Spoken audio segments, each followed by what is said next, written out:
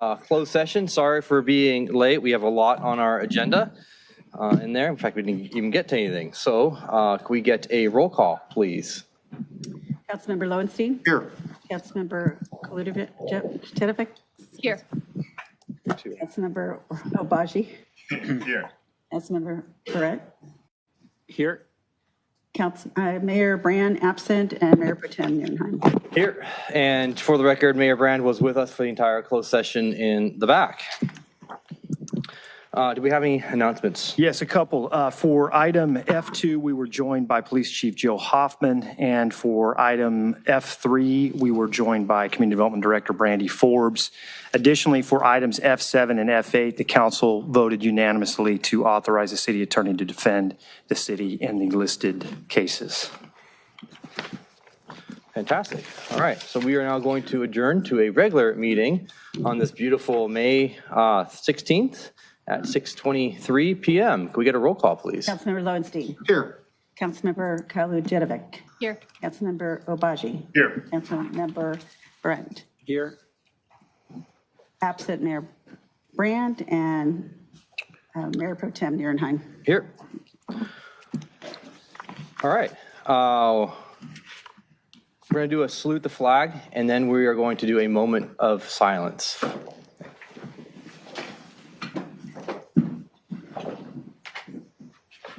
On three. 1, 2, 3. I pledge allegiance to the flag of the United States of America and to the republic for which it stands, one nation, under God, indivisible, with liberty and justice for all.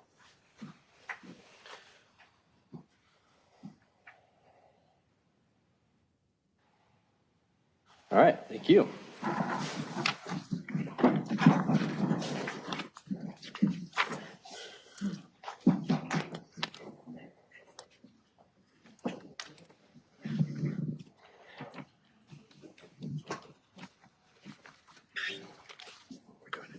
Order of agenda first. So tonight we got a couple of proclamations to give out because we do some good stuff here. And this is our city attorney's office. So I'd like to bring down our city attorney, Mike Webb, and I'd like to bring down Joy and Lila as well to talk about our wonderful work we've been doing. And this is a great story by our city attorney and homeless assistance for accommodation. So, Mr. Webb. Thank you. Thank you, Mayor Pro Tem. If I could have LAPD Lead Officer Ray Solorzano, the Director of Beacon Mission, Laura Lemp, and Juan Martinez with the vulnerable population, the technical expert with the Social Security. And I'm going to have Lila talk about what each of these individuals did, but it's all of us are touched by homelessness, and it's easy to dehumanize the people that are unhoused.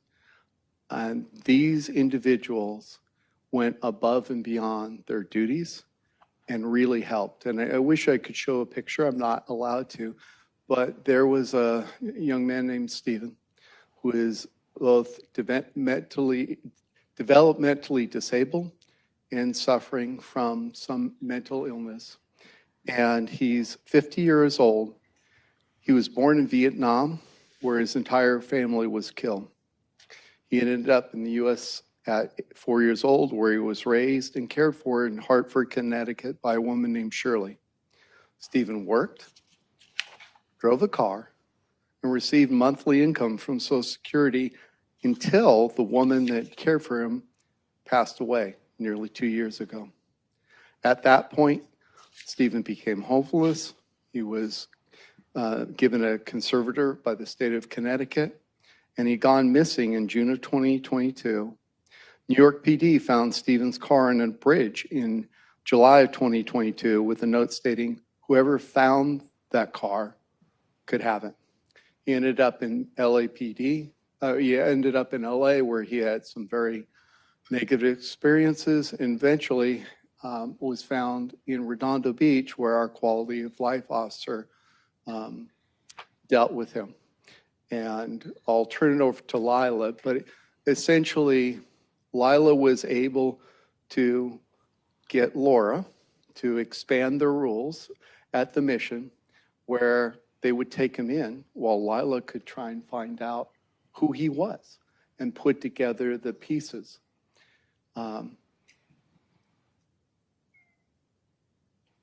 As she started to develop information, she went to Mr. Martinez with Social Security, where it would have been really easy to say, oh, you're not the person, you're not Stephen, you can't prove your relativism, there's nothing I can do. Instead, he took the information that Lila had and reached out to Connecticut and found the conservator,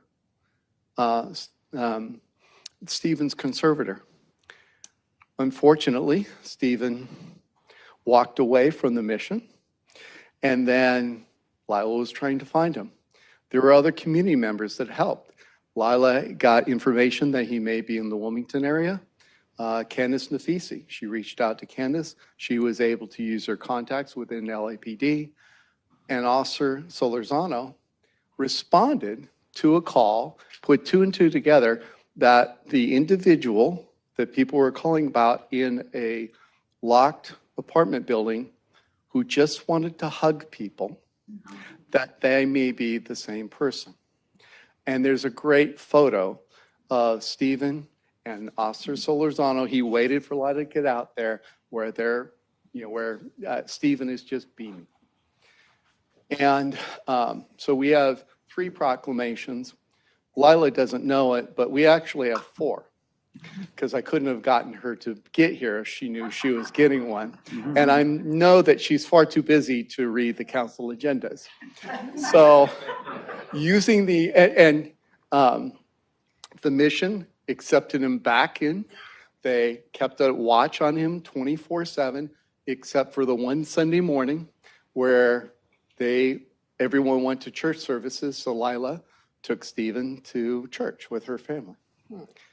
And then, using the information, Ms. Martinez contacted the conservator. They didn't have anybody to fly out here to pick him up, but they would pay for his trip back. He was not the sort of person to get through TSA or a flight.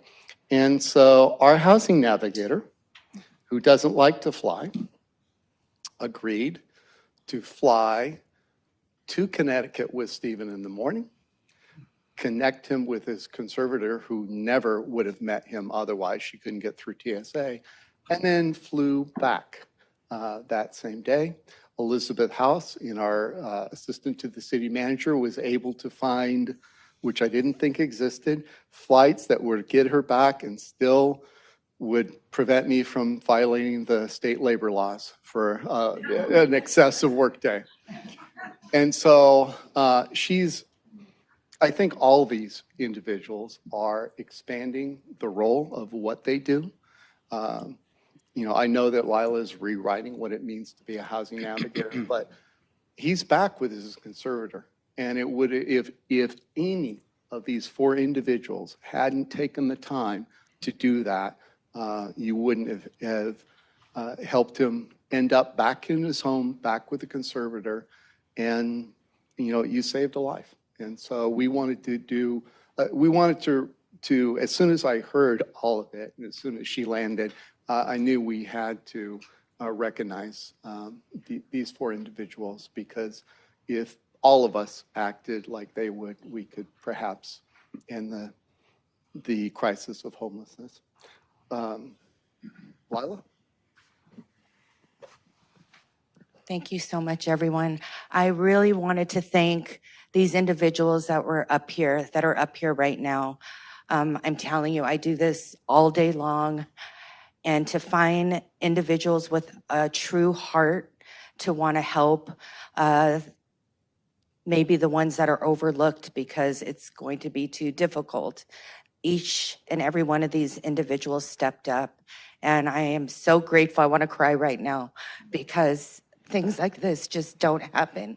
And Stephen is now in a facility where he can get the care that he needs.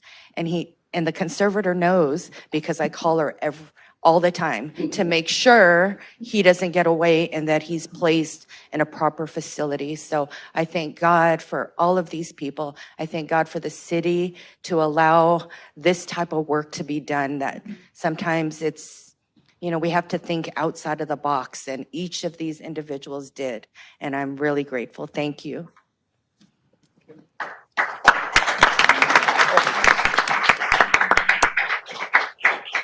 Thank you. Yes, I still remember the day, and I have a picture of him.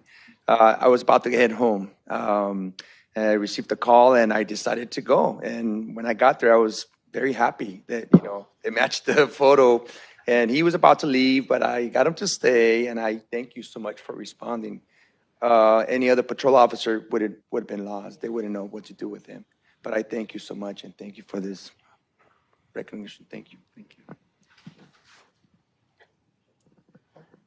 Well, we know every time that we get a call from Lila, the standard joke is, oh Lord, who is she going to bring? Because she brings us the toughest cases. But I say bring them on, because those are the ones that we really want to reach. So I thank Lila, even though she stretches us, we're grateful for that. We fell in love with Stephen. He sat at a green picnic table, and I watched him from my desk all day long, and he would speak to himself, and he would go on, and I'd go out and check on him, and I'd sit with him, and we'd have something to drink. But he, even with all of his difficulties, he was just the sweetest guy. And all he did was want to hug everyone. He had this love in his heart for people, so it was hard not to love him. So I'm grateful. Thank you for this. I just look at it as we're doing our job. But thank you.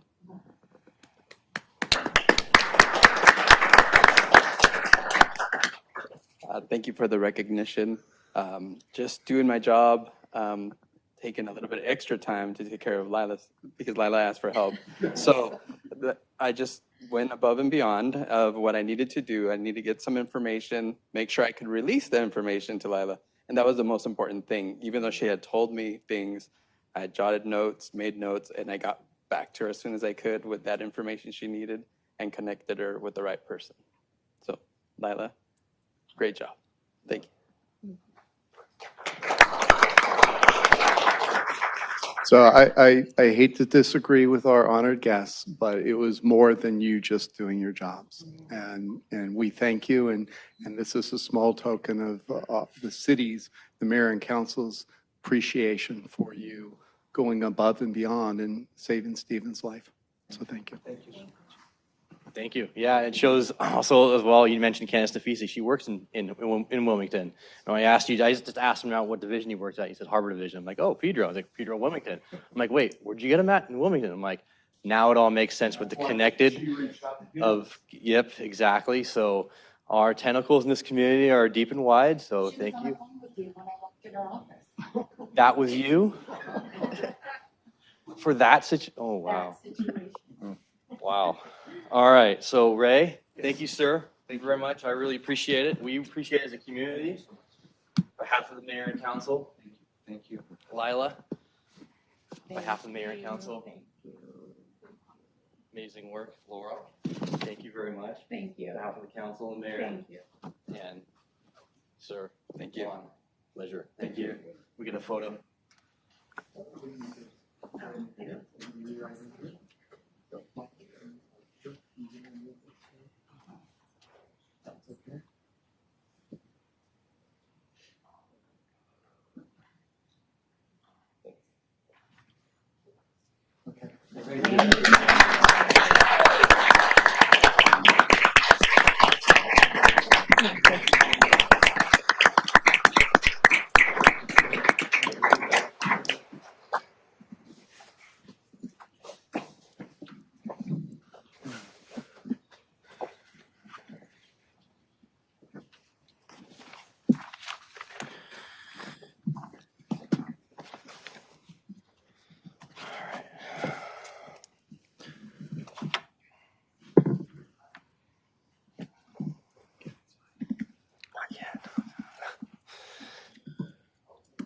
All right, so onward to the agenda.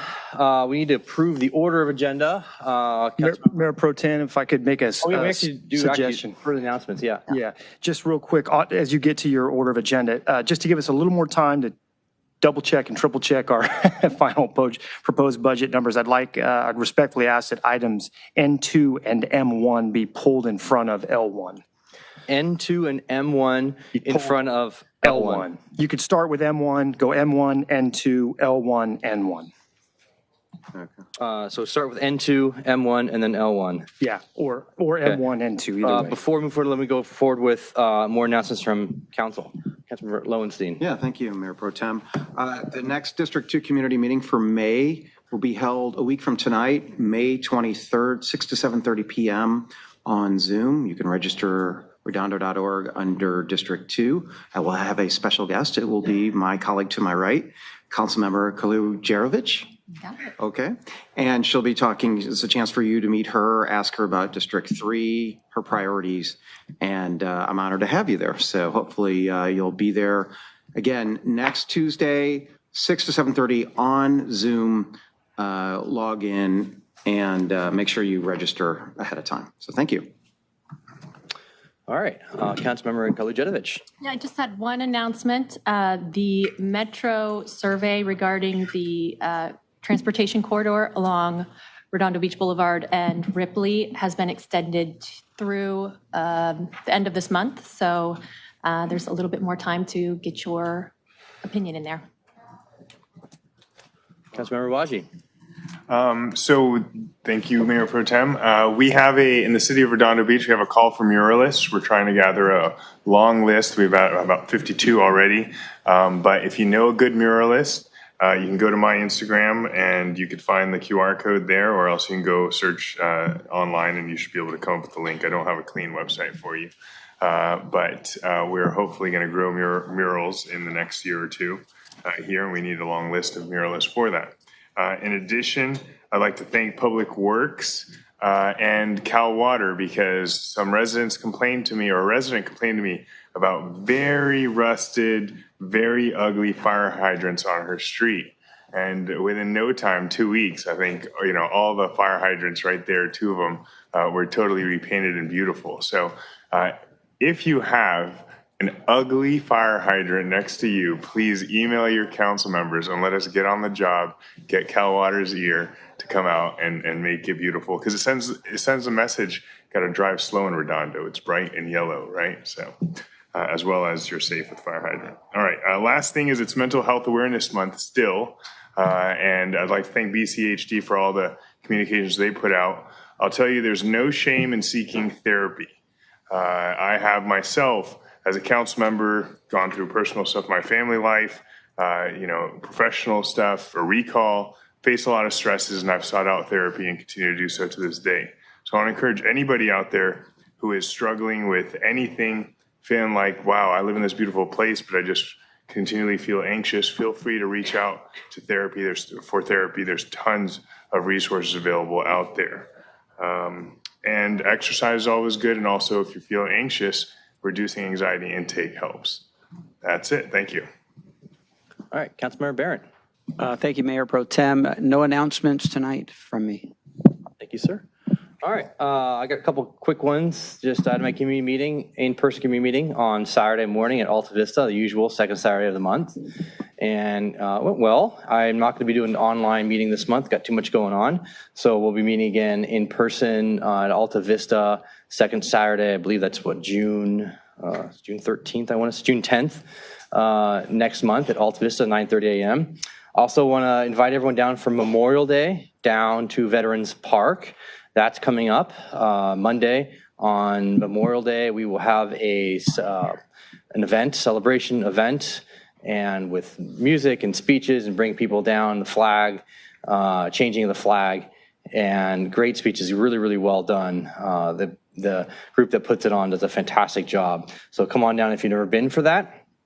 Also, we got our commissions coming up. So if you're interested in getting involved in some of the commissions, Historical Commission, Public Works Commission, Planning Commission, Harbor, come on down, put your application in, and we'll be doing interviews in July. So those applications are due mid-June, June 24, June what? June 9th, I think. June 9th?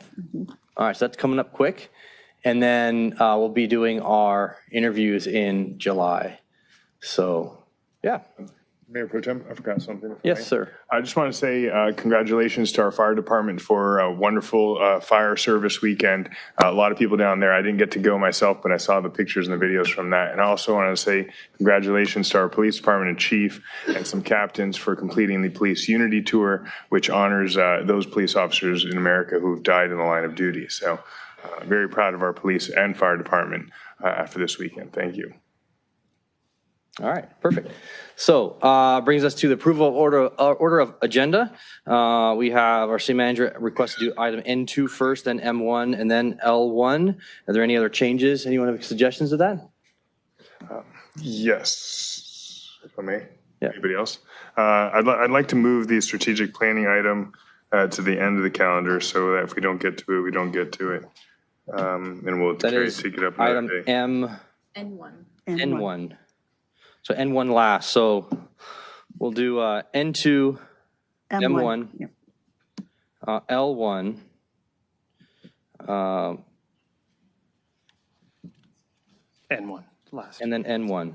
Yeah, so that would be, yeah. And then the rest of the items on the agenda as is. Move to do that order. Yeah, it would be, we only have 4 items on the agenda anyways. I'll second that. Yeah. Okay. All in favor? All right. Aye. All right, so onwards to, let's see here. Do we have any agency recesses? We don't have agency recesses, correct? No? Correct. None? Blue folder items. Yeah, the only one we have is for J1, public participation of non-agenda items, public communications that you received by email. Okay. Is there a motion to add those to the record? So moved. Second. Anyone opposed? All right, brings us to consent calendar. We're going to approve all 17 items on the consent calendar all at once. Members of the public will be able to speak to any one of these items. We'll let the council pull any of the items if they want to. And I will see here if anyone brings down. And Councilmember Lowenstein, would you like to speak to any of the items? I would. Items H7 and H11, please. H7 and H11. All right, Councilmember Kolodziejewicz. Nope. Councilmember Obaji. I don't need to pull the item, but on H16, I'd like for the agreement with Pay by Phone to communicate to the consumers that they are being charged a quarter for the transaction, because we did have a resident. I mean, maybe I should just pull the item. Yeah, I'll pull H16. Why not? H16. It'll be All right. short. All right, so we're going to, is there a motion to pull items, approve all items on the consent calendar except for items H? Scott, Councilmember Barron, sorry. You have anything to pull? I don't, but thank you for asking, Mayor Pro Tem. Sorry. All right, is there a motion to approve all items except for items H7, 11, and H16? So moved. Before we vote on that, any members of the public want to speak to any of these items on the consent calendar except for those 3 items I mentioned? Seeing none. Zoom, anyone on Zoom? No one on Zoom, and we had one comment for H12, and that was the support. That's it. H12. Yep. Okay. I'll just make a comment about item H? Is it pulled?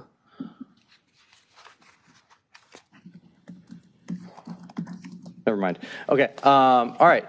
No one in person wants to speak to these items? All right. All in favor? Aye. Anyone opposed? None. Anything to read? Yes.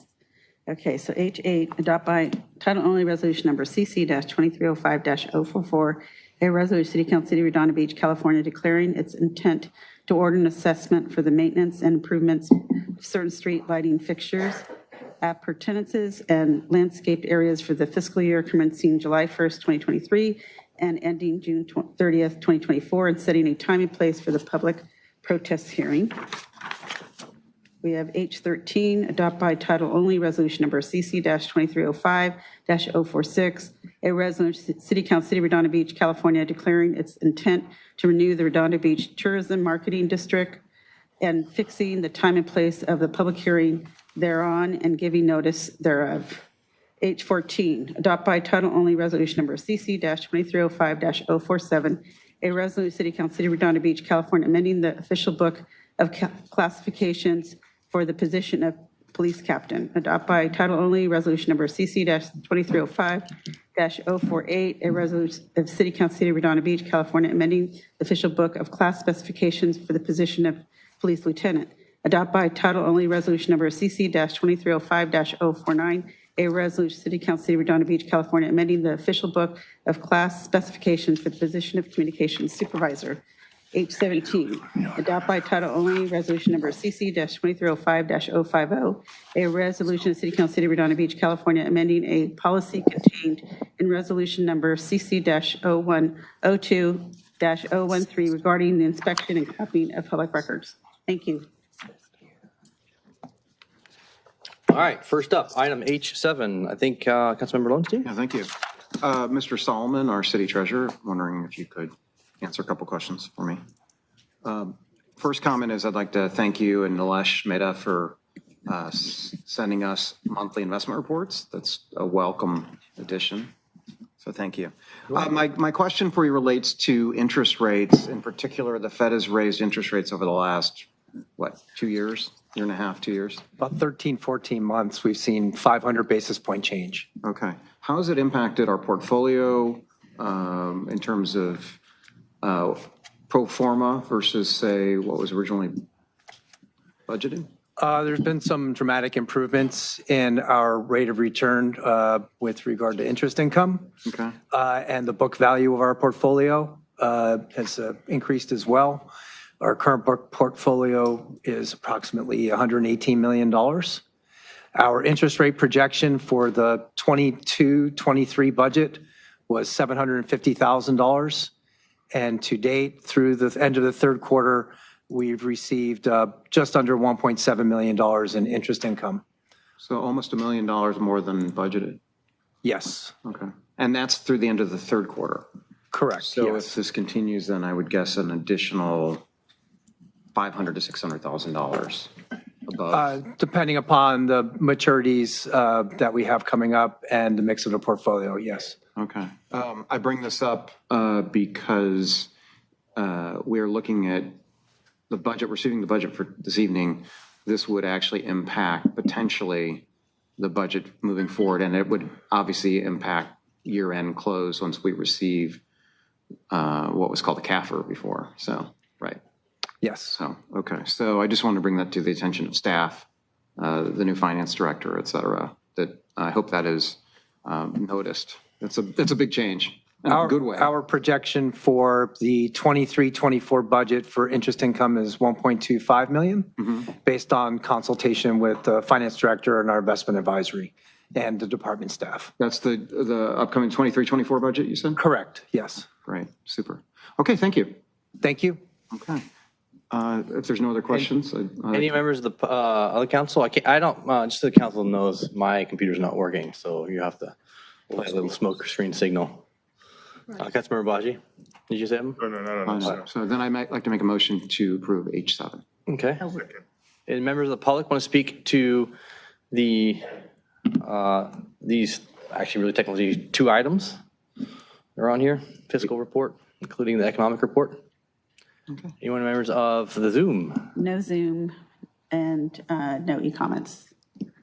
All right. Motion on the floor to approve item H7. All in favor? Aye. Aye. Anyone opposed? None. All right. Thank you. All right. Item M1, or excuse me, H11, sorry. Hi, Ms. Rooney. Hi, how are you? I have a Stantec representative. Okay. Hi. I pulled this item because I noticed that there's quite a long way between now and, say, the time we begin to move towards electric vehicles. I think 2030 was the first. And I bring this up because I think one of the things that was brought up in the staff report was the lack of infrastructure for charging vehicles. I actually had met a couple weeks ago the CEO of a company called Indera, he was a Redondo Union High School graduate. They make electric shuttle buses. But I think it's about 20 to 40. I forgot how many people they have. Where I know the H10 was about the Eldorado buses. This is about the shuttle buses. He told me that normally it would be $120,000 an ICE internal combustion engine to buy that for the Beach Cities transit fleet. There's something called the CAL Act that allows us to get 80% off the list price through a piggyback bid, and they supply all the charging. I was hoping that as a city, we could look at speeding this up and at least perhaps either leasing or perhaps purchasing one vehicle in the next year or two to test this out to see how it works when it comes to range and when it comes to maintenance and fuel cost. Besides the saving on greenhouse gases and cutting back on those, it would actually save us on maintenance and fuel costs. And I was hoping that if you had a chance to look at it, any of the EVs that are out there, I know some people say they're not ready for production, but what I've seen so far, it looks like they may be. So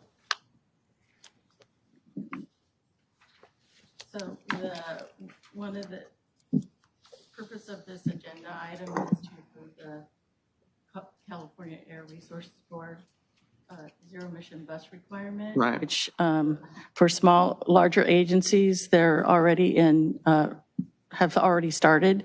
And then we're considered a small agency because we have under 20 buses. Okay. So our rollout plan is due to CARB by the end of June. So there's nothing that keeps us from actually looking at this, correct? No, and we've done a lot of research. We're trying to stay on top of current, what other agencies are doing, what's out there, what might be best for our operation. We are in the process of a transit study, which one of the elements of that is to evaluate what type of zero emission bus we want to use. Okay.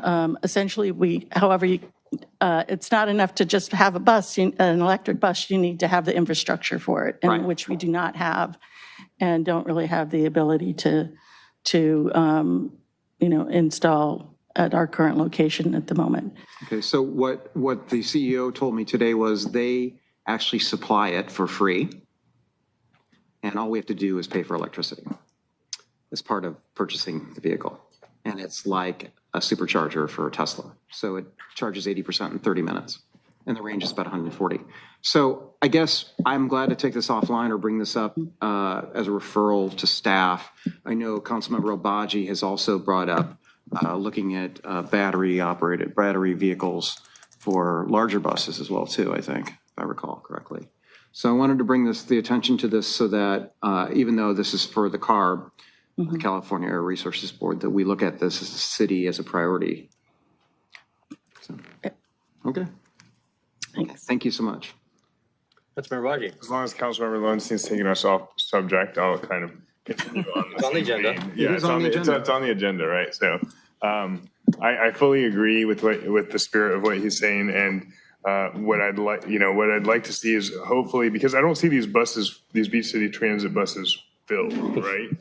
At least. I don't think they are. I see some. We're still recovering from COVID. We're about 60 to 70% ridership pre-COVID. At 100% ridership with the BC Cities Health Transit System, would those buses be filled with people or not so much? Because maybe it makes sense to go to a smaller bus fleet, rechargeable batteries, whatnot, but also create more, different routes. So for example, you could go from Artesia Boulevard down to Hermosa, then they'll go down to the pier, then down to the Riviera Village, and then back up, or whatever other, Rat Beach, and then back up, that kind of thing. And just service the trips that people would like to take in cooler, sleeker buses. And I would like to see, and I think I've already expressed to the city manager, eventually solar panels on our transit center site. And to the extent that there is an ability to charge all these buses, well, Beach City's transit, the facility is right next to the transit center parking lot, right? The entry and exit. I mean, we've almost gotten hit by the car before, like, or the bus, not pulling in and out. So, you know, it seems like all kind of ripe for solar panels to help generate the electricity there. So in any event, I'll make a motion to approve this, but hopefully that gives some. And I just your want to point's well mention, taken. our I'm study the study will be coming back to the council this summer with the results of the study, and there'll be some recommended service changes. Part of that will include, you know, what type of zero emission bus we would consider, or the Stantec will be recommending to us to use. That would be best suited for our operation. But, you know, ideally, we want to plan carefully and look at what would be the best type of vehicle to use for our services. And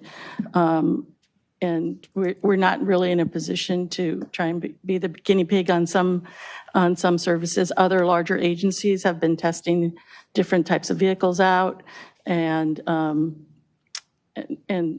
like hydrogen, I know you've mentioned that to me in your email.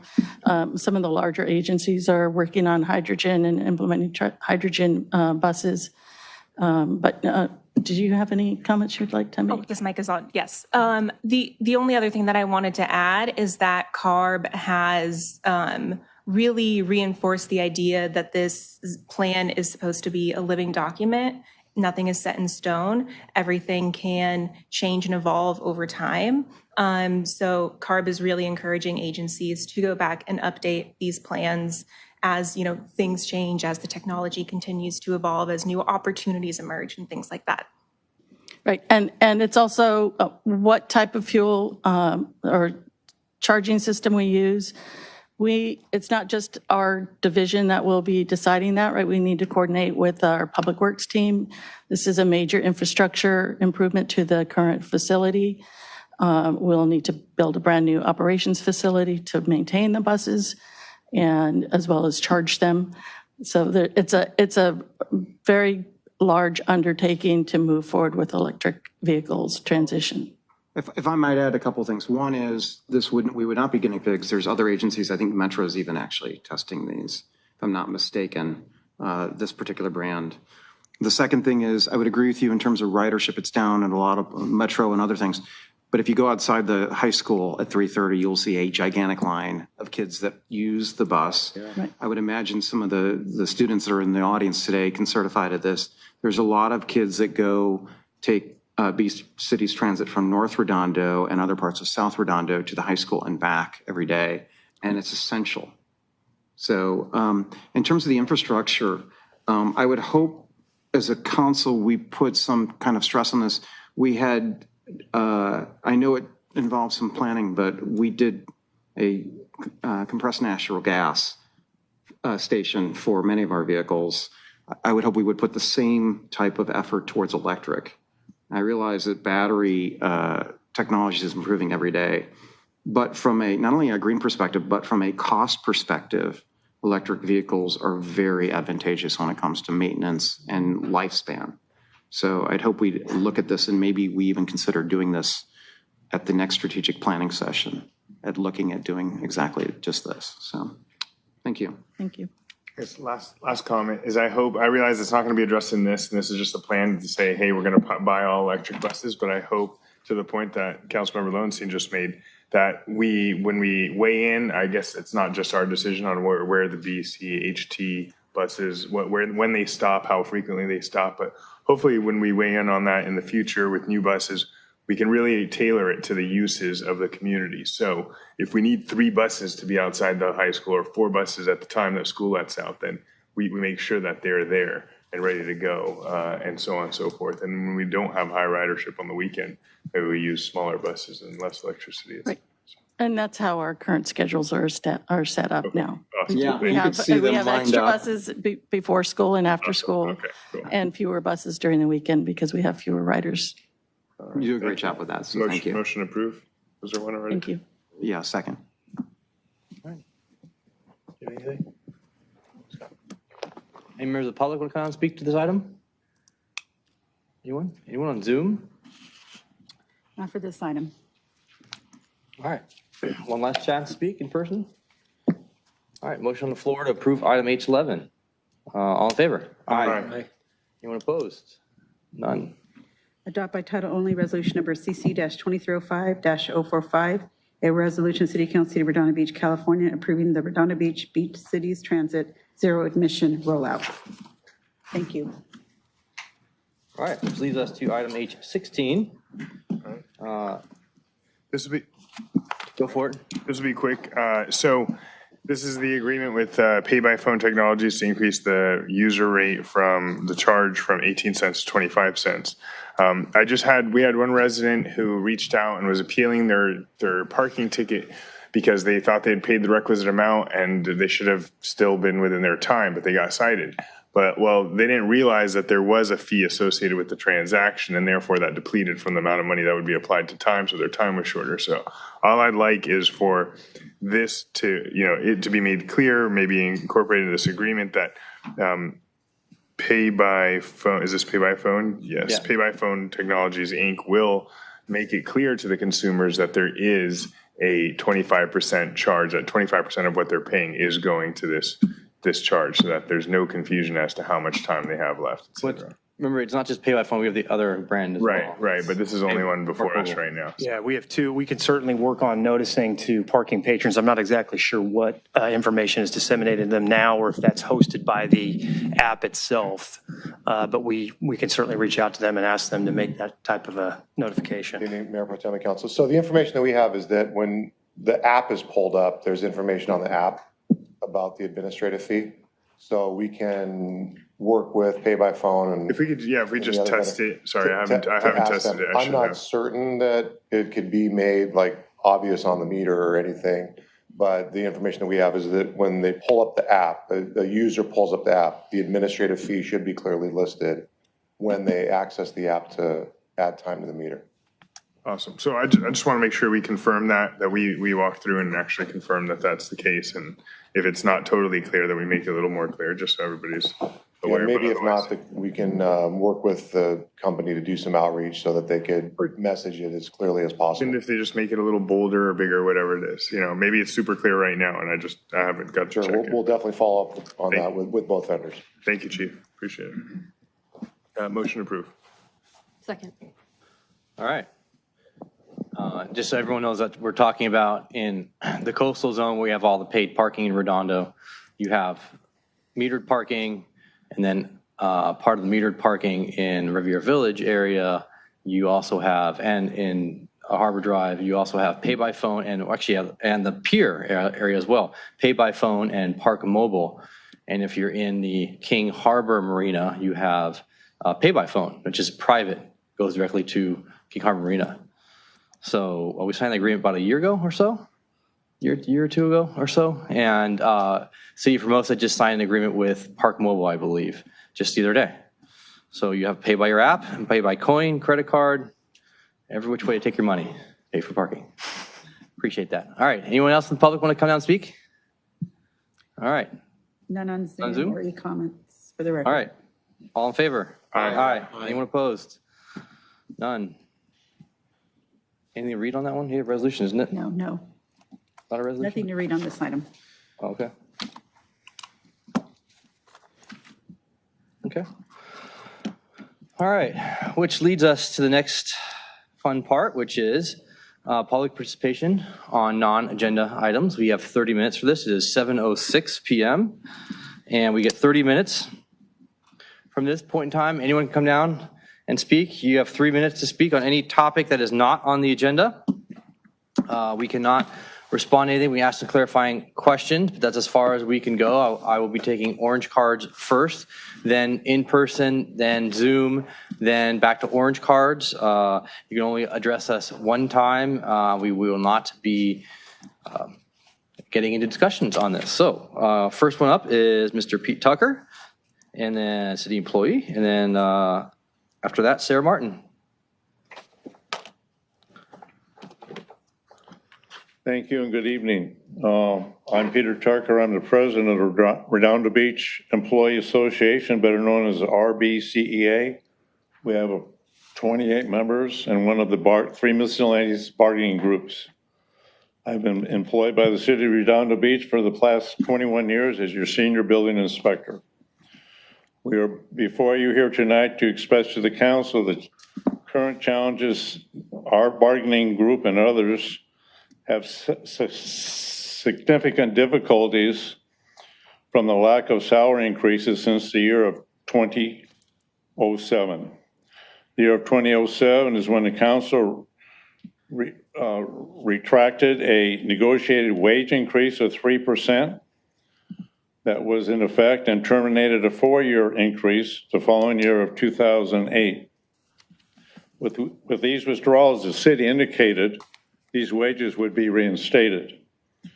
The BLS, known as the Bureau of Labor Statistics, average inflation rate for 2007 was 2.8%. And in today of last year, 2022, the average was 8%. Based on those inflation numbers, an item purchased for $1 in 2007 is now $1.46, an increase of 46.6% increase. And as you can see by the numbers, our wages have not kept up with inflation. The city has had a large number of employees retire or left their employment for other cities with higher rate compensations. In my office alone, we have 14 new employees in various departments in that area. The city is not able to get qualified candidates due to low salary range. We found the city of Redondo is approximately 28% on the average below 2 adjoining cities, which was Manhattan and Beverly Hills. My compensation alone as a senior building inspector is $2,000 higher per month in those 2 cities. The city is hiring part-time workers, and the compensation is more than some 25-year employees receive. This shows the city needs to increase wage compensation to the current employees. The city gave the city manager a 10% increase for a salary and had not been upgraded in 5 years. And council stipends were increased. The miscellaneous bargaining units have not seen the 2007 or 2008 compensation reinstated in 15 years as promised by the council. The city asked us to work from home for approximately 2 years, while we performed the duties that were assigned us. The city has never offered compensation for working at home. The city has given some improvements, such as health care and 3-day vacations during the Christmas holiday, but the holidays are not purchasable and our retirement benefits have suffered. My benefits alone for those, I believe, 27 days is about $468. That is not in my pension. We asked the city council to prioritize raising the city employee salary to be compatible with joint cities, and the MOUs be written. I will give the city a copy of a letter that you received on February 2015, February 15th of 2000. I know there are some new committee council people, and I'll give these to them at the end.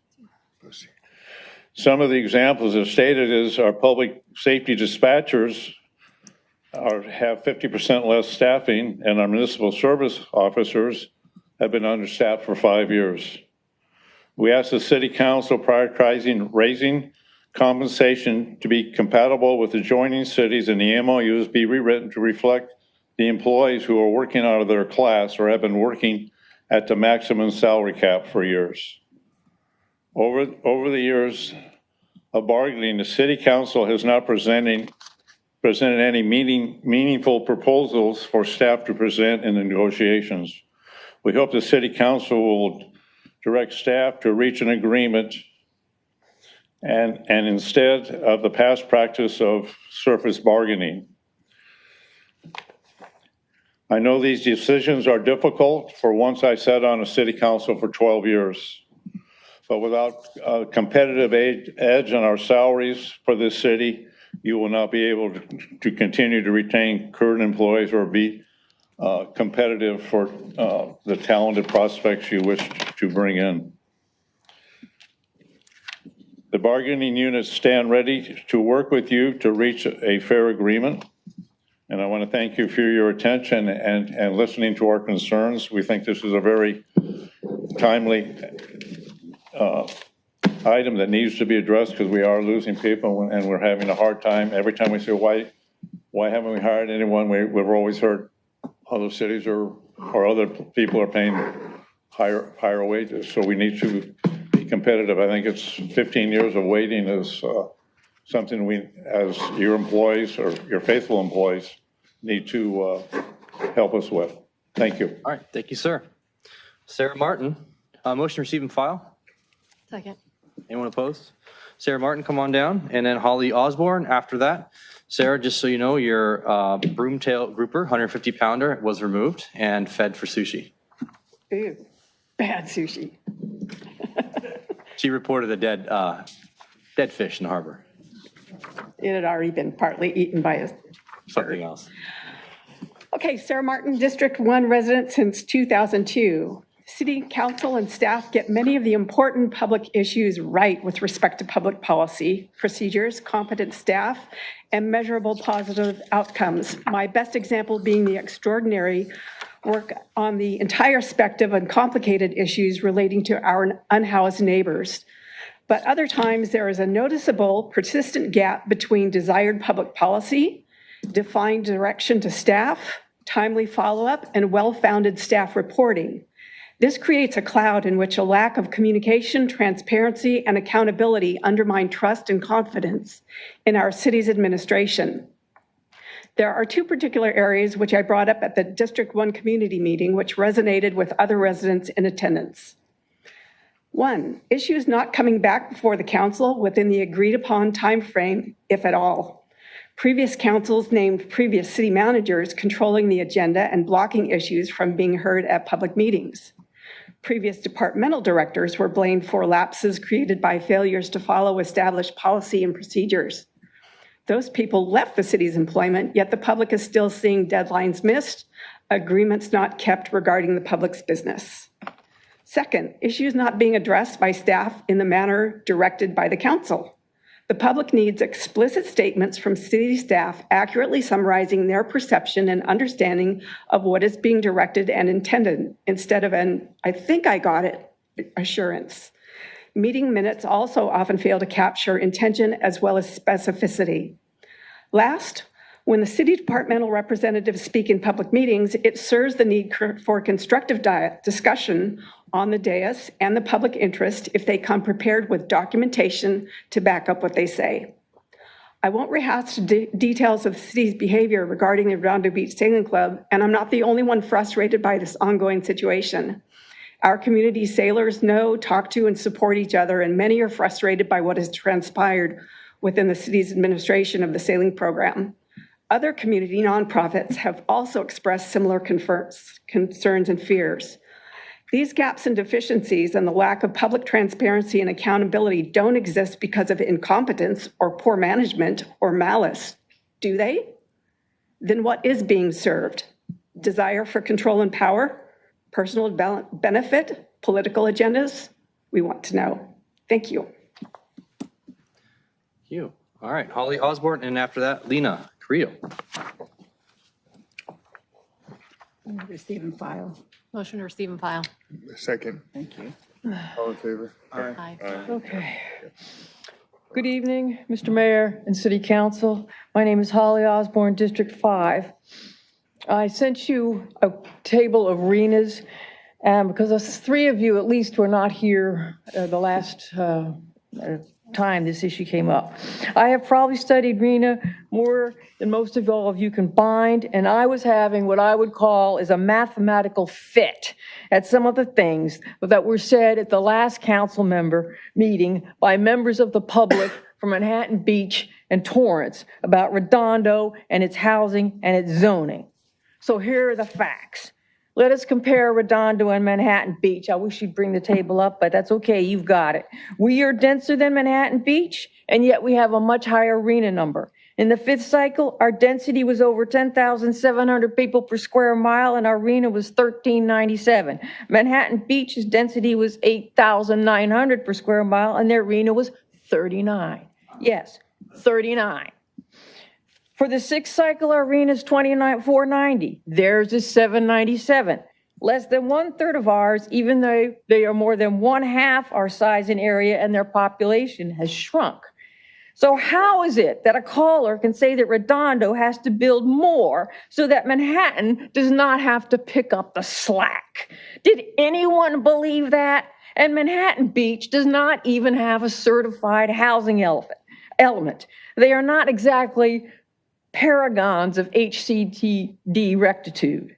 Similar remarks for Torrance, who does have an arena twice ours, but with an area 3 times ours. They do have a certified housing element. It was certified at the last day possible to meet the deadline. After the call was over, I calmed down. I realized that those 2 people were not representative of Manhattan and Torrance. They were shills. What they were paid, or how they were compensated for by the attorney, I do not know. And since I'm not a lawyer, I do not know if it is an acceptable practice for lawyers to get people to say ridiculous, misleading stuff. I do remember that 5 years ago, that same attorney, even when he was arguing for an overdense legato project, went to a local college and bussed in students to say, you have to build these units because I want to live in Redondo. I went in the lobby during the break to talk to some of them, and they were all paid in free pizza. Remember your college days. Free pizza is a big deal. I believe if anybody from Manhattan was listening in, they would be embarrassed to live in the same city as those shills. And I believe that somebody wrote that script for that guy. So what we need to do is to get that zoning initiative on the ballot. And so please, please sign up for ourneighborhoodvoices.com. They're having a meeting tomorrow night, 7 o'clock. Information, ourneighborhoodvoices.com. You have to RSVP. Thank you. Thank you, Holly. All right, Lena, after that, Ron Morocco. Okay, hello, good evening, Mayor Pro Tem, City Council. I'm Lena Carrillo, President of the Redondo Beach Professional Supervisory Association, also known as PSA. First, I'd like to thank Pete Tucker, the President of CEA, for addressing the council as well tonight.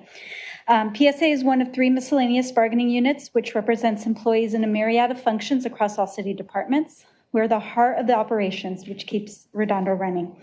Specifically for PSA, our engineers are overseeing the largest number of CIP projects ever undertaken. Our city planners are navigating the complicated landscape of ever-changing housing regulations handed down by the state. And they've recently sat through evening planning commission meetings that go into the early morning hours with no additional compensation. Our building plan checkers are reviewing projects at numbers exceeding those of pre-COVID levels. Our public works supervisors have been called in on nights and weekends with no callback pay, no overtime, during one of the worst weather seasons in recent memory.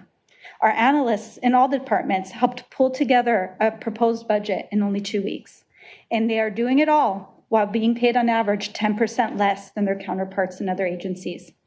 They are doing it out of work ethic and loyalty to Redondo Beach, yet knowing that council and management doesn't seem to value it because they refuse to take timely action. Our traffic engineer position has been posted for over a year with no qualified applicants. Why? Because the pay for that position, and in fact, all engineer positions in the city, are so incredibly low for that industry. Council members, how can you watch the great lengths that your employees go to and be okay with the below market wages? There's no reason not to act sooner than our contract end dates and address this disparity, other than complacency or other disregard for the inherent value of your employees' labor. It's fully within your power to make an immediate change, and yet nothing's been done. You've been aware of the situation with our wages through your own salary study for months, and nothing's been done. You gave the police union a well-deserved 12% salary increase with their recent MOU negotiations because you are fully aware. And yet you've done nothing to approach the miscellaneous groups to open up a dialogue, even in the middle of a contract, to work together to show you appreciate us, to show that we are of value, and that the investment in our worth cannot be delayed until next year. Address this now. Direct the city manager's office to begin employee negotiations with the miscellaneous groups and implement salary increases as soon as possible. Recognize your employees, show that you value them as much as other organizations value theirs. Bring our salaries to market as soon as the fiscal year starts, and don't delay it so many more months. Thank you. Thank you.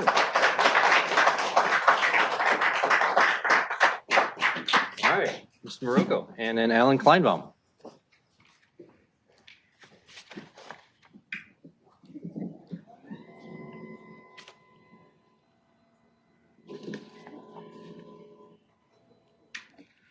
First, Mayor Pro Tem and Council, I'd like to thank you for the opportunity to be here. I specifically want to thank the Public Works Department and our Public Works Director and his team. They found one of our path of history markers, the lightning racer, and they reinstalled it over at the Seaside Lagoon. So we're really appreciative of that. They also recently installed in Ito Family Park the dedication marker that the council referred to. And so now we're just waiting for the park dedication, and hopefully the council will have and adopt a plan for that. There are still history projects to be done. I have resigned from the commission, but I still like to see some of them done. Back in April, I sent each one of you some of our path of history signs that we have going up, and we have 3 exciting ones that have been fully designed, fully funded, but we can't get them to the point where they actually recognize that they have been fully funded and get the signs fabricated. There's 3 signs. One is the Riviera Beach. Somebody mentioned Rat Beach before. There's a little park down there. Part of it's Redondo. There was a beach club there. And that is one of the signs going up. That's the reason I'm here today, is we have that sign dedicated to Karen Lent, who, if you've been reading the not the Beach Reporter, the Daily Breeze, you'll see her obituary there. They're having a memorial on June 3rd, and we would like to at least be able to tell them that that sign has started being fabricated. There's been $6,000 that were raised for that sign. We have one at Aviation High School in District 5. This is going to be the first sign ever put up in North Redondo. We would like to get that fabricated and that process started. And that one, we've got participation from the old aviation class. The last class of 82 was involved with some of that. And then finally, this sign for the old City Hall Library and Firehouse, that was started back before 2010. And so we finally got everything our act together on getting it designed. It's dedicated to the Redondo Beach firefighters, past and present, and is sponsored by some of the firefighters. So hopefully you won't be hearing me every time you have a council meeting saying, okay, today's 14 days since we've said that we had the funding and everything. And I don't want to come back all the time. I don't want to come back and say, okay, now we got to get Public Works to install these fabricated signs. So I'm hoping that my attendance here would help with that. If Sarah Martin's still here, she should come to our charter committee meeting next week. We're going to be talking, one of the items on the agenda deals with transparency. So I thank you all for your attention and appreciate it. Thank you. All right, Alan Kleinbaum, and now after that, Joan Irvine.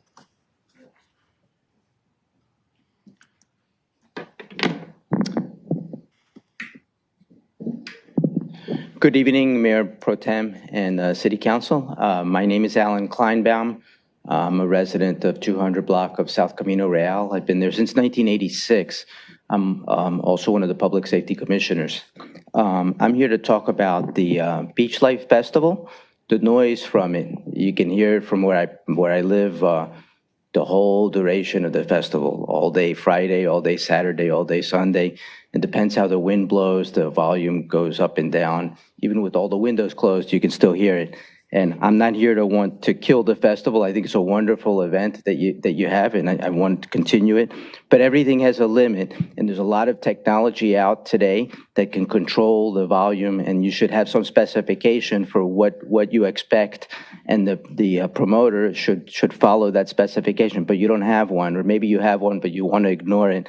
So the city has given permission to Mr. Sands, for the promoter to host this event, and the police department doesn't enforce any of the city ordinances related to noise for the event. And so there should be some specification to control that. And they've sent me to Mr. Sanford. He's a nice man and all, but that's like the fox guarding the hen house. The city should have some limit on what noise should be allowable throughout the city for the event. We can control it better, and I'm asking for some assistance establishing what those limits are and enforcing them, or at least monitoring them and see how we do, and so we can improve and make the city pleasant for everybody, because some people don't want to listen to the entire festival from their home multiple times a year throughout its entire duration. Thank you. Can I ask some clarifying questions, please? Can you hear the festival when your windows and doors are closed, or is it when you step outside your house? I hear it with the windows and doors closed. Okay, thank you. All right, Joan Irvine.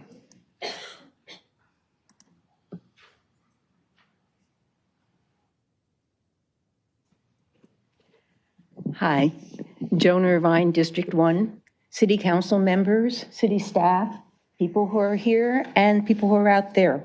I just wanted to make sure that people are aware of the 4th of July fireworks at Avenue I, which is once again hosted by Keep the Esplanade Beautiful. It's a wonderful afternoon, evening of music, fun, and community. In addition, this year, we're trying to work with, organizers are trying to work with the police department to have a family-friendly section outside of the beer garden, let me put it in that way. But on a sad note, I need to mention that Keep the Esplanade Beautiful lost a valued long-term volunteer, Lauren Phillips. Many of you may have known her because of her hula hoop performances, which thrilled so many children and even adults. We will be dedicating the event this year to her memory. We will be also requesting a memorial bench on the Esplanade in her honor. Lauren, your smile and infectious energy and big hugs will be missed by all who have met you, and we so will miss everything you contributed to keep the Esplanade beautiful and the city of Redondo. Thank you. Thank you.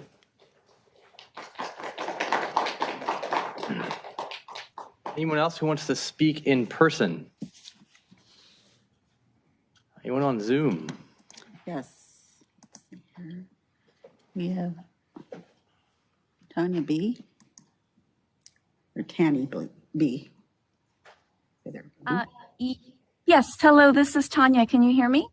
Yes. Great, thank you. Thank you, Council. Good evening. Thank you so much for your time. I have a question or a request.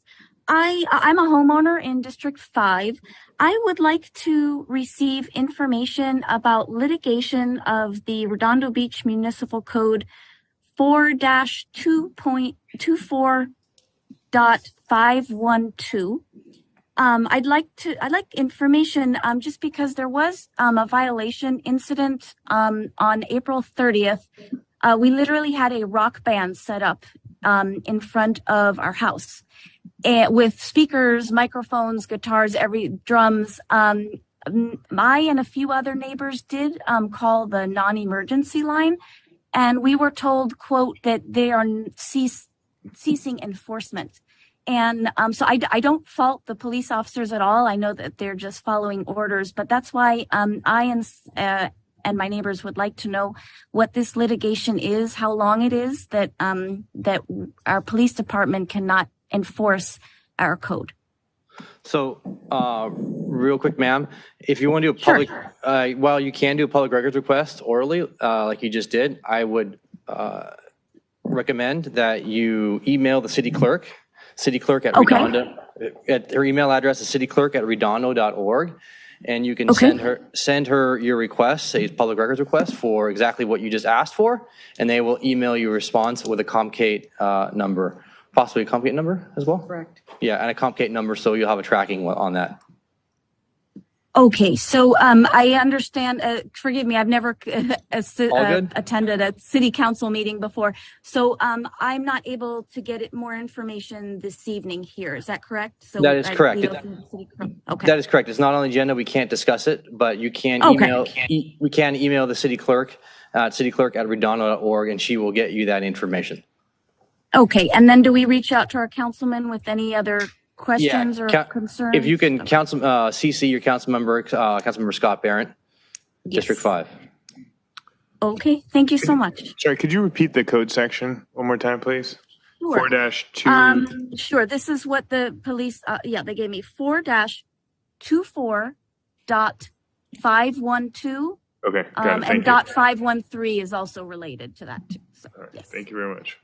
Thank you. All right, thank you. Okay, the next person is Kyle Johnson.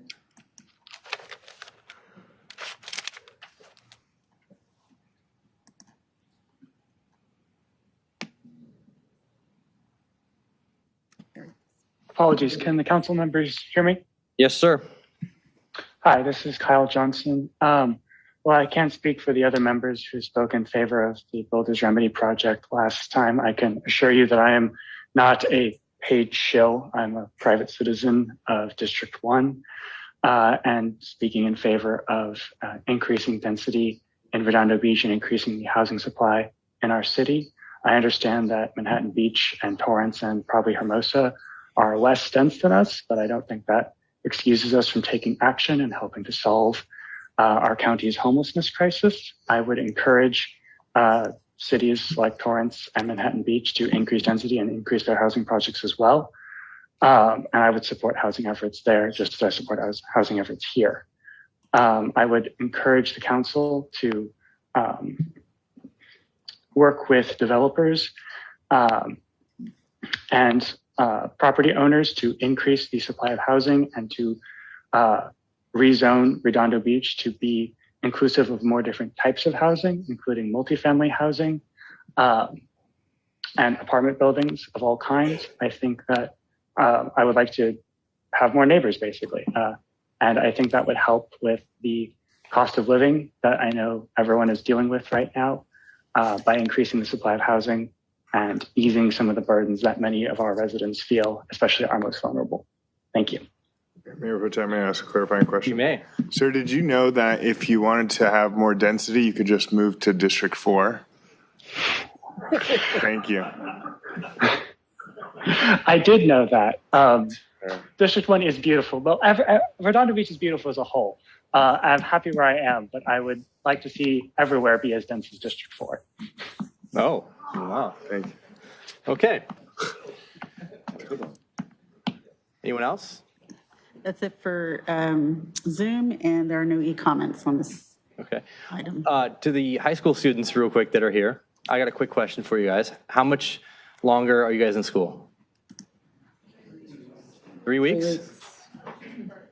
Can I get a volunteer to represent one of you guys? Come on up. You, sir. You're right there. You're being voluntold. Come on up real quick. Voluntold.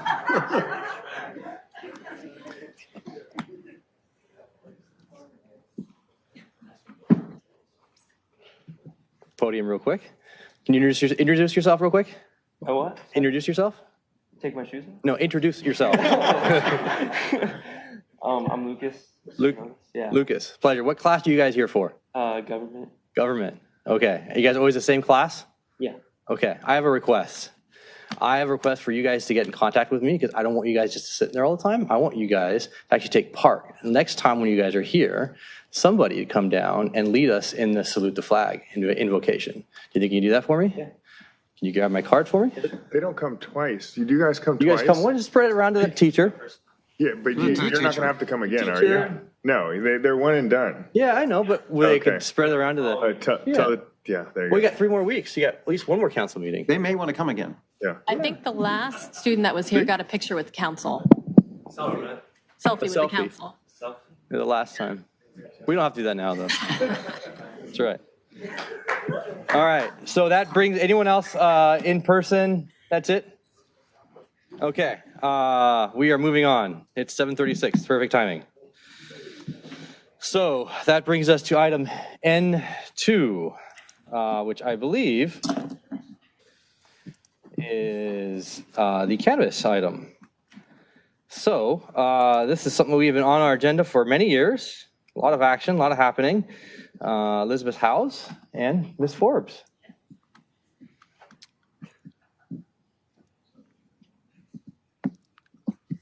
Thank you, Mayor Pro Tem and Council. If we could share the presentation. I don't know if we can. Great, there we go. Oh, Doug does it. My apologies, I did not print copies, so I'm not sure if you can see them We on your did. screens or not. We have them here. Oh, good, we've got an improvement. Yeah, we are doing that for right now. Great, thank you. So tonight, as you know, we have Elizabeth House from the City Manager's Office with us as well. On Zoom, we have AJ Kalori from HDL, so he'll be available for questions. I'm going to go through my presentation, and then we can go through any questions that you might have. So next slide.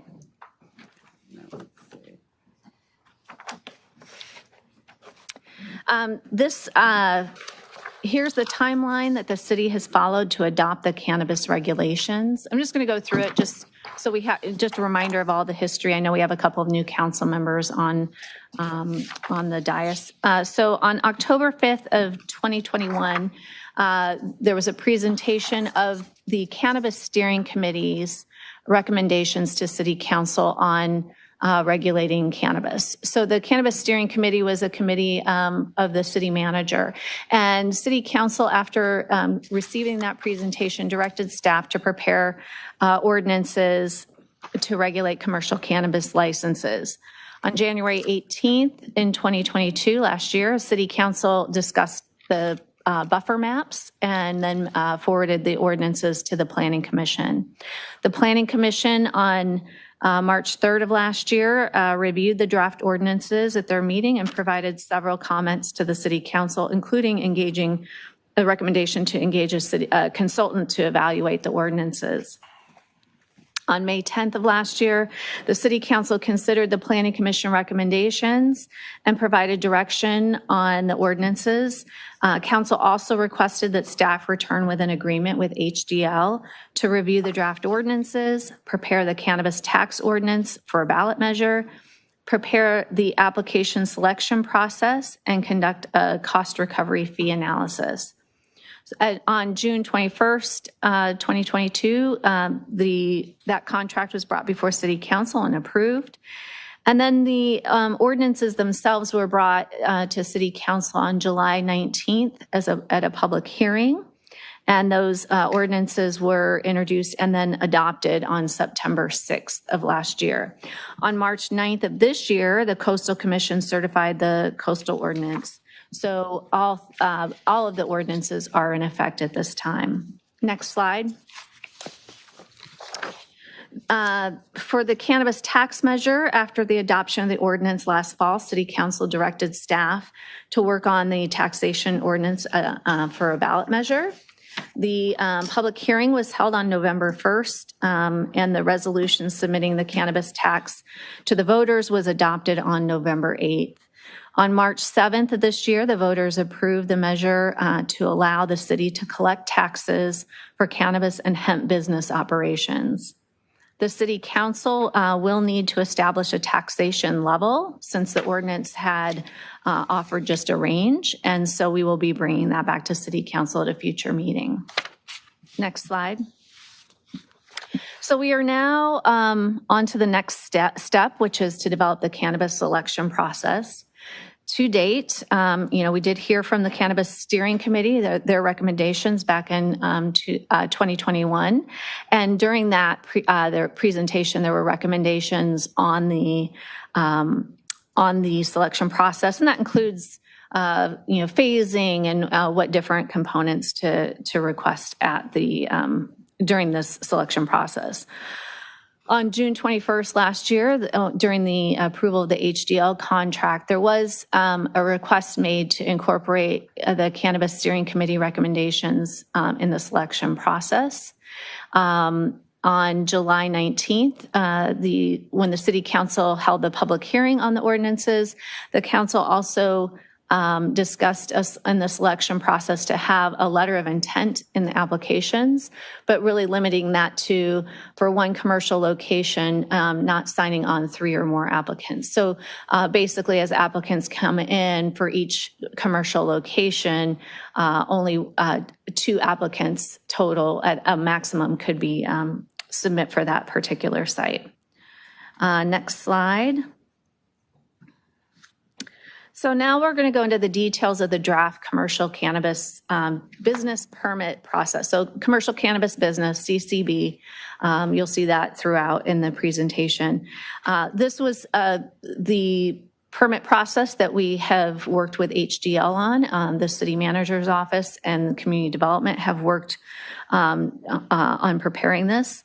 The first is the application and submittal parameters that they were presented in the document. That included a zoning verification letter, again, maximum of 2 per site, and background checks. And just so to clarify what a zoning verification letter is for this process, it would be where the applicant will request from the Community Development Department confirmation that the site is in the zoning and meets the buffer requirements for a cannabis business, and that this can only be requested once the application process is initiated. So somebody couldn't come in right now and make that request. It will be after the process is initiated. As well, we're establishing a single point of contact at the city, so applicants aren't shopping around for answers for different departments and different staff members, and that we can make sure that the answers are consistent to all of the applicants. Once the applications are submitted, they would not be allowed to be amended. There might be additional information the city might request, but they wouldn't be able to amend the application.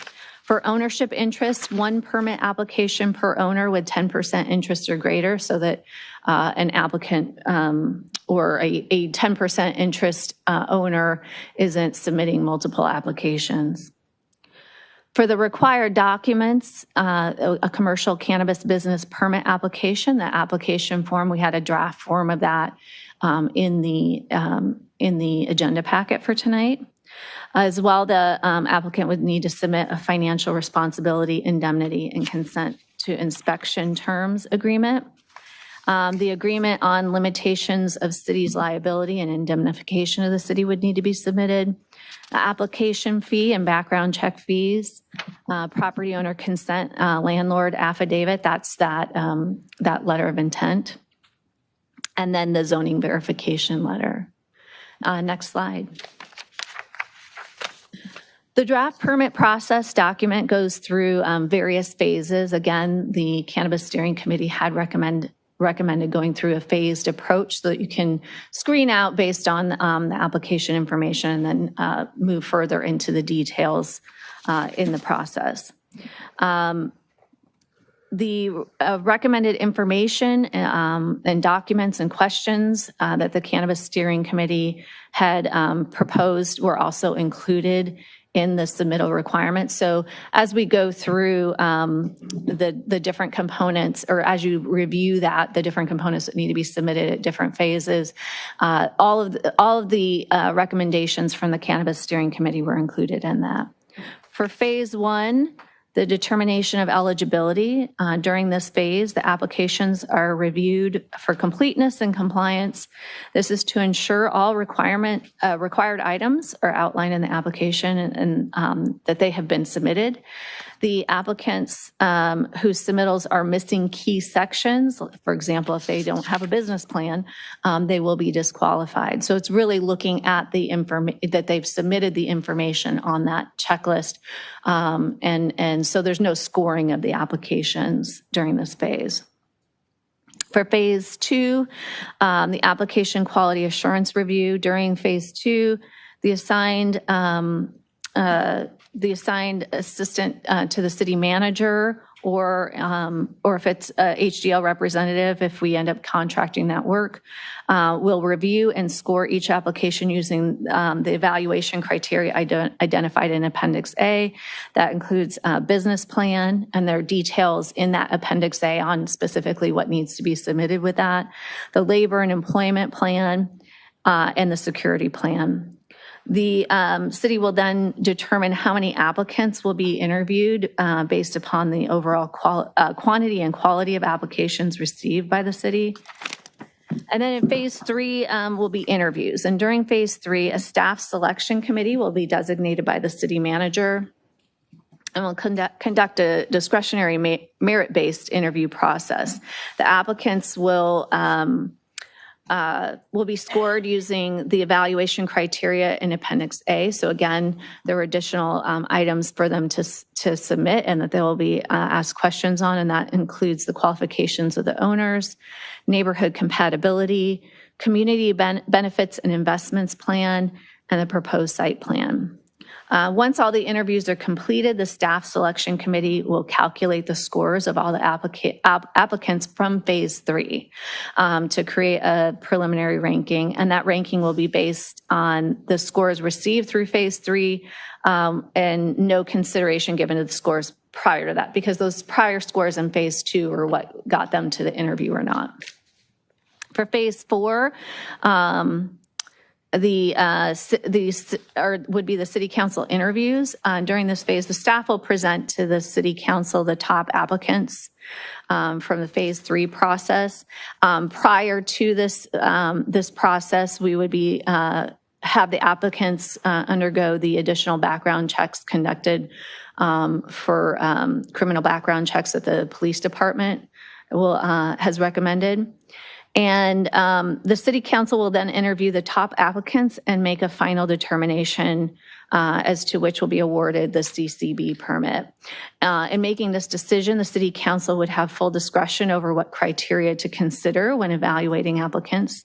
And after the city council has made a determination as to which, if any, of the applicants will be awarded a permit, the successful applicant will need to enter into a development agreement with the city. And that will have some of the details that they may have submitted in their application. It might be something about circulation on their site or security, something specific that they would need to detail in that development agreement. Next slide. There would be an appeals process from phases 1 through 3. Phase 4 is the council decision. It would be final and not subject to appeal.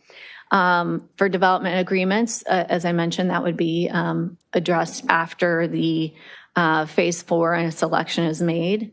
There are a variety of fees that would be collected for this process, and staff is working with HDL on that fee study. That was part of their contract, and so we would need to finalize that before the initiation of the selection process. And here's the list of the fees: the application fee, an annual regulatory fee, an appeal process fee if it's an appeals submitted, fee for the preparation of that zoning verification letter, and then the fee for the criminal background investigation.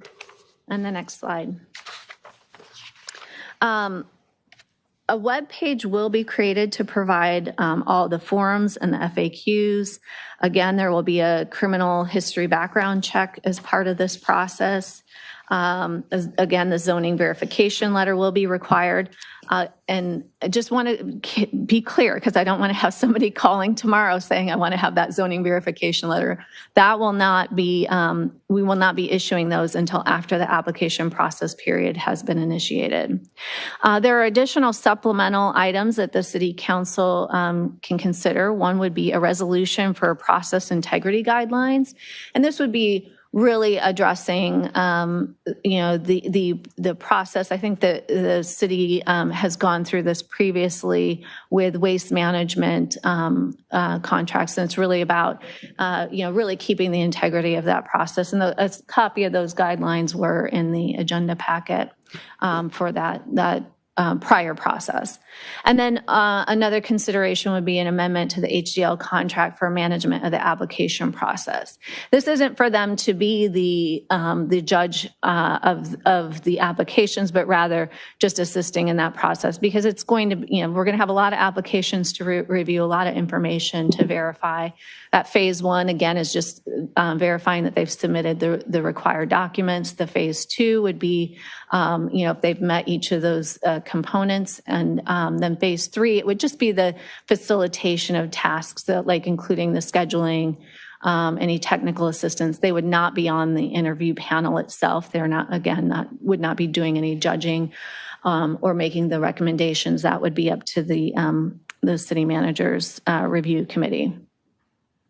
And then they would provide the final report on the review and interview process and share that with the city council when the city council's considering their final determination.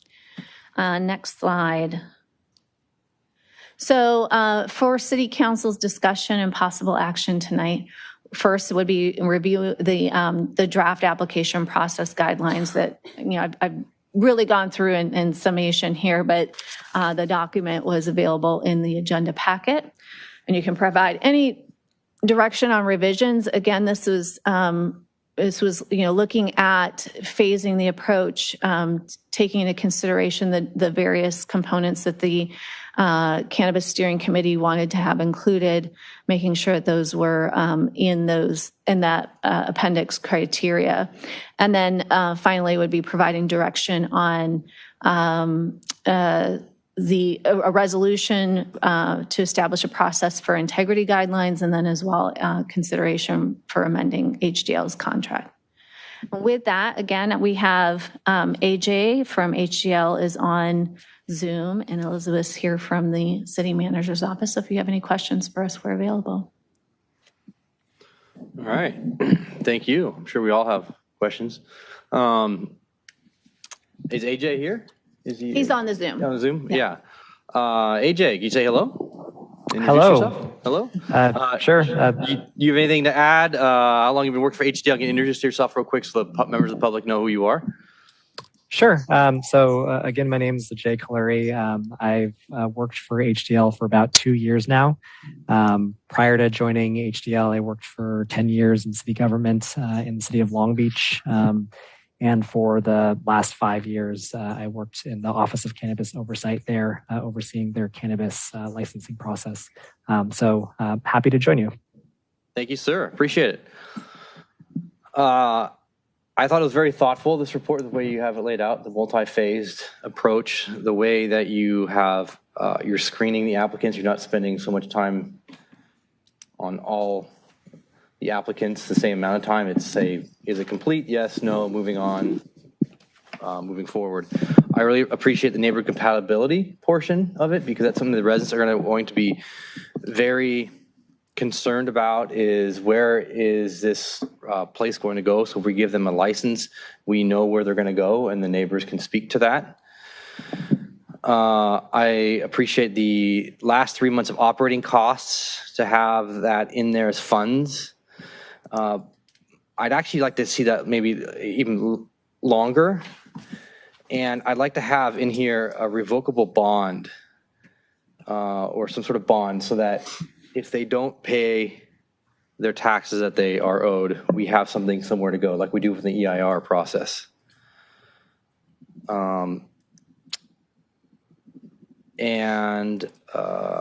That's all I have for now. Councilmember Lowenstein. Yeah, thank you, Mayor Pro Tem. I recall a conversation we had when we were going through this process about not requiring somebody to have a property identified. That's the same thing. So, very good question. Why did this change? There are two things. So first of all, the limitation was not requiring the applicant to go through a conditional use permit, because that would be acquiring the property. That would be having or acquiring a lease. There would be carrying costs. That's a very costly process and time-consuming process. for them to even just apply. So the concern was about the conditional use permit. So that was actually in our code that that's not going to be required as part of the application process.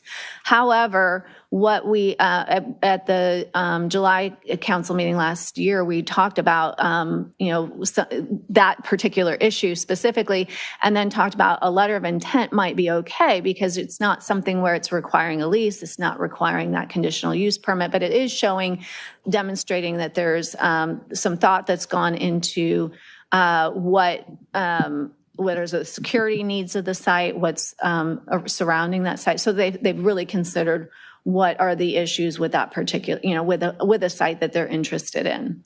And Because the CUP would attach to the property itself, but somebody could speculate on this in terms of buying a property, thinking that they're going to benefit from the license being on that. I mean, property itself, it being attached with the CUP would make the property that much more valuable, correct? Yes and no, because what we have specified in our regulations regarding the CUP is that they would only be able to get the CUP for that particular use, that particular retail use, if they have the license. And so that CUP, even though they could have a CUP for retail use, they wouldn't be able to utilize it unless they have a cannabis license issued by the city.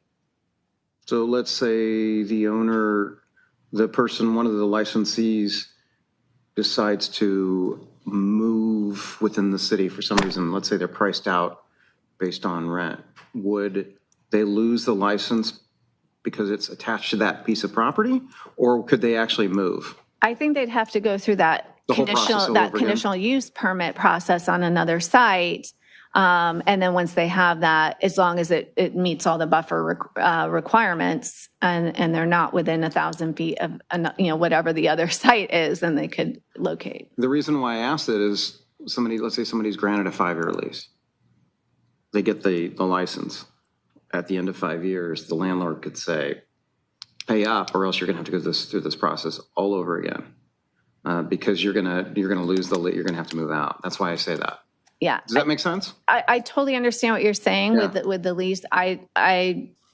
Ultimately the conditional use permit would run with that property so long as the tenant has that. They could utilize it for for cannabis sales, is so long as the tenant that's there has that license from the city. Okay, next question I have is, why was the steering committee not involved beyond the initial recommendations? Right. At the June meeting last year, there was a question about that. It went a little bit back and forth on would the cannabis steering committee, or at least the consideration of their recommendations, be a part of that process. And I had been a part of that entire process, so I knew the recommendations. They had actually narrowed down the questions and the requirements that they wanted to have included as part of that process. So when we were reviewing this with HDL, I actually went back through every single one of those and listed it. Made sure it was listed in that appendix where the components of what's required. Okay, because there's some very good industry expertise on that committee, right? So I think we benefit from them being involved. One of the things that was given points to was labor, in terms of what labor peace agreement or whatever it might be. The collective bargaining, is that a state law that you actually have to acknowledge that there could be collective bargaining? Because that's actually listed in the applicant, I think it's section, is it D or C? No, B. Labor and employment plan. Application describes what the cannabis business will recognize the collective bargaining rights of employees. Is that saying that they actually have to have union representation, or the fact is that they could potentially form a union is what that's? Yeah, I think it's the applicant describing to what extent they're going to recognize that. So they may, it's them just letting us know, are they, open to having that, the labor union or do they have anything that they're proposing that would not encourage that? Okay. The last question is Oh, more of wait, a, it sounds like AJ might do you have something? yeah. Yeah, I would just add that is a state requirement. The state does require that businesses enter into a labor peace agreement, so it's primarily for verification of a state requirement. Okay, got it. Thank you. The last question I have is more of a comment than a question. There's been a lot of shenanigans that have been involved in various cities related to cannabis licensing. Anaheim comes to mind. There was a big expose, I think, in the OCU Register and LA Times about that. I want to make sure that we avoid any impropriety when it comes to voting, when it comes to influence among officials, among elected officials especially, but of course, city officials. No favoritism will be granted for anybody coming here. It has to be an equal level playing field. I think it's incredibly important to spell that out right away. So I think I don't think we'll have a problem with this console. It's a pretty straight flying console, but I just want to make sure that the public knows this. There's been a lot of bad news in the press about things happening that were not above the table. Yeah, and I think that's why we're looking at that process integrity guidelines and really recommending that the city council adopt those. We can bring that resolution back if that's the direction you want to go. And then as well being that's why I even specified we're not issuing any zoning verification letters right now. We're right now when anybody contacts anybody in the city hall, it's city council will be considering the process. Nothing has been decided. Once it has been, we're really discouraging anybody from contacting any other employee, any elected official. Everything will end up being directed back to a single number, a single email address, so that it's handled in that direction. I don't know who the city manager would put on that interview committee, and we want to make sure that there's protections there, so that there's not that undue influence on people that are going through that process. We fully agree. The city manager has really had a lot of concern with that and wanting to make sure that we're addressing that in this process. So the city manager can decide who he puts on the committee. Can he withhold that information to the last moment so that nobody's contacted? Mm-hmm. Okay. Yes. Okay. Yes. That's a great way of doing it. I think that's his intent. I don't want to speak for him, but from our conversations, I think that's the intent. Okay, thank you. Those are my questions. Thank you. Mm-hmm. Thank you. Yeah, and just so everyone knows, there's a whole section here under integrity guidelines. I'm going to just read them out so everyone is fully aware. Collusive activities among applicants are expressly forbidden and may result in immediate disqualification for any involved parties. So that basically means if the applicants start working together with each other, correct? All right. Applicants are prohibited from offering promotional outreach, hospitality, gifts, or other like activities directed towards city staff, elected or appointed officials, application reviewers, or consultants hired by the city to assist with the application process, collectively referred to as city officials. So that includes our third party as HDL, correct? But it doesn't include our residents, right? What do you mean, our residents? An applicant, Catalyst, can come down, offer free marijuana to thousands of residents to say, hey, call your council member, email your council member, make sure they choose Catalyst. Good point. So on and so forth. So I want that expanded to include the residents. I don't want them disseminating anything of value too free to anybody in the city of Redondo Beach to peddle their way into our city. Great point. All communications related to phases 2 through 4 cannabis application process with city procedures or city officials must be directed to the city designated contact listed on page 1 of these procedures. Any attempt to communicate with other city officials regarding phase 2 through 4 of the Redondo Beach cannabis application process may result in disqualification of the new application.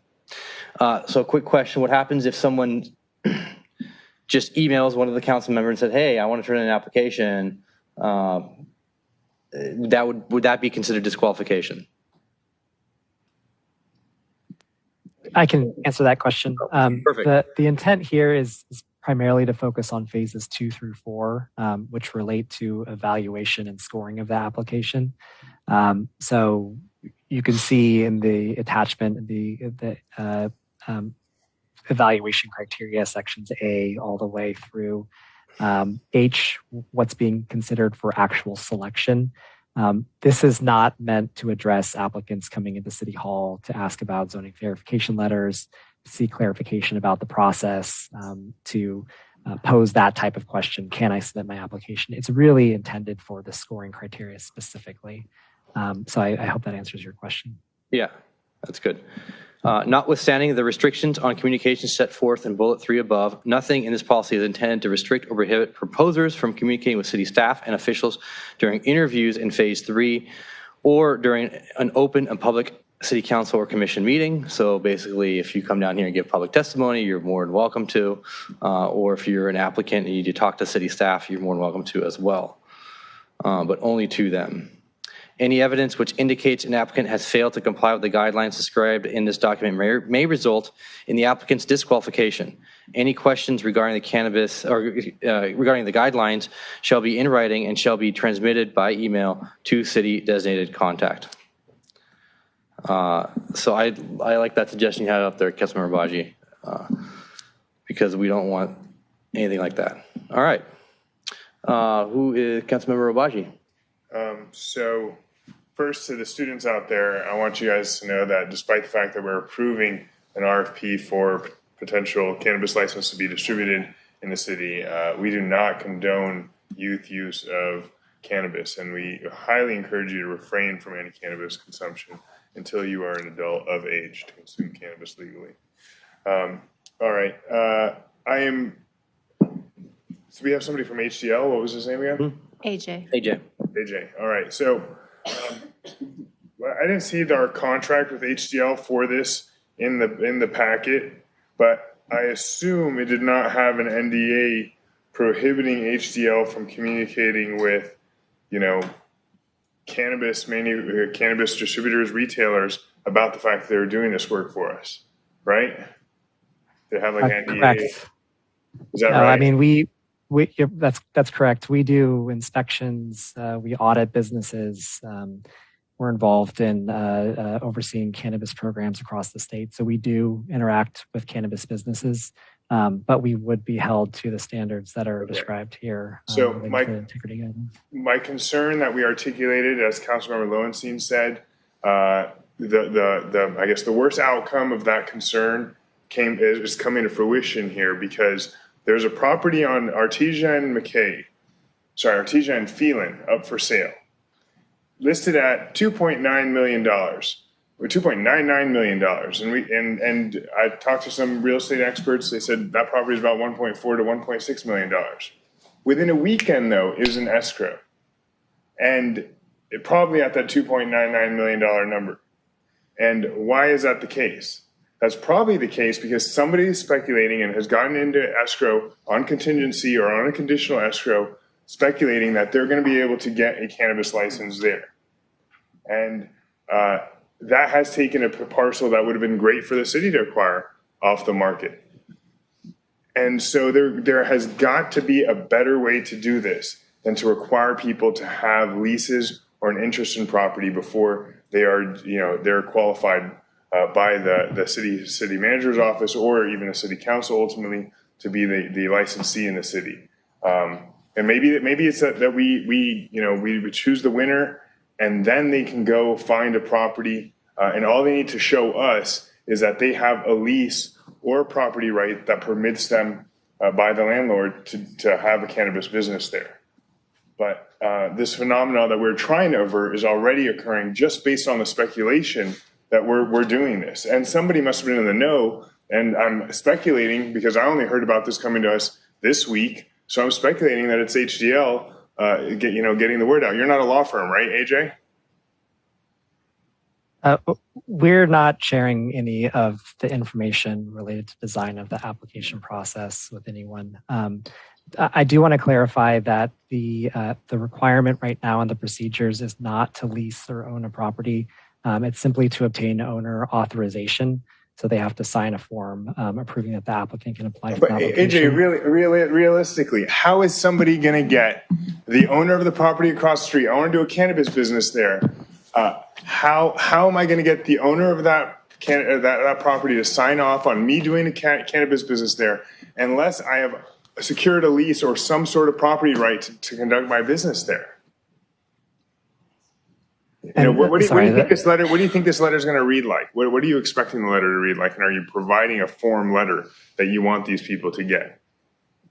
The form, I believe, is included in the packet that was provided by city staff.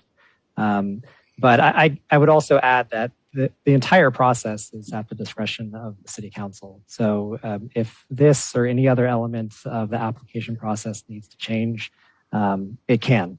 I don't want to suggest that we are dictating any aspect of the application process. It's fully at the discretion of the city council. Well, let me pose that question then to anybody who wants to answer, Director Forbes, AJ. If we did that route where people are applying and they're not connected to a particular property, and then they go fetch a property, one in North Redondo, one in South Redondo, assuming we're choosing two licensees, then, could we do it that way? You could. I think that there are going to be a number of items. Definitely we'd have to look at the appendix, because the criteria that are part of that, the security plan, for example, it wouldn't have the level of detail for an interest of a site, circulation, or there are different components. So you could have this actually highlights further the problem with this model. Is you could have a great retailer not secure the right property and a not so good retailer secure the ideal property, like the Sandbox property, and the not so great retailer is going to have the perfect security plan, ingress, egress, adequate parking, but the otherwise fabulous retailer with great community input from their other locations and the like is not going to get points because they're not going to have secured that single location. And no landlord's going to lease out a space to two different potential licensees, right? Well, we actually could take up to 2 per location. We would take letters of interest for up to 2 different applicants per why location. limit it at 2 then? That was the direction we got last July, was to consider, we didn't want to have the city council discussion was not to have. The more that you would have, then now you're competing for one particular site. Now now you're running into that same issue again if you have more at one particular site. All right. And then last question I have, and I've kind of expressed my thoughts on this to the city attorney. Have you reviewed these process integrity guidelines, and do you have any thoughts on them? Have you approved them? Is that are these with your recommendation? No, I've been asked to review any of this. My office reviewed the ordinances as the staff report mentioned, but we have not been at all involved in drafting the process. Yes. So I have concerns, and I'm not a city attorney. I'm not I don't advise cities, but number 5, any evidence which indicates an applicant has failed to comply with the guidelines. I could see that we find some evidence and we what section? Integrity guidelines. Oh, integrity guidelines. That's page 1252 of your packet. I could see that, we or somebody in the city cites some evidence as adequate to disqualify somebody, but the applicant doesn't think that it's sufficient evidence. It's not preponderance of the evidence. It's not substantial evidence. It's not credible evidence. And therefore they file suit against us because of it. So I'm going to want city attorney input before we go on go to an RFP, on this stuff. And we're happy to do so. Just we weren't asked. Okay. I mean, we're at a very preliminary. This is the first draft of this. Right. Yeah. So I've expressed my concerns. I'm not going to make a motion right now because I don't really have one in mind. But and I'm not criticizing it. I'm just saying we haven't been asked. Okay. Cool. Councilmember Baji, let me ask something. When it comes to the site selection, having just one, I agree with you. If one site per license of LOI, whatever, that makes the jackpot. But I get a lot of calls from constituents regarding future tenants, future businesses. Part of the operational plan, part of costs, remediation, is going to be capital, right? Is going to be security plan. I agree with it. Well, the person, whoever bought that piece of property, we're just speculating who that is, right? So we don't know. They haven't bought it yet, right? They're in escrow, so. Whatever it may be, right? But if, and that proves your point exactly, if we just do one person per property. But if we're going to vet here somebody, in alcohol licensing, if you can get an alcohol license and you can travel with that. It's a different situation. This is a much different situation. We're dealing with security, cash, right? Rather than, yeah, go ahead. I wouldn't mind, to your point, maybe increase maybe 2 or 3. I don't want to give a landowner a gold mine or a jackpot, to your point. 100% agree. But keeping it 2 or 3 with LOIs, so at least we have an idea moving forward. They don't have to sign a lease. There's no one signing a lease for anything. There's just an intent. Hey, this is what we're working with, and maybe an application can have 2 locations. Right. I mean, I'm no expert in this, by the way. So I've never processed an application, never filed an application for a cannabis licensee before. Any cannabis litigation I've done in the past is just business to business litigating. Some guy didn't pay some other guy in purchasing an interest. But so, these are questions for staff and the city attorney and HDL as to whether we can have a landlord, issue 10 LOIs to different vendors because they got a great property and say, hey, this is a place where I'd like to have a cannabis license, and all these people are interested in having it at this particular location. Is it a gold mine? Yeah. Mr. AJ? Sure, I can add just a few thoughts to that. So firstly, cities do adjust the number of property owner authorizations that can be issued per property. For example, we just worked with another city that allowed for 5 property owner authorizations. So that is a number that could be adjusted at the full discretion of the city council. The second thing I would just point out is that much of the scoring criteria considers location. The operating plan, the security plan, the neighborhood compatibility, site plan, those are all they all consider location to be core to the overall scoring. So if this were to be changed, the evaluation criteria itself would need to be adjusted fairly significantly. The last thing I would add is that the risk of the application process is partly a function of the number of applications that the city receives. Just generally speaking, the more applications, the more possibility there is of appeal or lawsuit.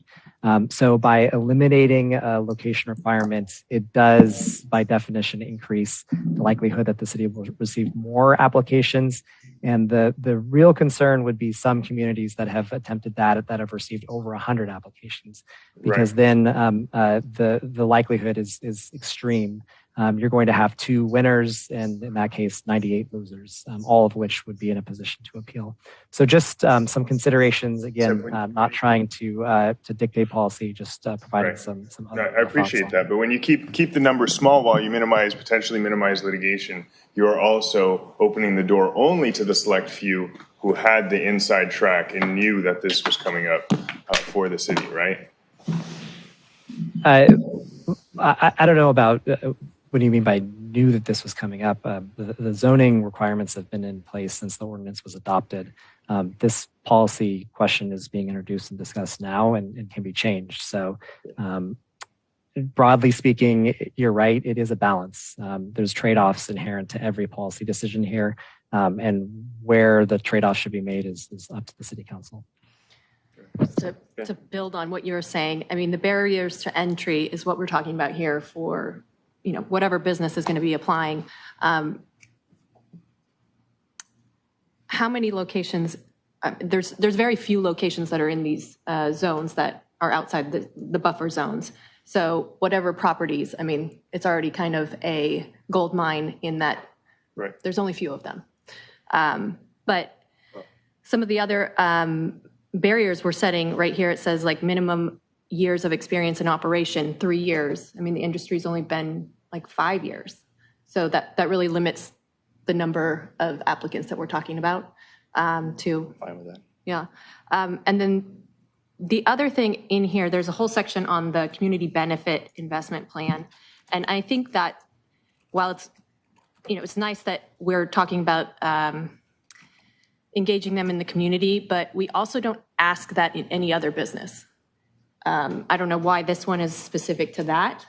I think I can answer that for you. I think I can answer that for you. What I see here with this process that's set up and with years of service is you don't want a fly-by-night operation, which is why I showed up with the bond, asking for the bond, because a lot of licensees, holders for other portions of this business show up, buy product, do whatever they need to do, and then sell something and then disappear. So we want to make sure these people that show up have a foot in the game or for the community itself, long-term speaking, right? So, and I think I saw the years of service in there or years of experience. We don't want someone who just says, hey, I'm going to raise my hand and just do it now. I just gonna, yeah, but I have a bunch of money, right? So this is going to be a serious product. This is going to be a serious, we're the only one in the South Bay. So we want people who know what they're doing, right? Experience to a certain level of experience, right?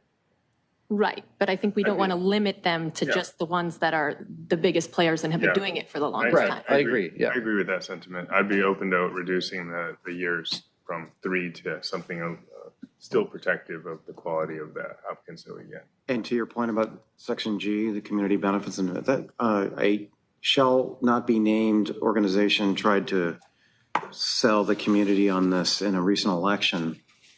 About that was different. This type of a program that had no teeth to it. That was completely different. Not completely, no. That was completely. That was a non-profit that they controlled and they could pay themselves.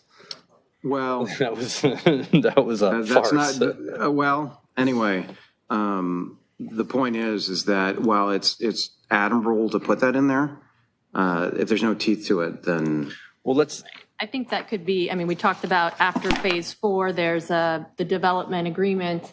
We can discuss that, but I think making that a criteria, I don't know. I just think it's shooing away. AJ, the section with Section G, Community Benefits and Investment Plan. Sure. You want to speak to that section? Sure.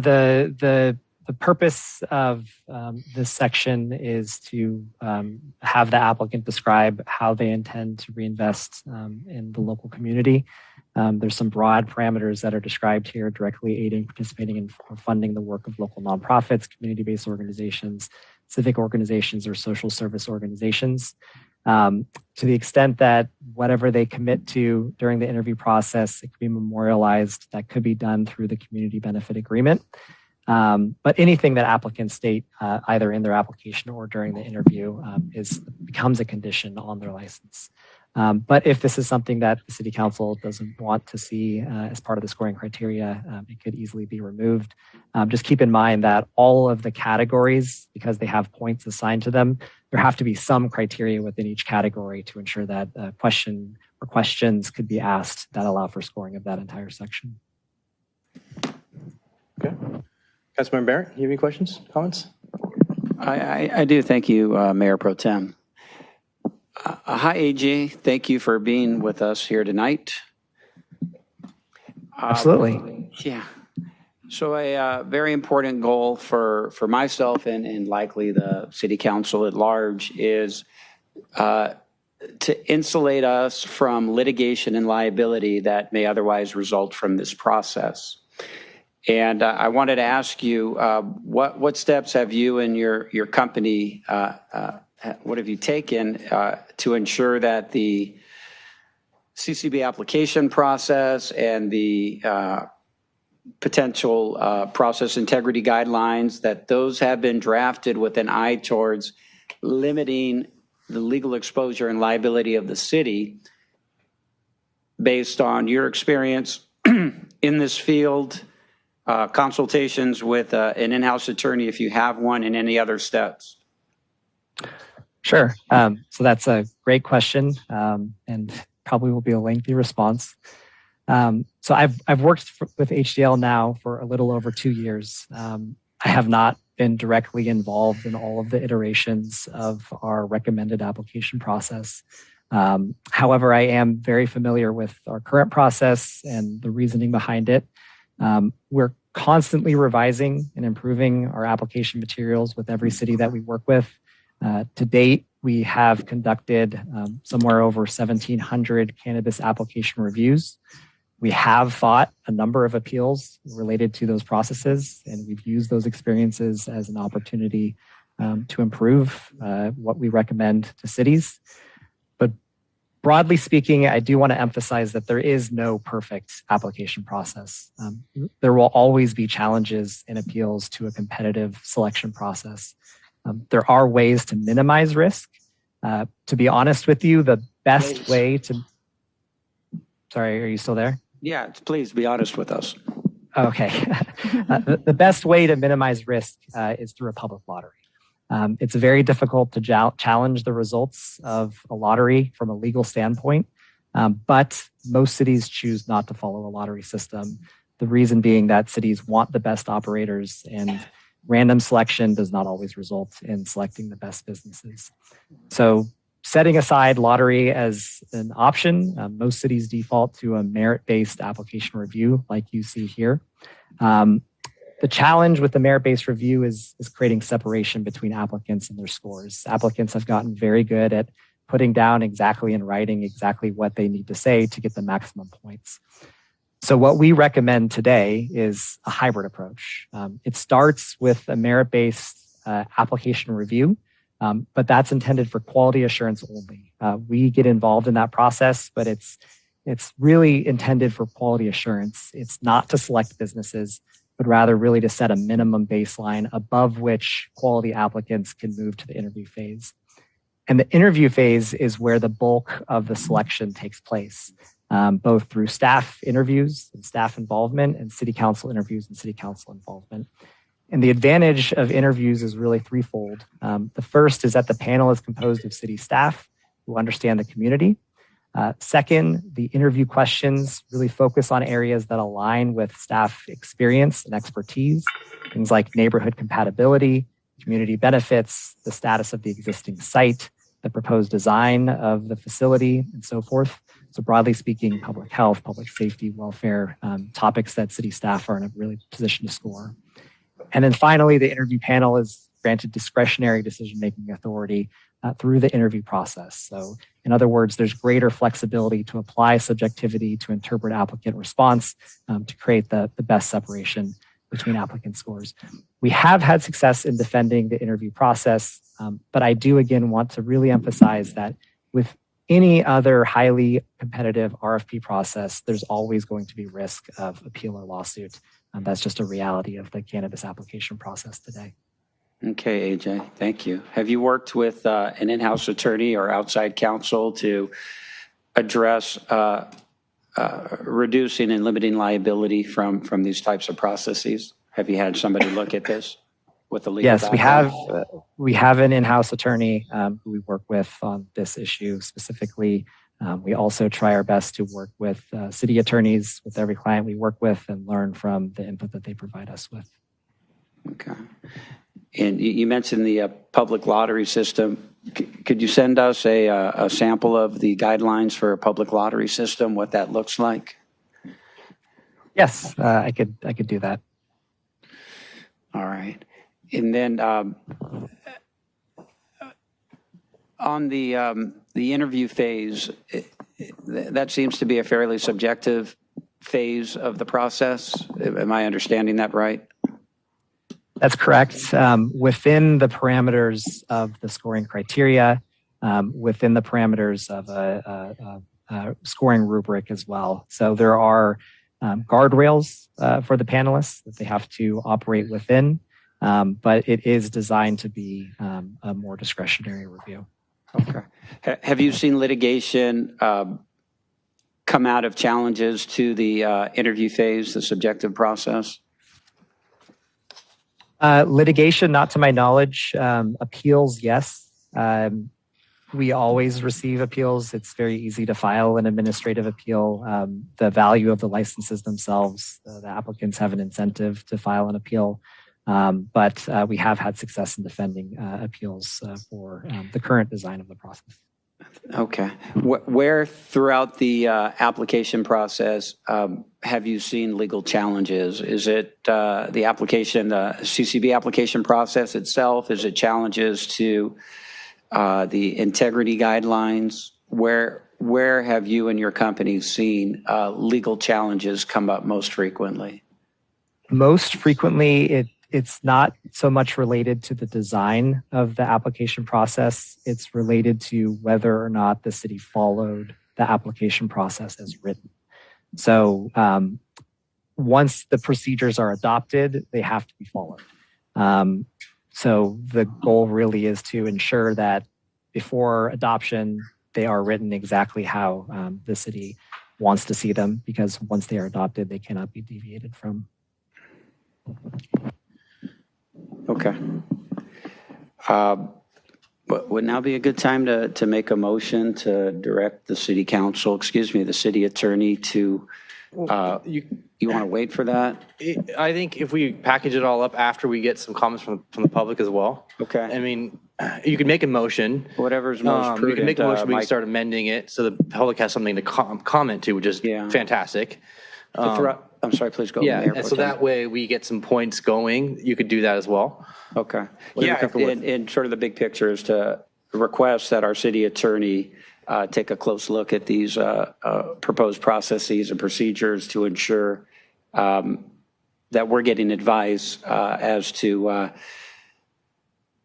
how we can best reduce the chances of litigation and get him into the process independently or working with the HDL company and their in-house attorney to review the data and other information he may need for that. And our city attorney may have thoughts on the best way to proceed. So okay, so we that's could hear just from him at some point.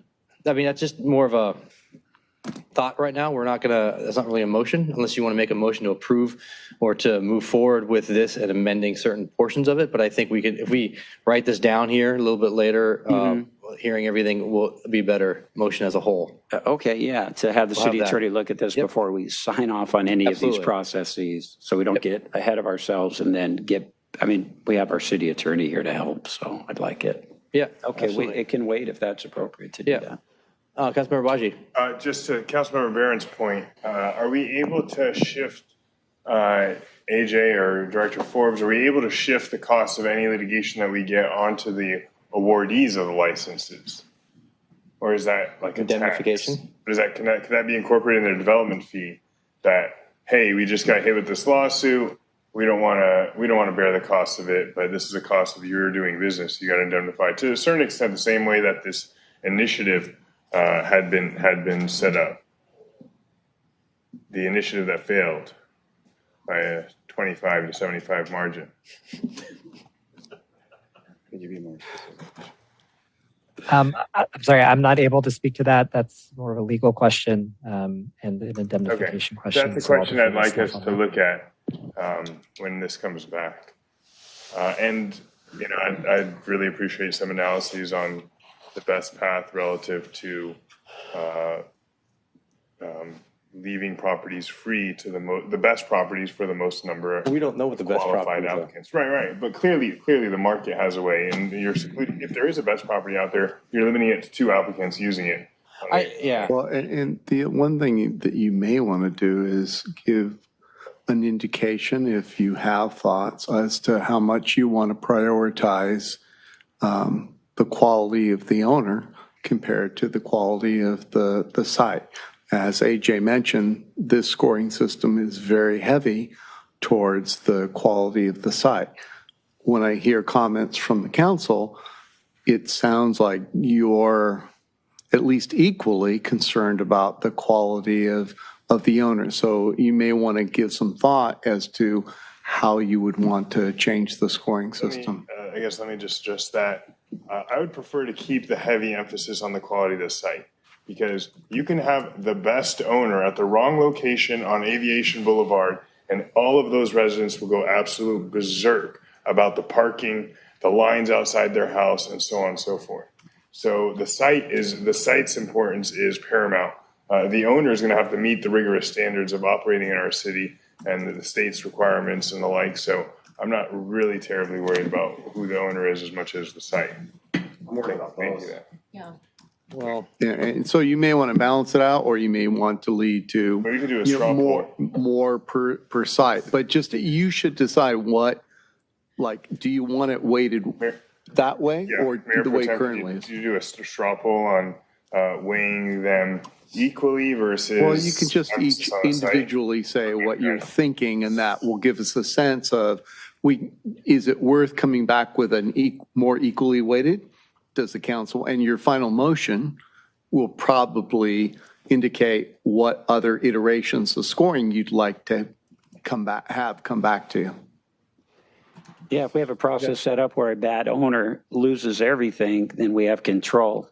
If we put this location somewhere undesirable and you have a great owner, then we have no control and we're stuck potentially. So, well, that goes to the licensing as well for, what do they have written down for transferring the license from owner to owner or business to business, or if the business gets sold, right?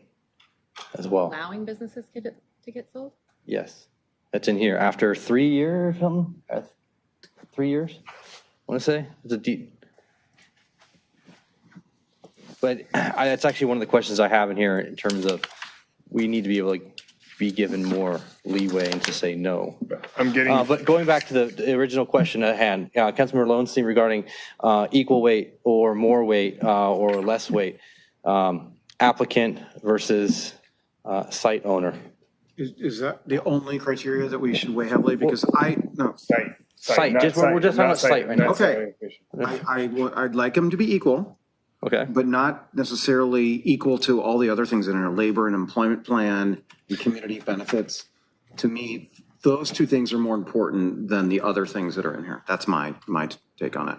But I would agree they should be equally weighted, the site and the owner. Okay. I agree. Okay. You agree?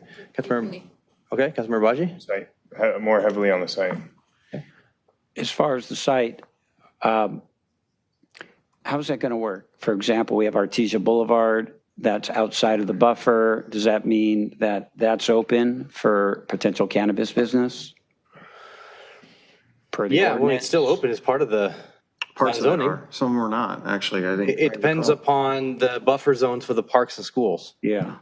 And assuming a big chunk of Artesia Boulevard falls outside the buffer, then that could be a potential location, right? Yeah, absolutely. And the South Bay Galleria. So site is really important, like Artesia Boulevard. We were talking earlier about Beach City's transportation, and we had the high school kids, and right there on Artesia Boulevard's where, I'm sorry. You're going to have that argument, the Galleria, I mean, a mall, we're going to put it near a mall? I think we're speaking of the same issues. Go ahead, People Mr. have, Aboshi. on the mall, people have differed. I've told it in my community meetings. Some people think a mall is a great location for it because you got so many levels of security. You got mall security, you got, so on and so forth. And yeah, kids walk by, but like there's cameras everywhere. And so, kids are going to be going in getting dope. I will tell you, hold on, real quick. Councilmember Barron. Yes. Location seems to be the most critical to me, Okay. especially if a bad operator, we're able to build into either a revision of the ordinance or through this process where a bad operator, we have control to pull the permit and take care of that. Well, they got to go through 4 phases. Like, what are the chances that there's going to be a bad operator there? Okay, so I'm going to say the license holder, and the reason why is because the site can be sold, right? The owner can sign this, someone move the property, and now they sell and they have a new owner. Wait, isn't that then a reason for the site? If you can have the owner change, then you shouldn't fall in love with an owner and prioritize this great owner because they're going to be gone. So I want to make sure you're more concerned about where the license is going to be parked for the next X number of years. So I'm more concerned about the site and the license holder. Okay, that's not what you said. Okay, sorry. I was on a different page then. Okay. So I want to make sure that the site is more important. Yes. Right? Or the license holder, or yes, I see what you're saying. Okay. The site and license holder, way it's geared right now, site and license holder, versus the owner who owns the location. No, okay. There's a site, owner of the site lot versus versus the applicant or the operator, sure. Site versus operator. So I think we have 3 in favor of prioritizing the site and 2 Operator. in favor of making them equally important. Can we all agree that those are the 2 most weighted things, whichever one of those 2 we give more weight to? Sure. Those are the 2, I would think those are the 2, we Sure. can all agree on that, Yeah, right? yeah. So in terms of weighting, Sure. one of those 2 or both of those 2 should have higher weight than the other criteria. And the other stuff, sure, yes. You do agree. I mean, your first statement was that you don't want to create a property that is now a gold mine. But if you're prioritizing a site, you have just done that. Okay, but to that end, I appreciate your point, Councilmember Kaladrovich, but to that end, we have so many commercial areas that are lined by residential. So all of our aviation, all of Artesia Boulevard, frankly, even as you go up Inglewood and up and down Inglewood, there's a Redondo Beach on the left side in the north and towards the middle on both sides. So the sites are really going to boil down to specific sites. Do they have parking? If there is a line, do they have a place where people can queue, not on the street? That kind of thing is the kind of thing I'm concerned about, because that is the top thing. Those are the top things that are going to lead to complaints by the residents who live nearby, because they've got either people smoking in their cars or mostly just lingering around, causing traffic, ingress, egress into the parking lot, out of the parking lot. And a lot of the properties on our aviation don't, so they end up parking in the residential neighborhood. Yeah. So I've already heard from residents before this even comes up as to where the location is going to be. If I may, I just wanted to clarify. So to your point about the 3 years, it actually, it does say no permittee, permittee may only transfer ownership after that initial 3-year period of time and with prior discretionary approval of the city council. Before approving any such request, city may require the purchaser, assignee, or transferee to provide the same information and materials that are required for an initial applicant, including the payment of associated fees. So it's not just that they could choose who they're going to transfer that to. It would have to be at the city council's discretion. I think we have direction in that you currently have 1,600 points, 800 are site-specific, 400 are for owner, and 400 are for the community benefits and investment plan. And hearing none of you talk about that as a priority, perhaps we can minimize that and increase. Well, hold on. Well, you talked about the site owner, the person that owns the site, the owner of the site. No. He articulated it right. But we weren't talking about the community benefit plan. Right. In general, we hadn't talked about other portions of the plan, the labor and employment plan either. We haven't talked about. But the community and benefits plan right now is equal in points. So if you look at the point section that starts on page 12 of the process, 1261. So it's 400 qualification of owners.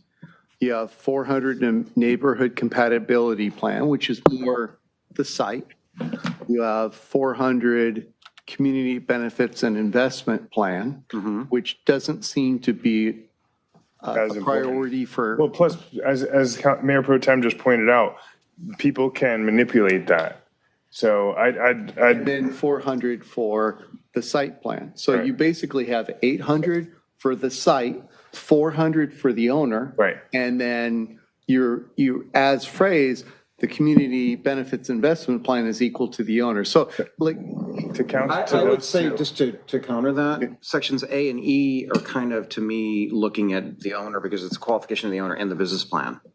So to me, it's almost like the business plan and the owners go together, the qualification of the owners. You follow what I'm saying, Mike? Right. So to me, those two are weighted heavier. Okay. So maybe, but again, to make everybody's point, we talked about this not being tied to a property in the ordinance, yet we're talking about the site. Because this is not the ordinance. This is the selection. Yeah, but when we have to understand what is the best for fit into where they want to go. We'll come back with, a point system or alternates Yeah. that reflect all your comments, and then you And then we can judge it. Right, exactly. Maybe I'll just Quick, and we'll go to propose. the public. Okay. Maybe I'll propose that qualification of owners should be increased to 600 points and the community benefits investment plan reduced to 200 points.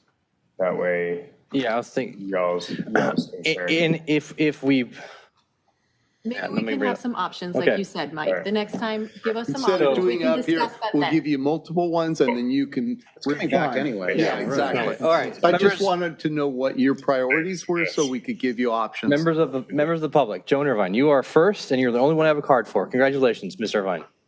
You won the lottery. You are the one in the lottery. You've won the license to speak for 3 minutes. I'll go down here. I'll take your time. First of all, Councilmember Baji, what's this not giving free cannabis to residents? I totally disagree with that. And plus the fact I am in the industry, I do review products. So I take a look at products that are for seniors, and I take a look at products that are for sexual enhancement. So I expect people to be sending me product for me to try out. So let me stop right there. You're not gonna go to the council here or city staff and tell them what product is best, and you should. What, excuse me? You're not gonna go to the council and tell us what product we should be. Oh, no, we're not talking Okay. about product here. We're talking about where locations are. Vendors. And I really appreciate the input on locations because, I mean, one of the things that I really wanted to support all this, but I can't support the fact of having to have property before they get approved for a license. It has happened in the city, other cities. People have gone out of business because they had to spend like 3 years to get approved, and it has destroyed some people. And plus, it becomes problematic because only larger companies with deep pockets, who have been through the process can go there. And plus, this has been fraught with corruption. Right. We know that. In fact, there's a Santa Ana real estate company that advertised high-traffic Redondo Beach cannabis-eligible property a few months ago when nothing was decided on zoning. This is concerning. Where did they get the information? Or was it that, I mean, HDL has a process, but they have a template, they have a canned process pretty much. Here's what you do, here's what you do, here's what you do. So any of the biggies in the industry know exactly what HDL is going to be recommending, and they've learned how to work with that or around it. Plus, to add to this, the owner of this real estate company was investigated by the FBI and recently pleaded guilty to wire fraud charge and has been indicted for attempting to bribe city council members in other cities and for preferential zoning and consideration. So you really need to take a look at who they're working with. And I can tell you, I know that company has been talking to people in town, trying to get support of using them to find property. And that is really concerning for me. And because the FBI does take a look at things. Okay, let me quickly go on to the rest. I've had 20 years, and let me go on to the community benefit, and if I can get a little bit more time, I just want to say, I have 20 years of experience in online child protection for age-restricted industries. Legal cannabis stores are required to check IDs before anybody enters, and these IDs are even validated by a third-party system. So it's not just looking at an ID like they do, at bars. Yet you expect the cannabis industry to cover the expenses of even more youth protection. If you're going to do this, then I would recommend that you require the same age verification system in liquor stores, groceries, and convenience stores before anybody enters, under 21 enters, even enters these stores, because there is liquor there, and this is age restricted. So you're putting, as you had mentioned, you're putting requirements on the cannabis industry that are not on other industries. Plus, the industry can't guarantee that products don't end up in the hands of underage youth. This is where responsible parenting comes into play. We can do everything. We can do the packaging. We can do the IDs and all that. Once it leaves, it's up to the parents and the city. In addition to all their expenses, you expect the store owners now to donate to local nonprofits. I mean, this sounds like extortion to me. And I'm for child protection. And I know most of the companies I work with, the stores I work, they do outreach. But I think you need to be careful about putting so much of that in there, because then it's a requirement. And do you require that of liquor stores? Don't think so. So why should the cannabis industry be treated any different? And so therefore, can I say right now, I can't, unless there's some changes around the location and some changes around the youth safety, the community benefit, I really can't support this.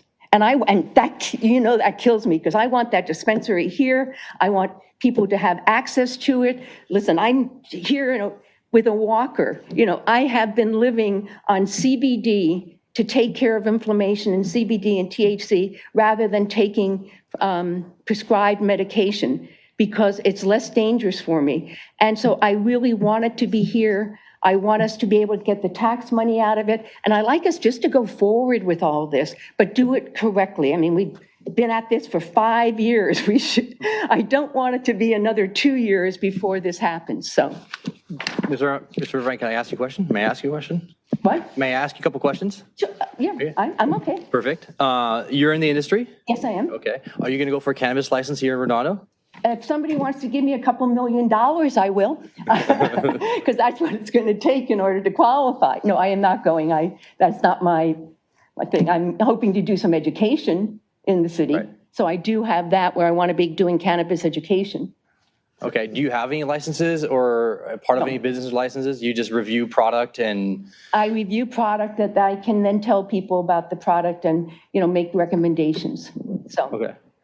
I don't think, just for clarification purposes, I think in the community portion of it, we're not requiring anyone to give any money to anyone. We're just integration to how they're planning to integrate themselves to the community. Yeah, I think that's the point. It wasn't about how much Giving money. It's more about what are their different initiatives that they're going to. Let's talk about directly aiding, participating, or funding the work of local It could be volunteering on a board. It could be having an event at a board, at a nonprofit. It's not directly giving them, forcing them to give money.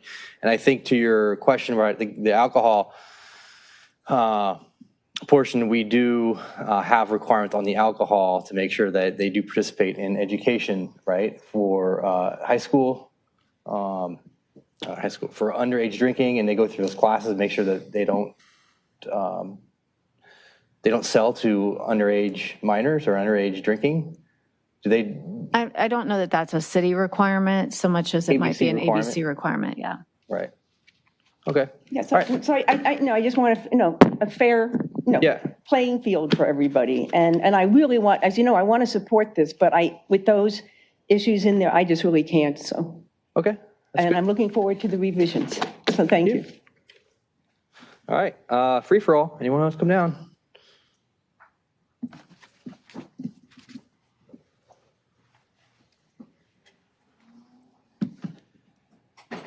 May I submit some documents here to the motion to receive and file? Thank you very much.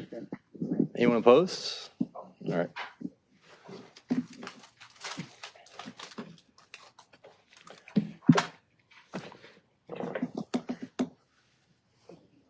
Thank you for distributing. It will help to follow along with what I'd like to share tonight.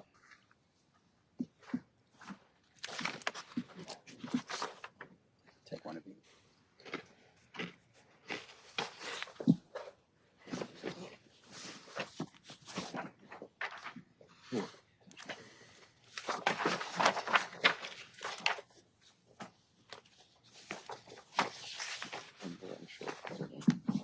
We can share. I may then begin.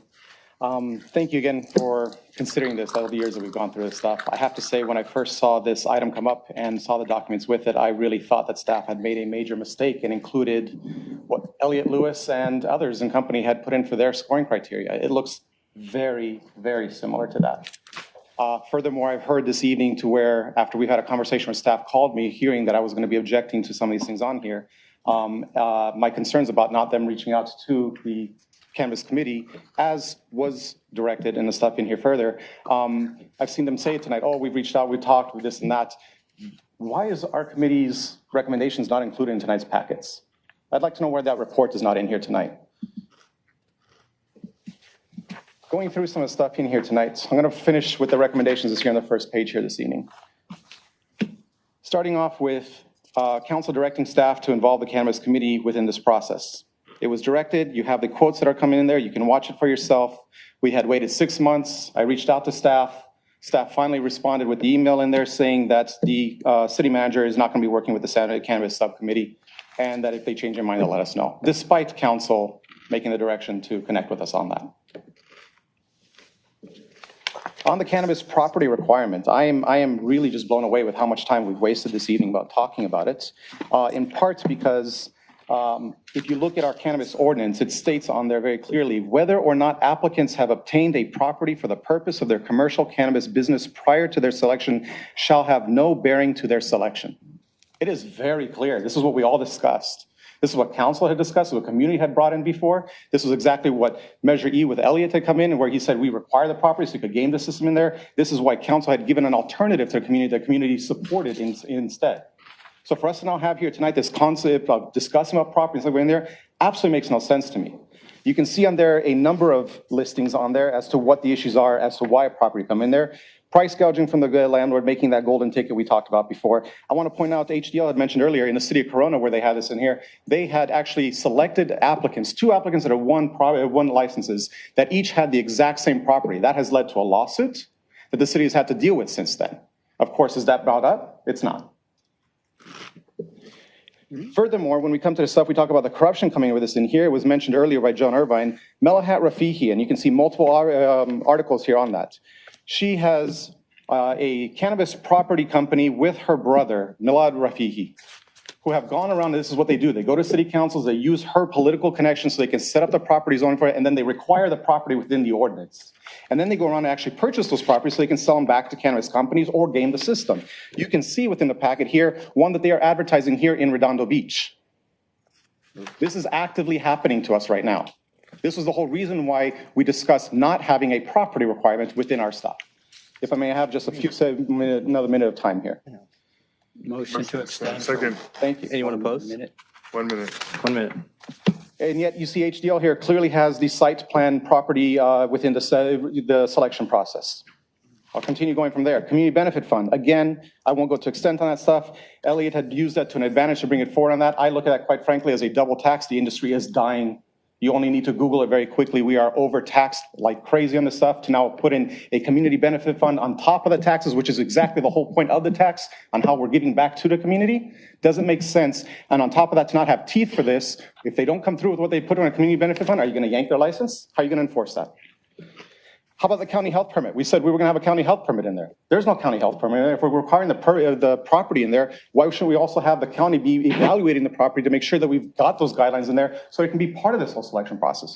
Not in there. Banking. Why are we requiring banking? Just this week we had a Senate committee hearing on banking on the federal level where we still do not have access to it. It has grown. We're getting better at it. We don't have access. And yet we're going to prioritize people, the few that can actually get banking in there. I'm recommending that we have public community conversations and stuff. Furthermore, we should not be prioritizing this. Why has council not come back and set a tax and start allowing delivery services from outside of which you can see on this first page here, there are over 20 that are servicing Redondo Beach here right now that we could be getting revenues off of. Why have we not started with that and then opened up with more community discussions about where else we're going to go on this selection process, what makes sense for us? Thank you very much for the time this evening. Mr. Sadeko, may I ask you a few questions? You may, please. All right. So when we met a couple years ago, I said that taxes were a huge issue, and you just said they weren't a huge issue. But we've seen now that they are a big issue in the industry, correct? Can I clarify that? No, yeah, absolutely. And then I'm going, if you want to expand further with the current legislation as well. Sure. So on the taxes issue, when I say those things, the taxes themselves would not be a problem if these operators were the only ones that could ever sell these products. You could put the tax at 100%. because they would have now a corner of the market. When they have to go in against a large and thriving illicit market, the taxes will always be a problem, especially when they have a 0% tax versus this.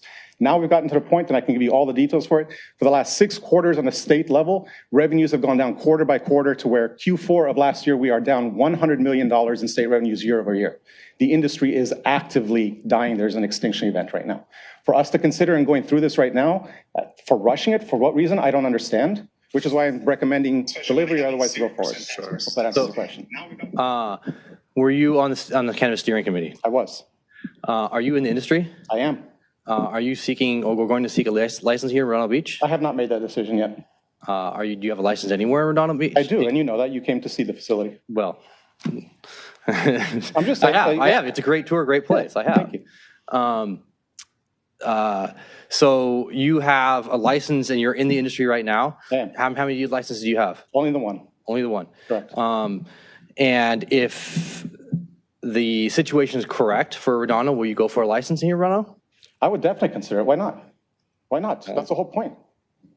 Right? And we're making barriers to entry here where residents here, myself or otherwise, Joan, I mean, I'll take what Joan said. If someone gave me a few $1 million to go after stuff, why wouldn't I? Okay. And I think that's it. Thank you. You're welcome. Thank you all very much for considering this. Councilmember Raji. Thank Oh, you. actually, hold on. Members of the public, anyone else, not you, sorry. Anyone else in the public want to come down before we go to Zoom?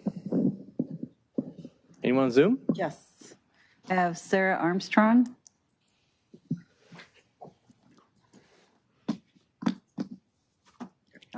Good evening, everyone. Can you hear me? Yes, ma'am. Thank you.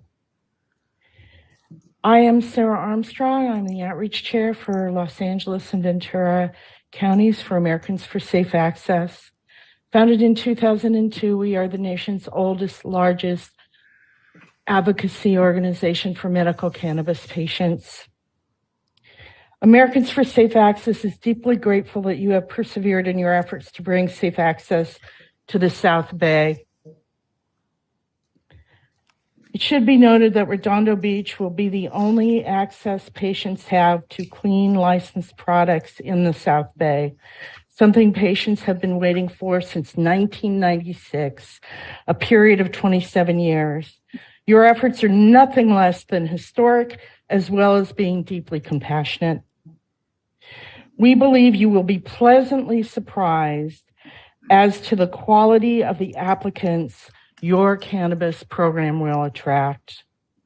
With this in mind, we hope you will consider enlarging your program to include additional retailers. I understand that land is very limited, but the combination of high-quality operators and the needs of patients might argue for enlarging the program. Municipalities such as West Hollywood, Long Beach, and Port Hueneme have all enlarged their retailer pool with no adverse effects. In addition to creating a more competitive atmosphere, which encourages better pricing for patients, enhanced tax revenue, and diversity of ownership, you have these ancillary advantages which will benefit the community. We realize that enlarging your cannabis program is a big step, but we hope that you will at least create a mechanism to enlarge your program quickly and easily if it becomes clear that additional shops would benefit not only your community, but patients throughout the South Bay. Once again, thank you for your historic and deeply compassionate decision to create a cannabis program in your community, and I am available for any questions you may have. Ms. Armstrong, I have a question for you. Yes. Do you guys plan on applying for a license here in Redondo Beach? Absolutely not. We are a nonprofit advocacy organization, and we are not interested in acquiring licenses. We know a lot about how hard it is to acquire the license and how much work it takes to be a good operator. We are confident that your process will attract good operators. We do not need to be involved in that. Okay. Do you know how many licenses we plan on giving out? I believe it's 2 right now that cover retail, and then each retail gets a delivery license. Is that correct? That is correct. Did you feel that's too much or too little? Too little. It's been so slow for safe access for patients to develop in the South Bay. I think you may find you have many more customers than you anticipate, and hopefully you will come to the same conclusion and maybe find some more land for additional operators. Okay. Thank you. Councilmember, members of the public? Oh, next person. Oh, Zoom? Melissa Deschamps.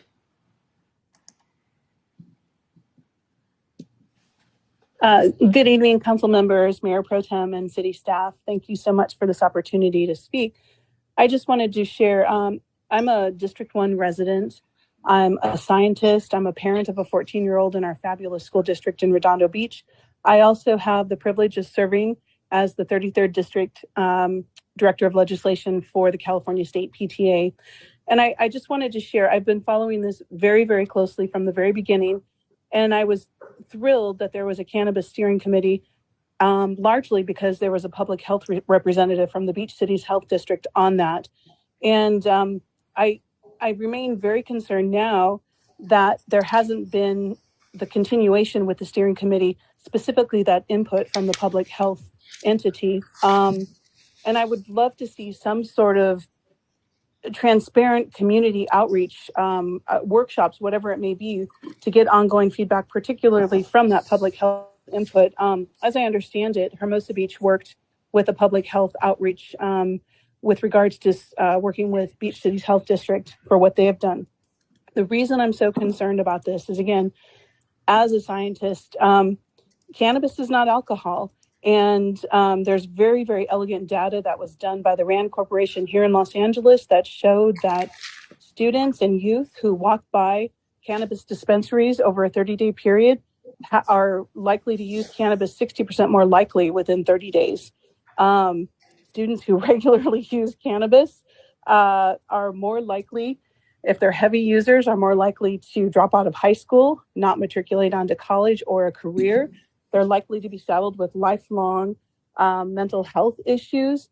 There was fantastic data from a group in Michigan that was published in peer review yesterday and also via all of the major news outlets showing the dangers of cannabis use in the first trimester if you're pregnant.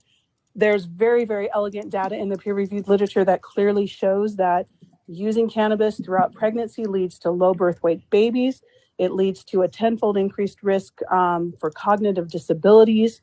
And we're frankly in the middle of a mental health crisis, a mental health epidemic for our youth.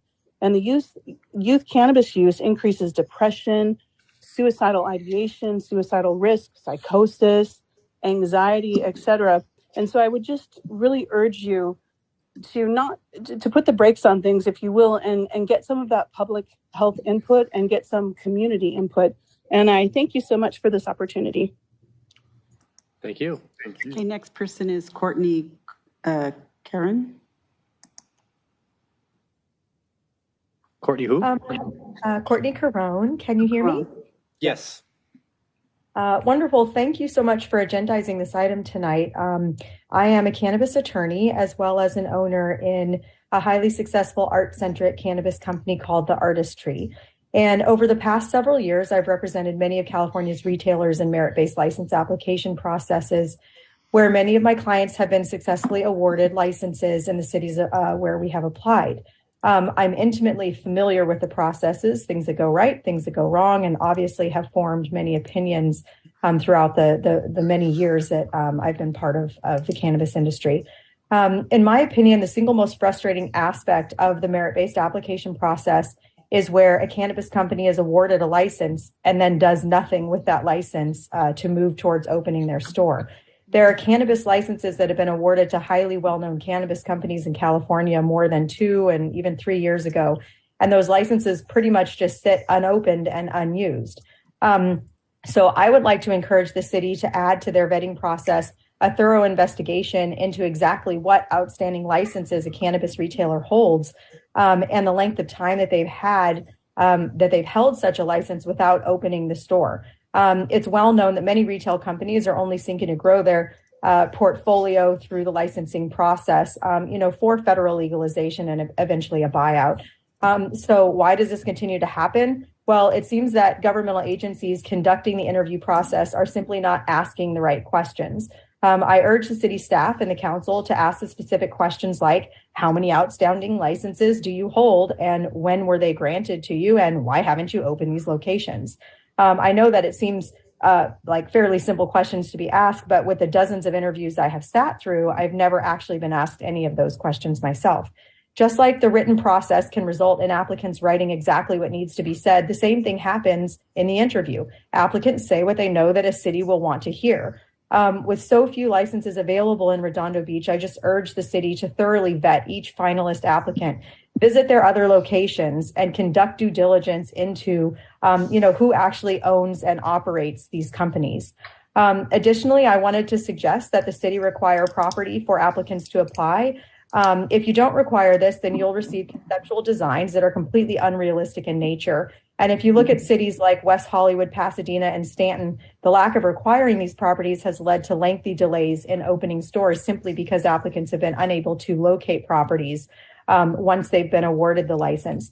And the last thing I was going to add was there was discussion about banking and not requiring, or whether you should require banking. I represent dozens and dozens of retailers, and every single retailer that I represent now has a bank account. It's been, pretty normalized through credit unions and other financial institutions that cannabis companies can get bank accounts. They're expensive. There's lots of fees that are associated with having a bank account, but it is fairly easy at this point for a cannabis retailer and other cannabis operators to get bank accounts. So for the gentleman who said that he didn't feel like that was something that should be required, I do disagree with that, because at this point in time, most sophisticated operators are definitely able to get bank accounts. Thank you so much for your time. And if I can be of any help by answering any questions, I'm certainly here to do so. Ma'am, I got a question for you. Yes. Yeah. Do you plan on getting a license or being associated with a business to get the license here in Redondo Beach? I hope so. Yeah, I would love that. Okay. Are you being paid right now to give us the speech? No, I'm not being paid to give a speech. Okay, cool. All right. Okay. When you talked a minute ago about having a prior license, you actually had on a point I was going to ask a little bit later, which is having a cannabis license anywhere in a current state or other states. Do you deal with other retailers that have licenses in other states? Yes. I have applied for cannabis companies in other states. What's it like to go through in other states and their licensing process? Like? So, boy, that could be a pretty lengthy answer. I'll try to sum Just it up. Just a quick, short little answer. There are some states where the state itself, like New Jersey, has control over the application process. And so there's a little less involvement at the local level. California gives the authority to each of the local levels, in local governments to make their own decisions. In the cities where the state is the one overseeing the process, it doesn't mean that there are any less problems that might occur, but it is a little bit more streamlined.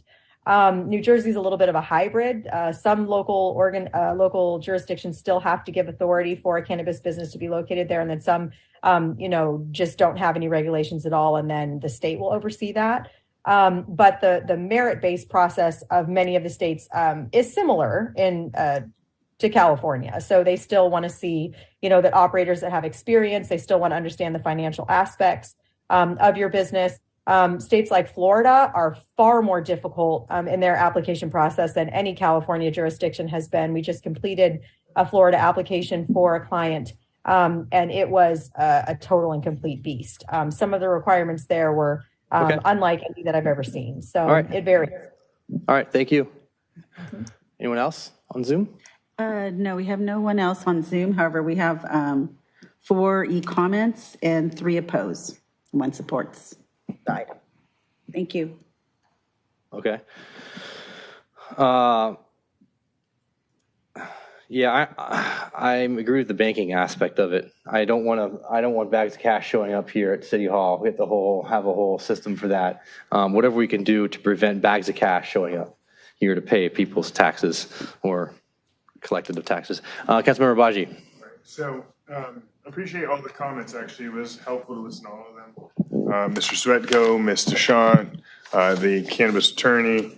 And one thing I want to ask staff to look at is whether we could bifurcate the selection of an operator from the selection of a site. So let's say we choose, okay, these are the two best operators for now. You have 90 days to pitch us a site. You don't have to use all 90 days. Pitch a site in the first 15 days. We'll tell you yes or no, based on objective criteria that you will have developed. And then you say no, and then they go try to get another one, and so on and so forth. They get as many bites of the apple as they want within a reasonable period of time that you could process them, give them feedback, and so on and so forth.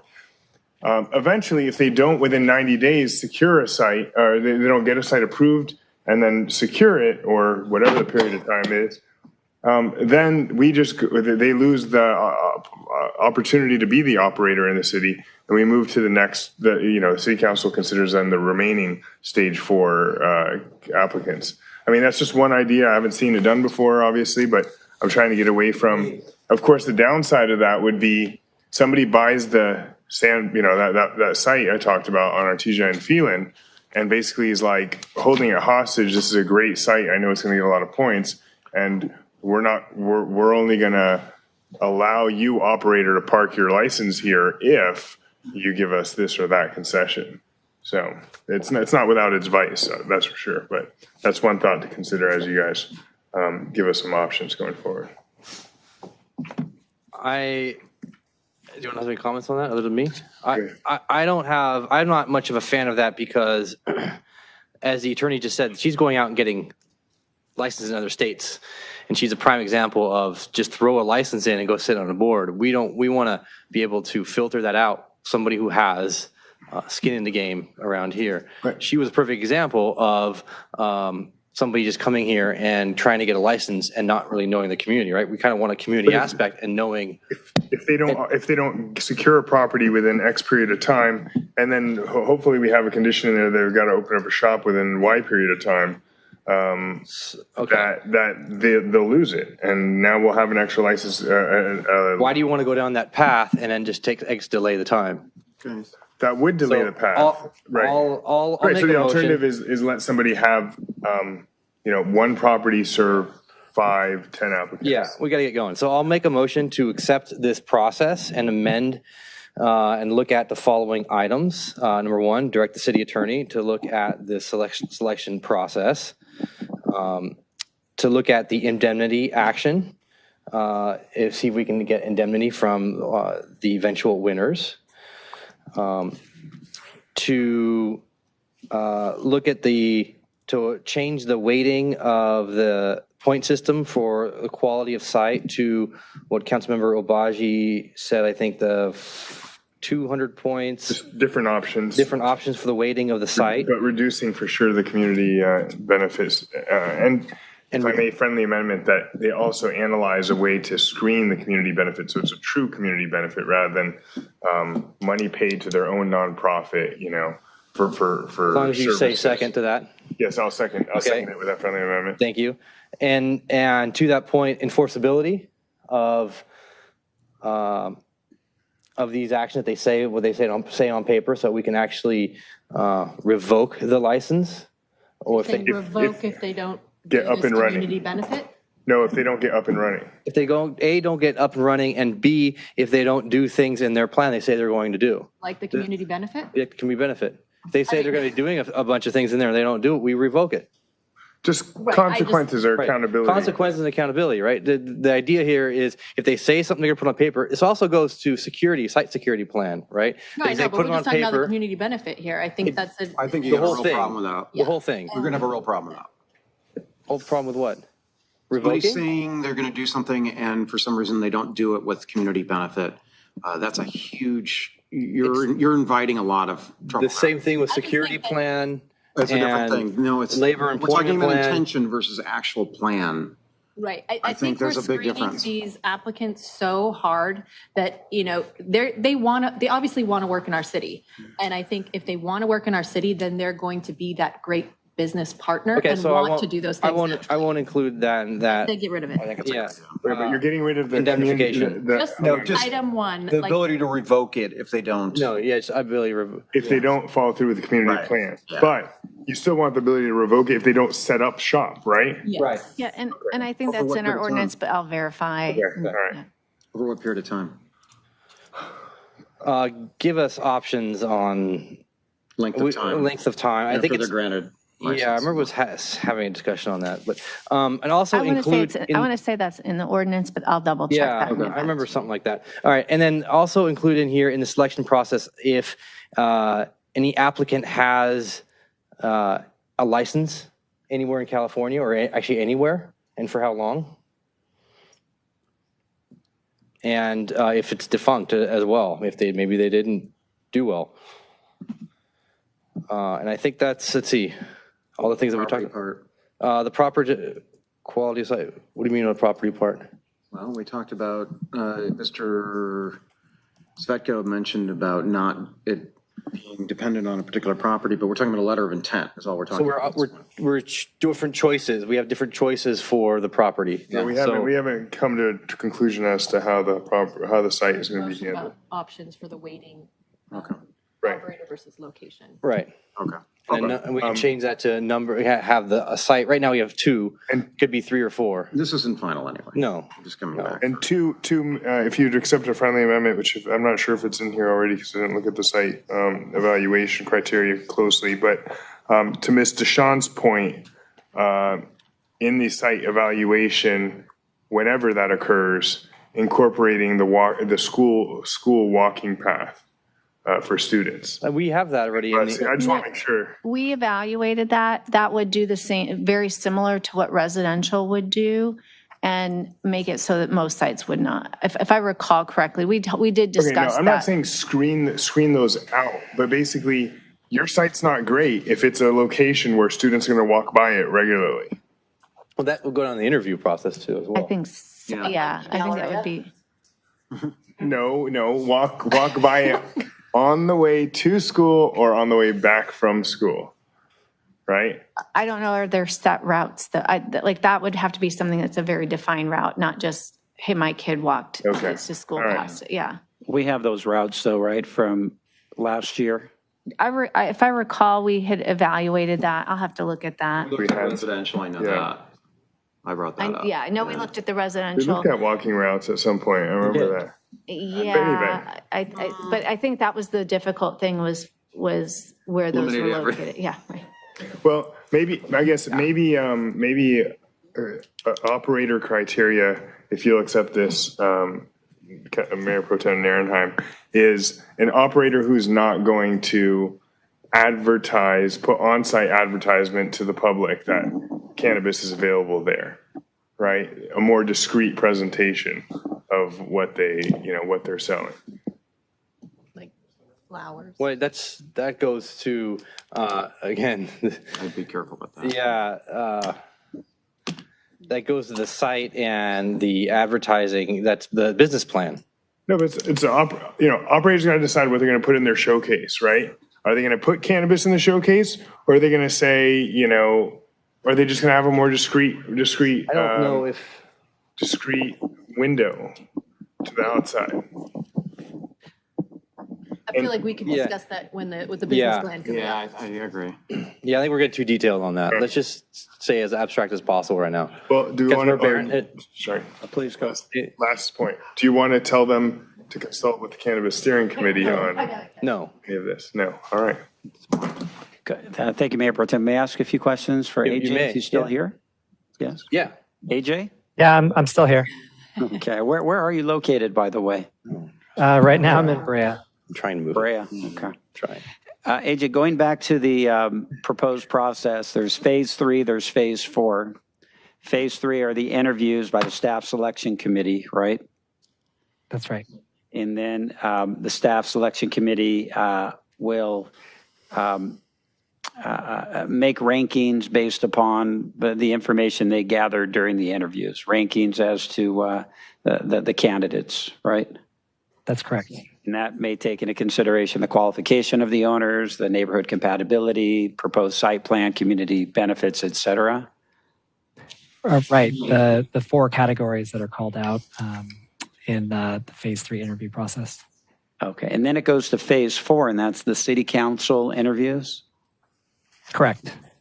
And I'm reading here, it says the council has full discretion over what criteria to consider when evaluating applicants. So the city council can look at what was done during phase 3, say we totally disagree with all of this, and just select whichever applicants they want that have advanced to phase 4 in their sole discretion.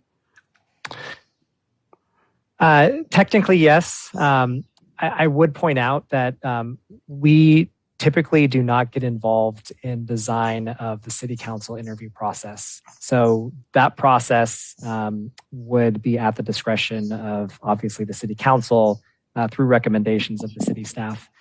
Very often when we design these processes, it's not phase 4 city council interviews and selection, it is city manager approval. And the city manager takes the rankings verbatim from city staff and approves them and is authorized to do some additional investigation. For this process, we were requested to include phase 4 city council interviews so that city council could have some involvement in the process. I'm not suggesting that's uncommon. It does happen in other jurisdictions. City council, more than any other body in the city, has the authority to use its discretion for final selection. So you can use those parameters that you described. That said, I would recommend seriously considering staff's recommendation and final ranking because there is obviously risk inherent to saying thanks but no thanks and choosing different businesses using some separate type of criteria. So I hope that answers your question, but again, we do not get involved in that phase 4 process. It does answer my question. Thank you for that. So are you recommending for those reasons that we not include a phase 4, or are you just pointing out the inherent risks of the way it's set up here? I am pointing out the risks. Some cities actually consider it less risky to have city council final selection because city council clearly has that type of discretionary authority, even more so than city staff does. So I'm just sort of highlighting the different considerations. There is always a phase 4 in the processes that we develop for the most part. And that phase 4 is either city manager final approval with some additional investigation of applicants or city council selection. And city council selection could involve simply taking the top 2 ranked businesses that staff recommends and approving, or it could involve some other type of consideration of even more applicants and true selection. That, I think, is something that will need to be decided in consultation with city staff. Okay. The actual work contemplated to be done by HDL, were we to go forward with working with them, how long does a typical application review and scoring take? How many hours of HDL time? It really depends on the number of applications. It's hard to say how many the city will receive. It does depend ultimately on the design of the process. Per application, just typically, how long does that take? I am honestly not sure of the exact amount of time. We have other staff that manage that process, but I can follow up with an answer to that question. On that subject? Yeah, I'm good. Sure. Council Just a member quick question. Obaji. How much does it cost for somebody to apply once they get any reports they needed? No, not the filing fee, as in the cost. Not the filing fee? Not the filing fee, like the other fees that they could incur associated with preparing an application to the city. Do we have an estimate on that, AJ? So we're currently in the process of developing an application fee alongside other fees on behalf of the city, appeal fees, background check fees, and so forth. I would say on average across the state, the application fee is somewhere within the range of $10,000 to $20,000 per business. Okay. What I'm asking is not the fee to the city, but if there are reports from accountants that they have to provide, auditing, what have you. I didn't go through the list here, but Is there I don't, a significant fee associated with that? That's outside the business of us selecting the. This is germane. Right? Not Hold on, germane. Councilmember. Well, no, because it goes to the idea of how likely is somebody to sue us if they don't get a license? Because they will have invested $100,000 getting all their paperwork in order and so on and so forth. So I just want to make sure that the barrier to getting an application in is not so high that It's going to be high regardless, so you would make sure it's not too high. Yeah, not too high. There we go. Okay. Our city attorney had a question for AJ. All right, he wasn't done though. I'm sorry, were you done? Or you were interrupted, I'm sorry. Sure, if city attorney No, has a you question. go for it. I think I'm done, yeah. We'll come back to you. Okay, if needed, thank you. AJ, I understand that this is an evolved process, and I understand your reasons for awarding points for a site, so we don't have too many. Did you review or your team review our cannabis ordinance? We did in preparing these procedures. And at what point does the development agreement come in? Is it after the person is selected? Yes, the selection is really the first step in the process. You would not want an applicant to go through a development agreement or CUP process until after they've been selected and have the assurance that they can proceed. If you require that before selection, you truly do have sunk costs that the businesses are incurring before they know if they're ultimately going to be moving forward in the process. How did you or your team take into account, we have 6-6.06B, and it says, subject to criteria specified by the City Council and solicitation for applications, a development agreement shall be awarded contingent upon an applicant's subsequent identification of a premises that is acceptable to the city. Would our ordinance have to be changed if you're putting awarding massive points to someone who identified it in their application as opposed to subsequent? Can you repeat the section that you're referring to? I have it open. I just okay. 606B. It's midway through the paragraph, and it starts. Subject to the criteria specified by the City Council and its solicitation for applications, a development agreement shall be awarded contingent upon an applicant's subsequent identification of a premises that is acceptable to the city, and then they go on the other options. So I'm wondering, do you have an opinion as to whether or not the council would have to change our ordinance if it's going to give twice the points for someone who has, identified a site in the application process, let alone subsequent to the development agreement? Yeah, that's a good question. I think I would want to discuss that with city staff, primarily because this proposed application process, and again, it is a draft as presented, is really viewed as separate from the development agreement process. So if there are potential inconsistencies between what's being proposed here and what is proposed for the development agreement process, we'd certainly want to flag that and work through that, obviously, before bringing it back to the City Council for actual adoption. Yeah, and I think that we could look at that. I know one of the first parts of the motion was to direct the city attorney to look at that, because I think that next section does talk about or subject to the applicant's provision of an option letter of intent. So we'd have to really, I think we'd want to make sure that we're looking at that and considering if there would need to be any revision. Or similar instrument executed by the current owner of the proposed premises in favor of permittee or applicant. Right. It's just the problem is you're massively awarding somebody points in the application process, and yet you wrote or passed the ordinance saying, hey, you can find out the site afterwards. I'm just saying we don't want to have these inconsistencies. That's what I was, yeah. Yeah, so it's But just it why I was trying to bifurcate it. The developers agreement isn't awarded to them.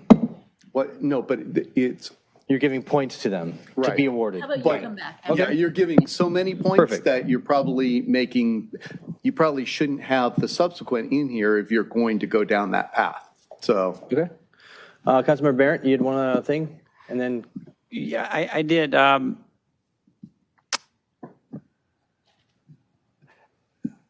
know at the top you said your motion would be to accept the process, and then we're going through some Yeah. iterations.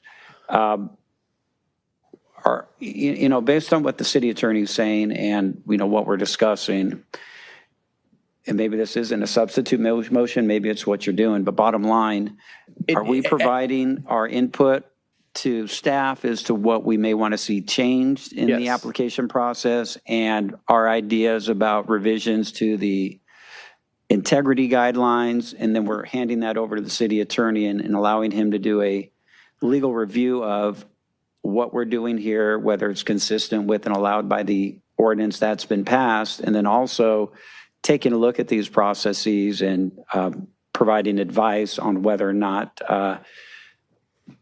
we're exposing ourselves unnecessarily to litigation by some of these. For example, the phase 4 that we discussed with AJ, et cetera.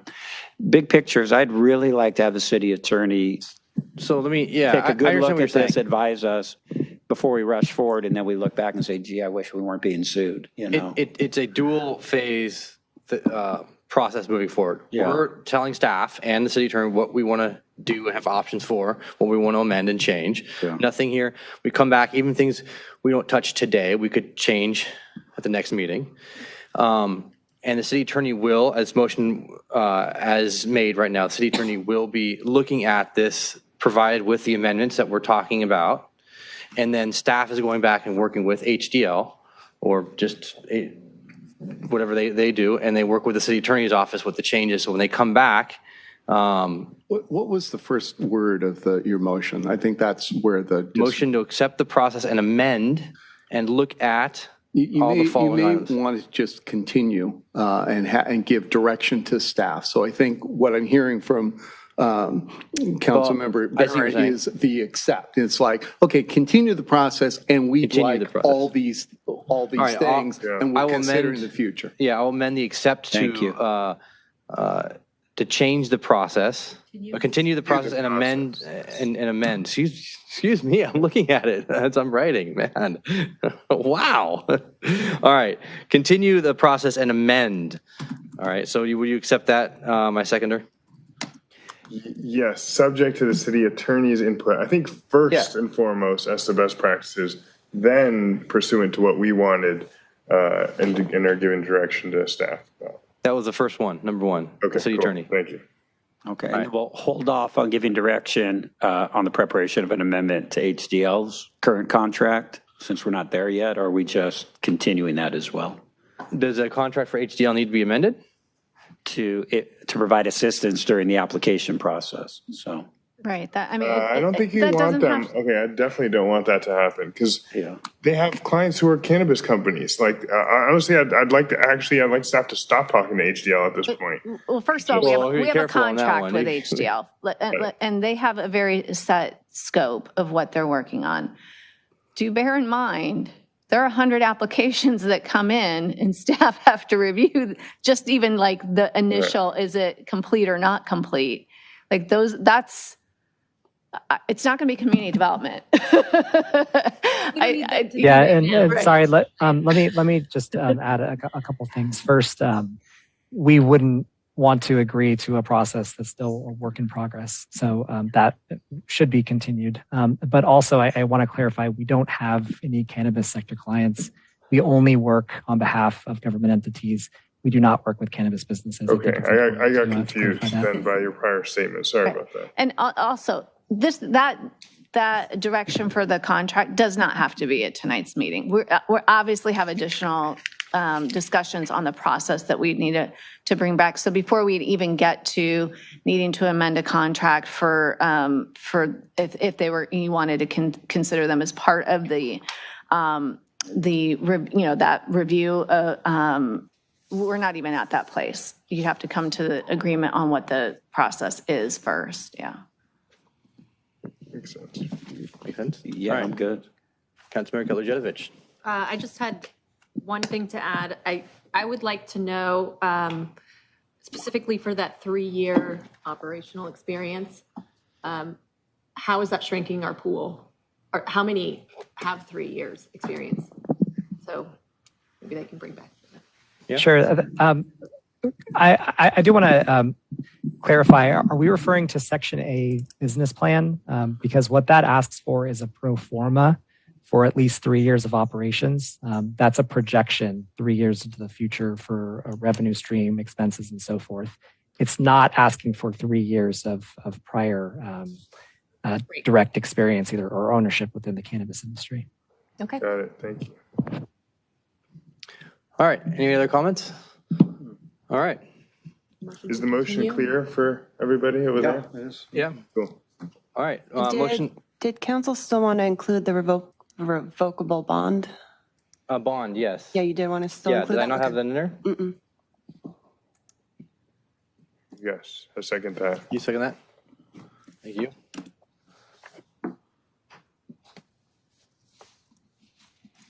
All right. All in favor? Aye. Anyone opposed? No. Okay. Thank All right. you. Motion for a Thank you. 5-minute break. All right. Second that. 5 minutes. 5 minutes. So that's 9:39. So these. 5 minutes. 9:30. 9:44. 9:45. Oh boy.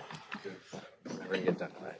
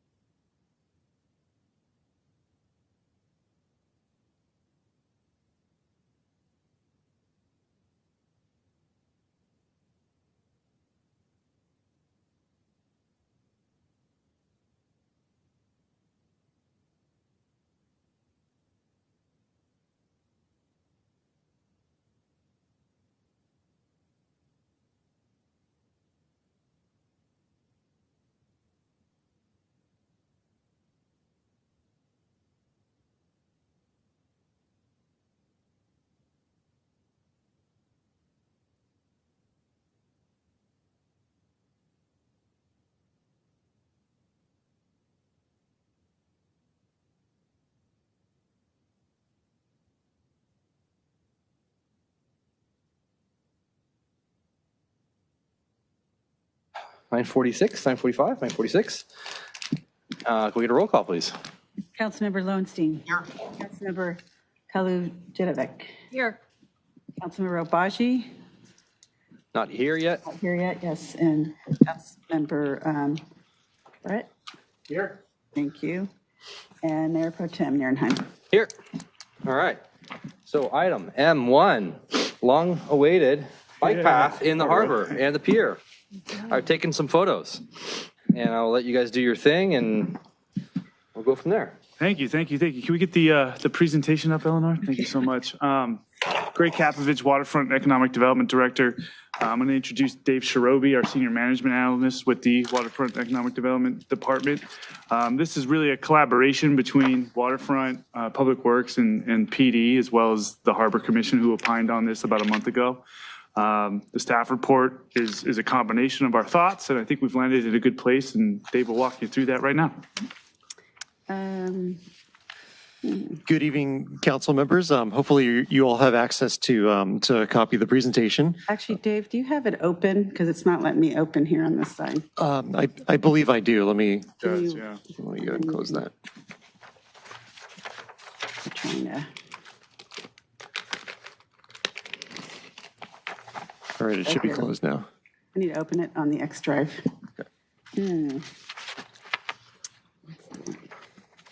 Hold on. You know, I apologize. It may be open on my desktop. Okay, let's see if I can save it as something else. Okay. Hold on. Save. I'll just put it one. Okay. There we go. So, Doug, thank you. Perfect. Thank you. Okay. Good evening, council members. I'm here to walk you through the staff report that's going to talk about the existing measures that are in place for the bike lane down at our pier area. A little bit of background, there is a bike lane that hugs our coastal area and connects us with our neighboring beach cities. Now, this bike lane as it passes through our pier area is depicted here. Now, currently, no bike riding is allowed along this red area. And I do apologize for my digital art skills. I'm working on getting access to Photoshop, so bear with me. Dave, But the red part of that's inside of the parking structure, not on top. Correct. Right. Okay. Correct. Now, historically, we haven't allowed bike riding and have required cyclists to dismount and walk their bikes along this red area. Now, this is approximately 1,000 feet or about a two and a half-ish minute walk that recently I timed along with other staff members. Now, we've not allowed biking in this area historically for over 10 years due to the number of pedestrians in the area, combined with sometimes inclement weather conditions, wet roadways, as well as tight turns, especially near the restrooms, as well as along what we'll call the S-turn that is inside the parking structure itself. Now, we've placed a number of signs throughout the area over the course of these 10 years that admittedly is a bit confusing and has been, not exactly ideal. And here's a picture that I took recently of the pathway to kind of illustrate the signage as it exists in its current condition. So we took this issue recently to Harbor Commission, and they had a lot of good discussion and a lot of potential ideas on how to improve safety for both pedestrians and bicyclists without forcing bicyclists to dismount for the full 1,000 feet, which they felt was a little bit onerous on the cyclists. Now, ultimately, they landed on a recommendation. As a group, they identified that this area in red as the area with the most potential for conflict between groups such as bicyclists and pedestrians. As a result, they want to maintain the prohibition in this red area. Now, staff does agree that this area itself is wide. Excuse me. Now, staff would agree. Thank you, Eleanor. Now, staff would agree that this area is wide and contains restrooms to the north and a large plaza area that people use to get to the pier and do business just to the west. So there's a lot of opportunities here for fast-moving bikes to combine with slower-moving pedestrians. The pier itself, as you know, is a draw for tourists, families, people out exercising and working out. And Harbor Commission recommends placing some sort of chicanes at either end to help encourage bike riders to dismount. While Harbor Commission sees the conflict here, they recommend only enforcing the walk rule during peak busy hours of weekends and holidays, and they suggested the times of 9 a.m. to 10 p.m. This would also come into effect during any approved special event as well. They also recommend lifting the prohibition for the remainder of the bike lane, thus allowing bike riding to flow freely through the pier and onto neighboring cities. And that's that area that's shown here in green where they're proposing that we would lift that prohibition so that cyclists would be able to ride through. They do see speed as a potential concern, and they're recommending that staff enforce the 5 mile per hour advisory speed limit throughout the pier. Now, speed was identified given the tight turns and sometimes wet weather conditions that can form. In addition, they recommend staff improve the signage by creating signs specifically oriented for the bike users, as well as signage directed to pedestrians.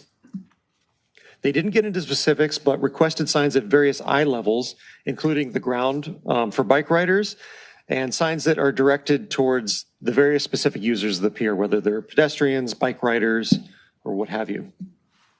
Now, feedback that we received from the local cycling community agreed with this suggestion. Specifically that having signage at various eye levels will help when cyclists are navigating through the pier, because oftentimes their eye level will either be facing towards the ground or it could be up above. They could be looking out for obstacles on the ground. And this could also include updating painted signage as well. Go ahead, Eleanor. So staff agrees with a lot of Harbor Commission's recommendations. We also agree that the area to the south has the most potential for conflict and that the prohibition should remain in place here. Additionally, we think lifting the prohibition along the green area could be done safely. However, instead of enforcing the 5 mile per hour speed limit, staff is recommending placement of yield signs along the S-curve. So at those particular points of conflict where pedestrians or vehicles or bicyclists could, come into conflict, we're recommending those yield signs. Now, this will slow bikes down for the curve itself in order to better navigate wet conditions and any pedestrians that could be crossing the area. Now, the yield signs are enforceable by police department, just like any other traffic-related sign that's found in the city. Any unsafe cyclists failing to yield could be subject to citation. Likewise, during low traffic conditions, cyclists would be able to proceed through this area with caution. We feel this can be better enforced by our police department personnel than a speed limit would be, and it could be done with less resources. Example given, we wouldn't have to have an officer standing there with a radar gun. If we go this route, staff is confident we can allow bike riding along the S-curve and focus our safety efforts south of the pier as recommended by Harbor Commission. Next. Staff agrees with Harbor Commission that the area to the south warrants some sort of barrier design to encourage bike riders to dismount. The section closest to the restrooms is narrow in width. Staff is confident we can design some sort of barricade that could prompt bike riders to dismount prior to entering this space. And there's our photo there. Now, conversely, the southern end of the proposed prohibition is very wide. It's sloped, it contains various types of floor surfaces that would need additional research to reach a design that not only encourages the walk-only rule, but it also would be ADA compliant and pedestrian friendly, since this area tends to have a lot of pedestrians. Staff recommends council direct staff to return at a future date to consider design options for this space. The last recommendation which Harbor Commission and staff agreed on is the need for better signage. As you can see here, we have a 5 mile per hour speed advisory in the same area that people are supposed to be walking their bikes. In addition, there's a walk when flashing sign when the prohibition is in effect essentially 24/7. Finally, we have a no walking sign in an area where they're supposed to be walking their bike. We also advise on the placement of the yield signs as previously mentioned, but also we need to explore potential stop signs for vehicles within the parking structure at points of conflict. So staff is recommending the council direct staff to make the necessary improvements to signage. And you can see a little bit better there as well too in the photo that, you know, when someone's navigating through this space, there's a lot of conflicting messaging that's going on with our current signage. So really what we would like to do is to kind of clean up the signage, provide a more consistent message.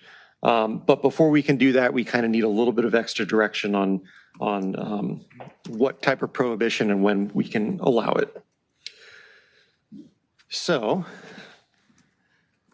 to wrap up our report here, essentially staff's recommendation is that we do lift the prohibition within certain areas, with the exception of the South Pier area, especially along the restrooms. And it would be up to council to decide if this prohibition is enforced 24/7 or part-time as suggested by Harbor Commission. We also recommend the council direct staff to make necessary sign and paint improvements where appropriate for bicyclists, pedestrians, and vehicles. Finally, staff and Harbor Commission recommend the prohibition remain in effect at the south end of the pier and request council to direct staff to return to council with future designs for the physical barriers that would need to be implemented to enforce the rule to dismount. That concludes the presentation. Ted Simon, our Public Works Director, and Chief Joe Hoffman have been kind enough to be able to assist us with this and help answer any questions. All right, thank you. So I fully agree with the Harbor Commissioner recommendations on the north side to lift the lifting the prohibitions on the north side, keeping them in place on the south side because there's a lot of pedestrians. I would add, if you go back to the photo, if you're looking down on the east where the tiles are there, what's happening, you have chicanery set up on the southern part of that. People are coming from the south, going north, hitting that, and then going right on the concrete and then on the sidewalk, going over and then going down that patio tile there. So put the chicanery kind of on both sides there. I would also agree with the cleanup of the signage in the harbor. And then can we do, so we have Memorial Day coming up, something to do with can we do like the temporary water barrels or something temporarily? I think we have gates set up now. So I might want to defer this section a little bit to Ted Simon if he's available, but I can say for sure that our public works staff and some of our other staff members actually experimented with the various forms of temporary chicanes that could be set up in this area. They kind of look like the makeshift road barriers, so to speak, the big yellow ones. And they explored 5 different locations along the pier area where these could be installed. Up along the S curve, kind of near where we're suggesting the yield signs be placed. And Eleanor, I don't know if you still have access to put that slide up on the presentation, but maybe we can kind of showcase. Oh, perfect. Which slide? I don't know how to. So I'm going to kind of hand this portion off to Ted a little bit because he has a little bit more experience with me on how chicanes work. But Ted, do you want to? Yeah, actually, Eleanor, would you mind going to the very last slide? Sure. Yep, there you go. There we are. One. There's the perfect. All these talks of chicanes makes it sound like an F1 broadcast. That's right. Mayor Pro Tem, was your question, can we do something like this before the Memorial Day temporarily weekend? if we need to do something more permanent? Yeah. Yeah, well, as an interim measure, if that's what you're asking us to do for the Memorial Day weekend, absolutely yes.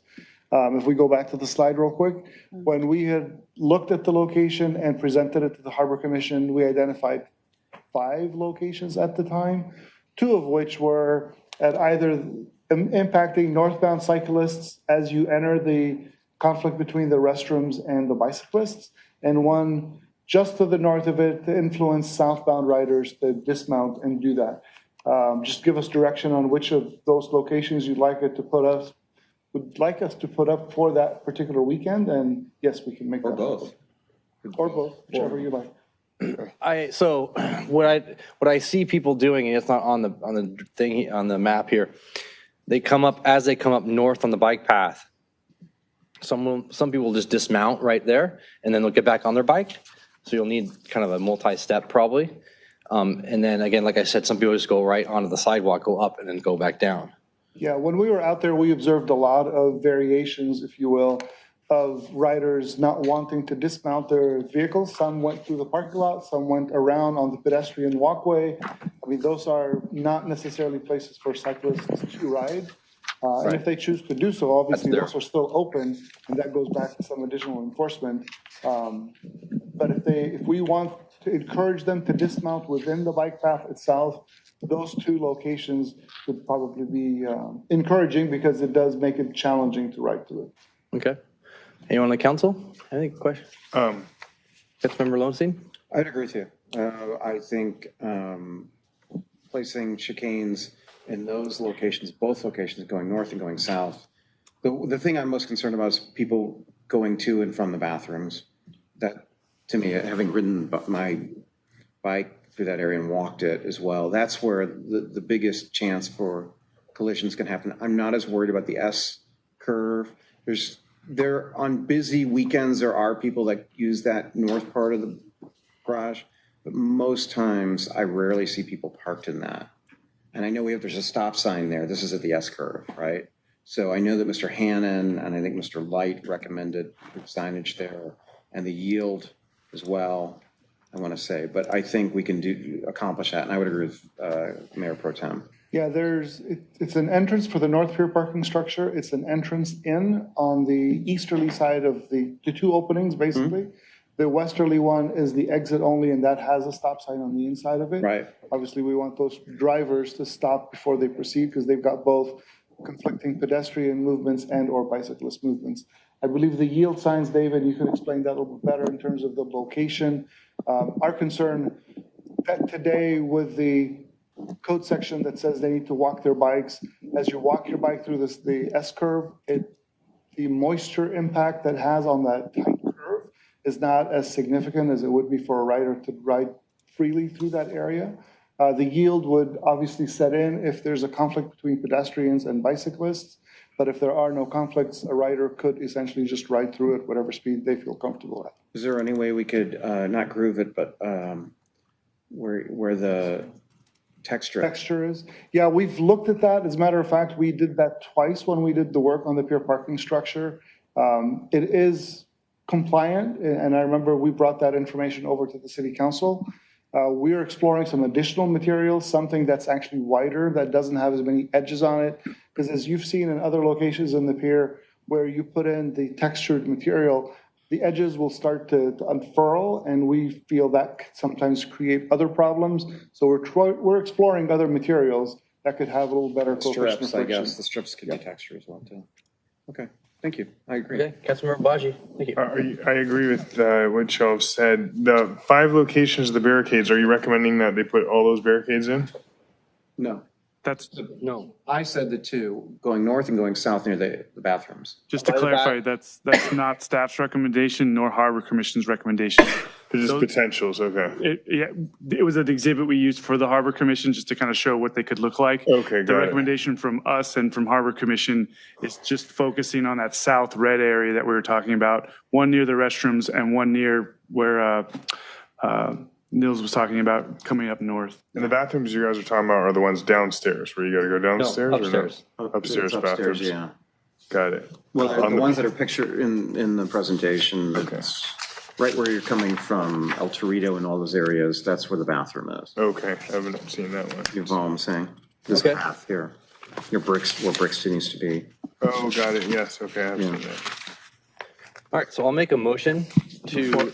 Before you do, could I ask just a couple Yes, you may. questions? Pardon me, Mayor Pro Tem. Is anyone from, any commissioners from the Harbor Commission here in person or on Zoom? No? Don't worry, you'll get time to speak. Okay. All right. So the yield to pedestrian signs, those are enforceable by law enforcement, right? Yeah, from our conversations that we had with PD. Okay. No, I don't think they would be because it's not a roadway. You don't think they, I mean, it would be more of like a guideline. And if there was some sort of an accident, then we could use that as a basis for determining who is at fault. But it wouldn't actually constitute a violation of the vehicle code based on the way that that bike path is structured. So I think it's a good idea to have the yield signs there.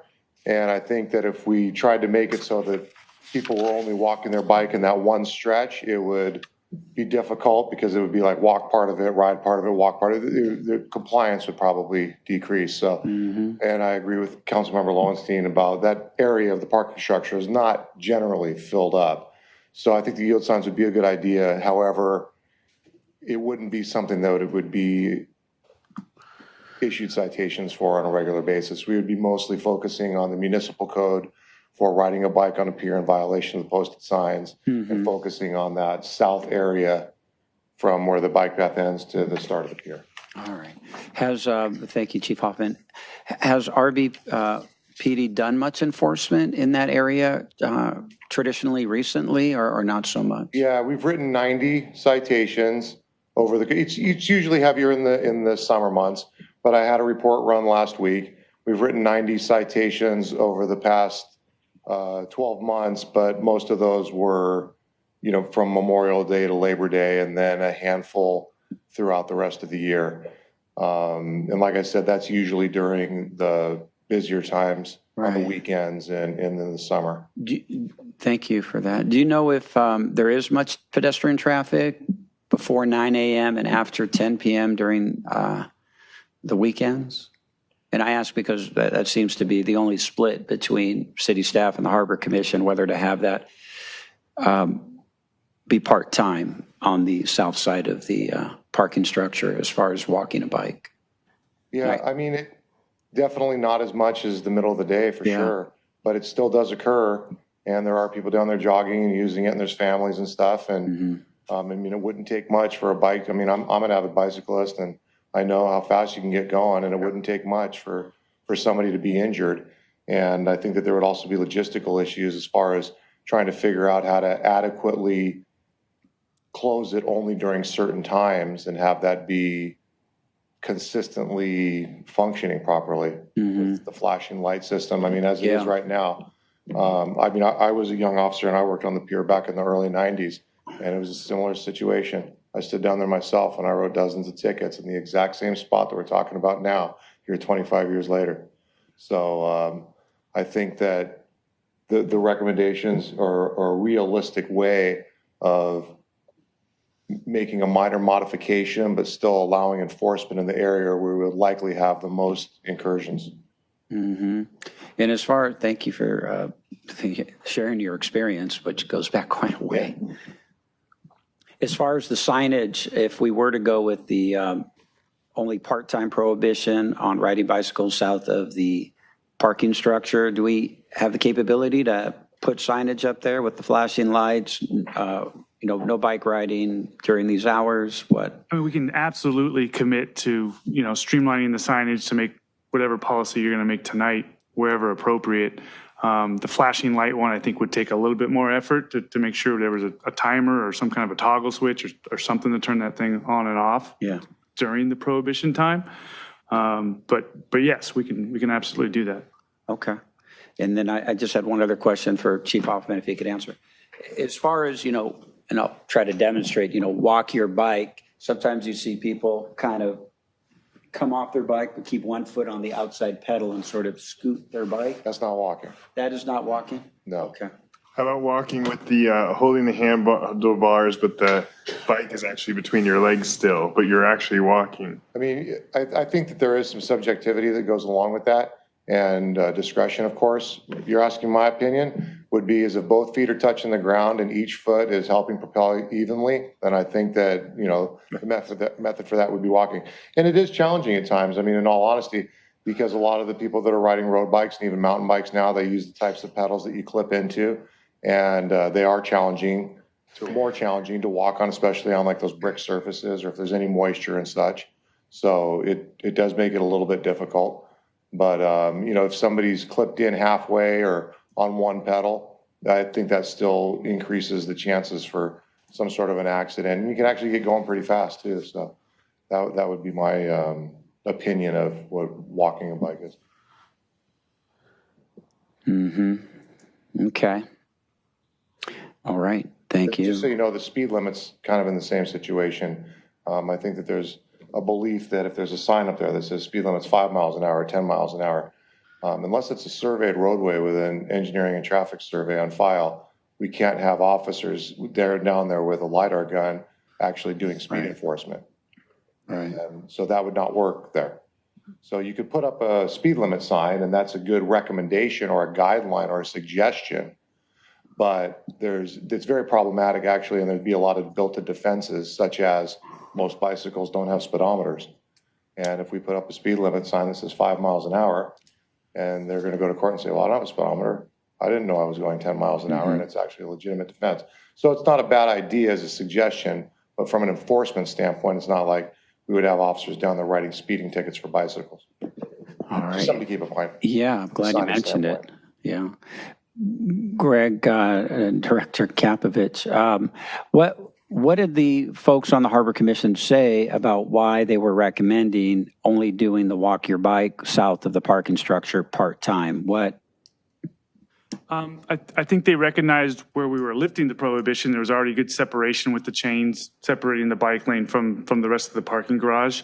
And that signage could kind of guide people to slow down. When it came to that south area, they recognized that there's a restroom, there's a wide plaza area, and there's cross pedestrian traffic trying to get to the piers as a big conflict zone. So they wanted to keep the prohibition there, but they also recognized that there's probably off hours at 5 a.m., 6 a.m., where maybe that traffic isn't really apparent. Right. That was the rationale for a part-time. Okay. I'm open to considering part-time on a trial basis. Let me make it easy. Okay. Are you really going to have officers down there on a certain given point in time, hours, weekends? Are you going to have that enforcement? Are you going to have the lighting, the signage, the capability to enforce that, people actually doing it? The example I'll give you is this. Look at Hermosa Beach. They've had exactly that situation for years. They've had lights flashing, lights about 10 feet up. It says, when flashing, walk your bike. Yeah. For years. They've had enforcement with that, nothing. So finally they put up chicanes and they put it in certain areas. Yeah. And they sorted out that way. Exactly. That's what I'm thinking. So the answer is, the motion I'll make right now. Actually, I'll let. Just a quick question. I'm a stop sign guy, but this seems like an appropriate place for speed bumps. Do we have? Speed bumps. Are we able to do speed bumps on a bike path or no? Sounds like kids are going to go down there. All right. Jump off. All right. Extension of the skate park. Yeah. No. All right. Let me make my motion to help move these things up. Speed things up. I'd like to make a motion to accept Harbor Commission recommendations on lifting the prohibitions on the north side 24/7, stay in place on the south side, clean up the signage as per staff recommendations, install some chicanes on the south side, including the areas to the east, so east of that walkway area, right before the bathrooms, and then on the bike path, those 3 areas. Bike path, yeah, and then do temporary and do something temporary in time for upcoming Memorial Day weekend. Do you need any direction on the specific type of signage, or you guys got that covered? We'd like the autonomy to explore the signage ourselves, just to make it make sense. Yeah. I'll second it. Please don't follow any of the signage that's currently on the International Boardwalk, because that has got to be the absolute worst signage in this. You mean with no dogs allowed? All right, let's not. Yes, Mr. Swan. It sounds like the city attorney first. You can't put it up in time for the Memorial Day weekend because you currently have an ordinance that makes it illegal. Well, no, hold on. The chicanes. Oh, you can put those up, but it's still illegal for them to ride on the north side until you change your ordinance. Right. So we're not changing that. Okay. We're just doing the chicanes. I just didn't want anyone to think it's okay to ride it anywhere until part of your motion should be Bring the ordinance coming back with an ordinance. So I'll amend that to say on number one, to amend accept the Harbor Commission recommendations on lifting prohibitions and amend the ordinance on the north side 24/7, allowing it, lifting prohibitions 24/7, not during. When will you bring back the ordinance? That's the question for you. Okay, to have the ordinance be brought back, when does that need to be updated? How long is that going to take? What time, July? First availability. Yeah, we're not going to be able to do it in June. Yeah. Yeah, no, that can happen in June. Okay, in July. Yeah, first meeting in July. Mr. Simon. And all I wanted is clarification on where you wanted the interim chicanes. Is it just one set to the north of the restrooms and one set to the south of the restrooms? 'Cause No. I heard three by someone. and- Three. I said three. One Where's the is third? north of the restrooms, Correct. right? One is on the bike path, Where on the bike path? right where you enter where the showers are there? Or is that our property still there? Right by where the Brixton is, that area. Brixton, yeah. Right before that. If that's the plaza area, that's where it's going to be challenging, and I think that's where Dave in his presentation was saying, the plaza is so wide open that we can't set up chicanes in a manner that would immediately take that effect. Okay, I so think that's needs a fine, little because more. I know the county does somewhere else, and then we're gonna have double sets, that's fine. And then the third set is then on that patio to the east, not patio, that walk path to the east that kind of goes up that little hill onto the sidewalk. Because people are coming down with their bikes, coming down that walk path. Right, that's the brick pavers that are there Yes. as you come down. Right here, yep, Yep. Okay. up there. That we'll have to explore as well. I don't know how effective those chicanes can be for cyclists, because the path itself comes north-south. I've seen some of the cyclists ride up to the Torrance Circle and loop around and come through that area. We'll have to explore that. I think the one area that's confined just to the north of the restrooms, that's easy to set up as we modeled it. On the others, we'll have to explore with staff and see if we can do that. Okay. I'm good with that. Perfect, all right. Any other comments? Comments from the public? Any members of the public want to come down and speak to this motion or action, possible action? Anyone on Zoom? I have Kyle Johnson. Kyle Johnson. Go ahead, Kyle. Hi, can you all hear me? Yes, sir. Hi, yeah, my name is Kyle Johnson. I live in District 1, and I'm here to support, by and large, the recommendations with the Harbor Commission slash light handler. But in general, I'm against hostile architecture like physical barriers, chicanes, speed bumps, etc. As a cyclist, as someone who rides and walks through the harbor area, I do support allowing riding through the whole thing, and then maybe selective enforcement on holidays for that south area. I think it's crazy to expect someone to get off their bike and walk at 1,000 feet and spend 2.5 minutes walking through a parking lot. But yeah, in general, I think that we should encourage high quality bike infrastructure rather than installing hostile architecture. I'm against physical barriers and chicanes. I think something that could be cool potentially is throwing in a digital bike counter to see how many people ride their bike through the area, so we can collect data on cyclist numbers. Just throwing that out there. But by in general, that's my take on this. Thank you. All right, thank you, sir. Anyone else? Okay, so that concludes the Zoom, and we have 3 comments, and all 3 support the item. Perfect. Any last, so to address the last speaker real quick, we're putting up these chicanes because we have non-compliance with bikers, and we have a tremendous amount of people walking through this area to their parking garage, cars, and back and forth. And it's definitely less than 1,000 feet. And I think you misunderstood. It's only maybe like 100 feet, 200 feet maybe at most where we're blocking the biking. It's just walking your bike. We're cutting off or stopping the whole 1,200-foot walk that no one pays attention to anyways. Councilmember Baji. For what it's worth, when it's crowded down there's going to be a lot of special amount of density around the chicane, so you'll want to be there, Mr. Johnson. Yeah.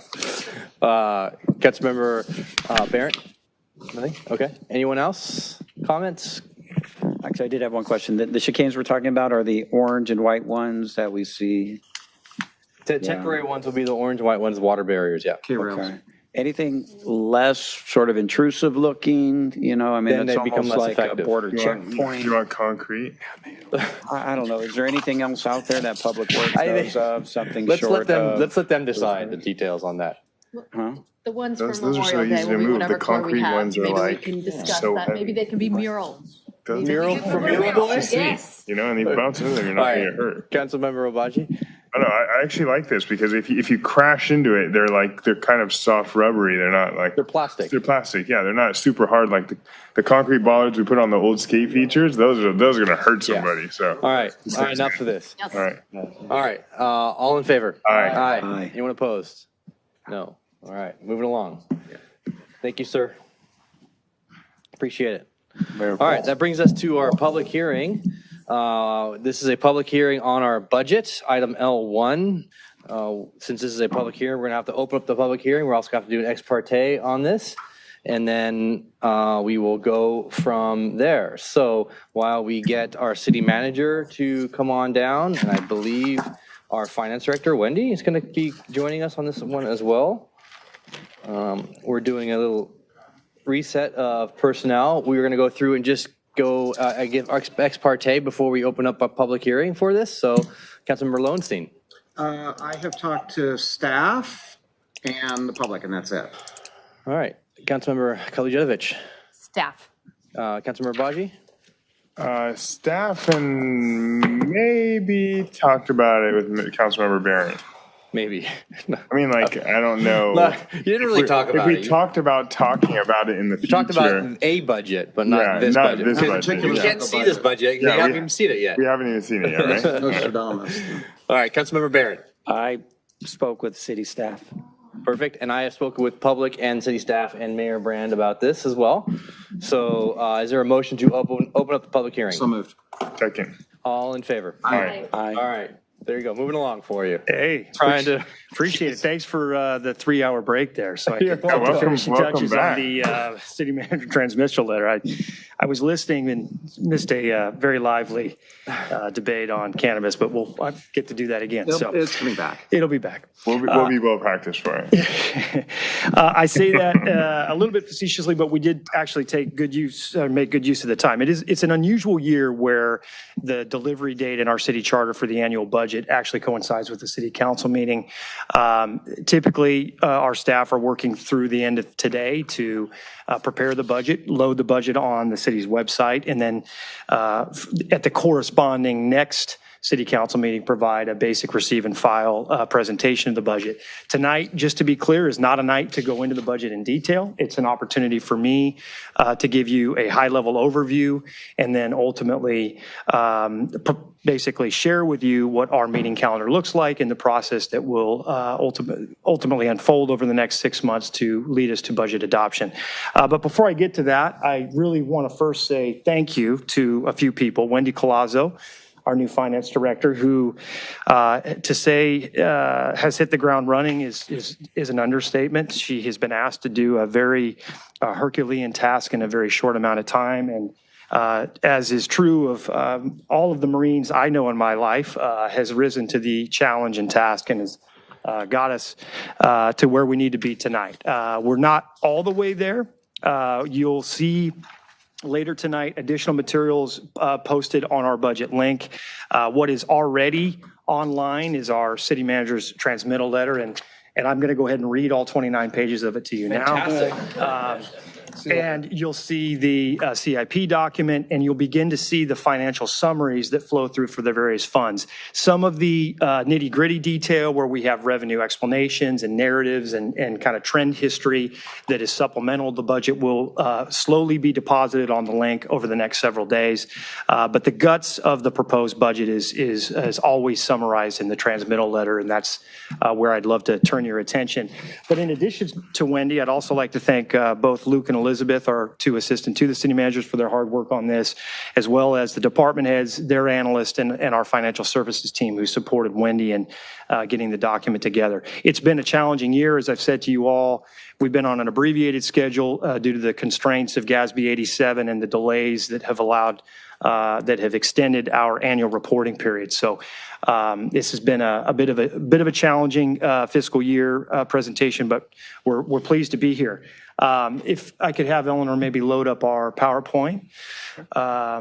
Here we go. So next slide, please, Eleanor. So the budget includes the city manager's budget message, which is the transmittal letter I just described. You'll have an opportunity to read that at your leisure. How has that been transmitted to us? It's posted on, it literally just hit the city's budget link. So on the website. So you'll have it there. The staff report talks about where to go to find that directly on the link. That's where all of these materials will ultimately be deposited. The core budget is fundamental in our preparation of each annual fiscal year delivery. Unfortunately, you can't see on your screens because of our little shortage. And what that core budget is all of our core personnel commitments, maintenance and operations obligations, internal service fund expenditures, and capital outlays that we're bound to honor contractually. That's where we start when we begin to prepare the budget. What do we have on an ongoing recurring basis that's been appropriate in the budget? And then we get to decision packages, which ultimately present to you opportunities for budget adjustments. It blew me away when we actually did the final tally. I did not anticipate that we would have 77 decision packages this year. I swore that after we recommended over 80 last year, we'd never do it again. But to the department's credit, they came up with, I think, very well-constructed, very well-reasoned recommendations. And unlike past years, they ultimately identified and are making recommendations for an additional $1.6 million of ongoing revenues as part of those decision packages. You all have to consider those. We'll talk about those in more detail at the upcoming hearings. But I do give them credit that they didn't just ask for money. They, in many cases, proposed additional revenue. So the core budget, core expenditures, we also project our core revenues, and then the decision packages make adjustments to both of those based on council policies and priorities. We have a couple themes this year, what we call budget focuses, really investing, as I've said to you all, employee compensation and wages based on our salary surveys, and continuing to recognize we want to maintain the organization as an attractive employer. So you'll see a proposal in there to set some money aside for what will be upcoming labor contract negotiations. We need to make adjustments for core operations that are experiencing inflationary pressures, particularly in our public works department. We have recommendations that restore critical positions in departments that have expanding workloads. A great example is that of the Community Services Department. If you look at our various strategic planning priorities, if you look at the various referrals that the council has, whether it be public art or other facility explorations, it's a department that has need, and it's a department over the last decade has really experienced significant staffing cuts. We are still well below in the Community Services Department our traditional staffing levels, and you'll see us propose through a series of fairly inexpensive reorganizations a restoration of a number of critical positions that we think will ultimately expand that department's capacity. We also have recommendations to adjust for the costs that are a part of the strategic objectives that have been loaded into budgets in the last couple of years as one-time endeavors, pilot programs where we've seen success. The police department and fire department are good examples. A number of initiatives that we think have been valuable and have helped deliver enhanced service. You'll see those re-recommended now as more of an ongoing matter. We also have of course, the obligations associated with mandated costs from the state. You heard Brandy earlier talk about what we're dealing with legislative requirements for housing. That department has been, I would say, strained from an operating capacity due to the obligations of the state and the redirection and reallocation of their workload that's keeping us away from basic counter operations, review of projects, and the things that deliver service to the community. So those are some of the basic themes, and you'll see that flow through our evaluative decision packages. Eleanor, if you could go back to the PowerPoint. Just a quick reminder, we will have additional budget response reports for you. Those will begin to drop in your packages for the May 30th hearing, and then in each of the subsequent meetings thereafter. We are going back and looking at all of our notes. You have, this council has been very savvy in asking for BRRs at a very early time. I think we've got BRR requests dating back to last October. So we've got a number to get through this year. I wonder if we'll break our own record for budget response reports before it's all over, but you'll start to see those delivered to you beginning on the 30th. I'm not going to read all these, but we do have a very well-established, and we made some modifications last year that I thought served us well to our decision package criteria. It's how I, as your staff member and our department head team, evaluate decision package requests from operating departments. And as you can see at the top of that list is, would the decision package sustain or improve revenue to the city? You've probably heard me say it before, but for services for us all start with revenue. We don't have funding, we can't deliver service. So that's always got to be top of mind. And then from there, you start to see how we prioritize and flow our various packages. Each of the recommended decision packages, you'll see fall into one of these categories. And in some cases, they might actually meet or achieve objectives in multiple categories. So just bear that in mind. Next slide, please, Eleanor. Here's the guts. I am very pleased to announce we have not just a balanced budget, but we have a structurally balanced budget. And that includes all proposed decision packages. I can't tell you the last time we've been able to deliver that message to you. It has been years since I can tell you that our proposed ongoing revenues are structurally aligned and will meet ongoing core expenditures. And that is both before we propose decision packages and after. After decision packages, we actually have about a $1.2 million ongoing structural excess. And then obviously, as you roll through our beginning fund balance and some of the additional one-time packages, we narrowly eat into the beginning fund balance there and propose a budget that has a residual amount of about $1.7 million. I left on this list. May I interrupt you real quick? Yes, absolutely. This is different than what we have. Because what we have is totally, 733. 735. Oh, where did that get submitted? Yeah, it's $1 million. Oh, yeah, that's not, yeah. I like this one better. Yeah, this is the one you want to focus on. Yeah. This is the final. So I'm not sure I didn't realize there was actually a submitted PowerPoint. We just took it to copy it so you have it in your hands. Yeah, that was done without my knowledge. Okay, I didn't know this. Okay, so just to run through it for you, you've got a $2.4 million starting fund balance. We addressed that at mid-year.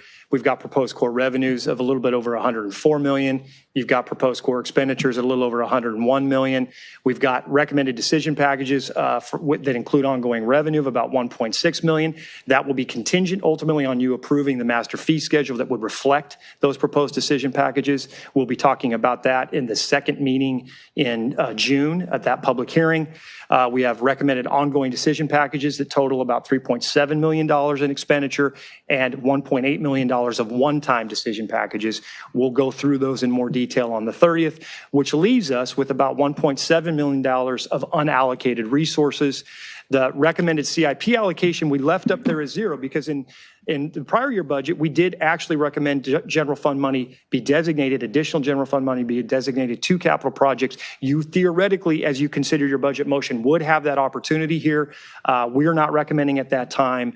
I'm proposing to leave some level of flexibility for your deliberations and also future cost as may arise. One thing that is exciting about the fact that we have structural balance and ongoing revenues, assuming all of these packages were approved, exceed ongoing expenditures, it provides for us resources for future contract obligations. We have them. We have a multi-year contract with the Police Officer Association. We will have out-year expenses that will have to be absorbed.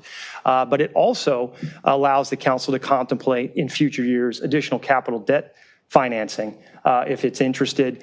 When you factor the roughly $1.2 million that we have in structural revenue in excess of expenditure, with the fact that in the next fiscal year, we're likely to see an additional $3 million of transient occupancy tax generated by the Marine Avenue Hotel site, we conceivably have roughly $4 million structurally to figure out what to do with. And that's a very good problem to have. And when you think about capital debt servicing, and I have a little section in the transmittal letter, you'll see it a little bit later, for roughly in current municipal bond markets right now, where borrowing rates for tax-exempt bonds are roughly 4.25%. Our debt servicing is about $600,000 for every $10 million we borrow. So when you think about, do we need $50 million? Do we need $100 million? For every $10 million, generally speaking, we're looking at about a $600,000 annualized debt service payment over a 30-year period.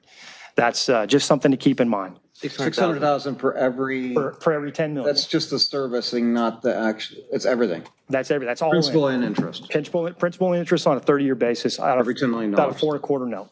So 40 million would be 2.4. All right. Yep. So when you think about it, it's a metric I wanted to make sure was in the budget. You'll see a section there in the city manager's transmittal letter to provide you some additional detail. And there's actually a section in the transmittal letter that talks about future revenues as well that could conceivably come on. We spent some time here, or I did, you all spent some time talking about cannabis licenses.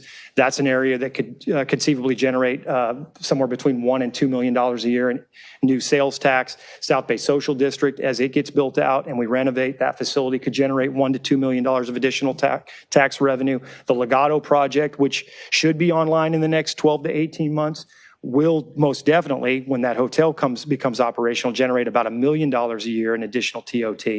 And there's another endeavor that's mentioned in the transmittal letter as well, the concept of us possibly exploring increasing our own transient occupancy tax from 12 to 14%.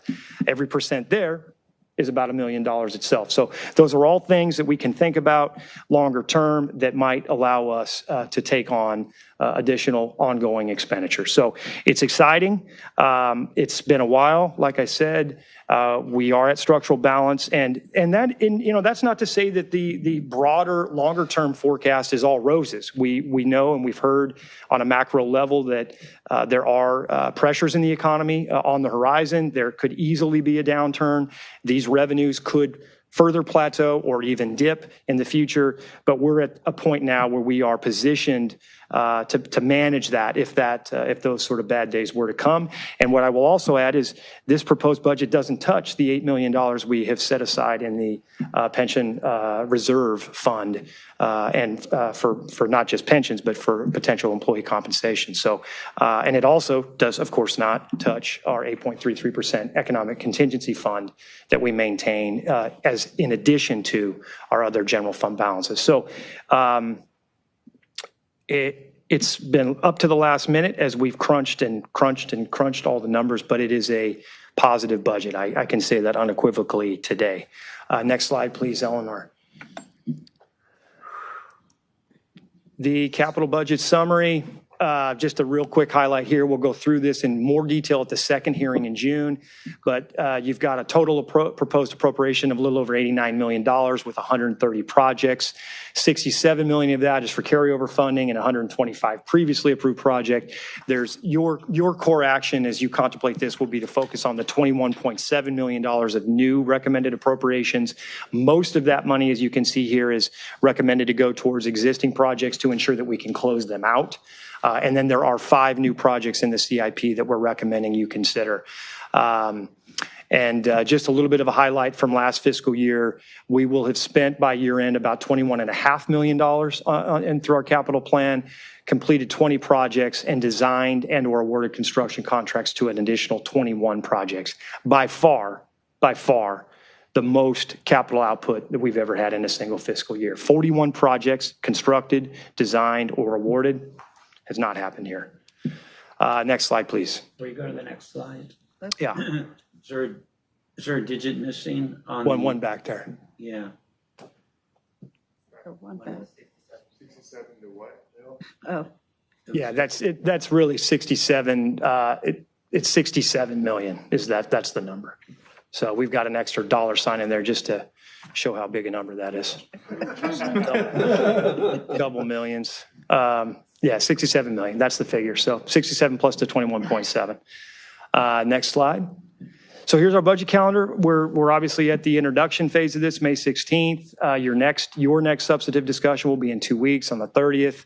The first meeting in June, second meeting in June on the 13th, and then ideally we're adopting on June 20th.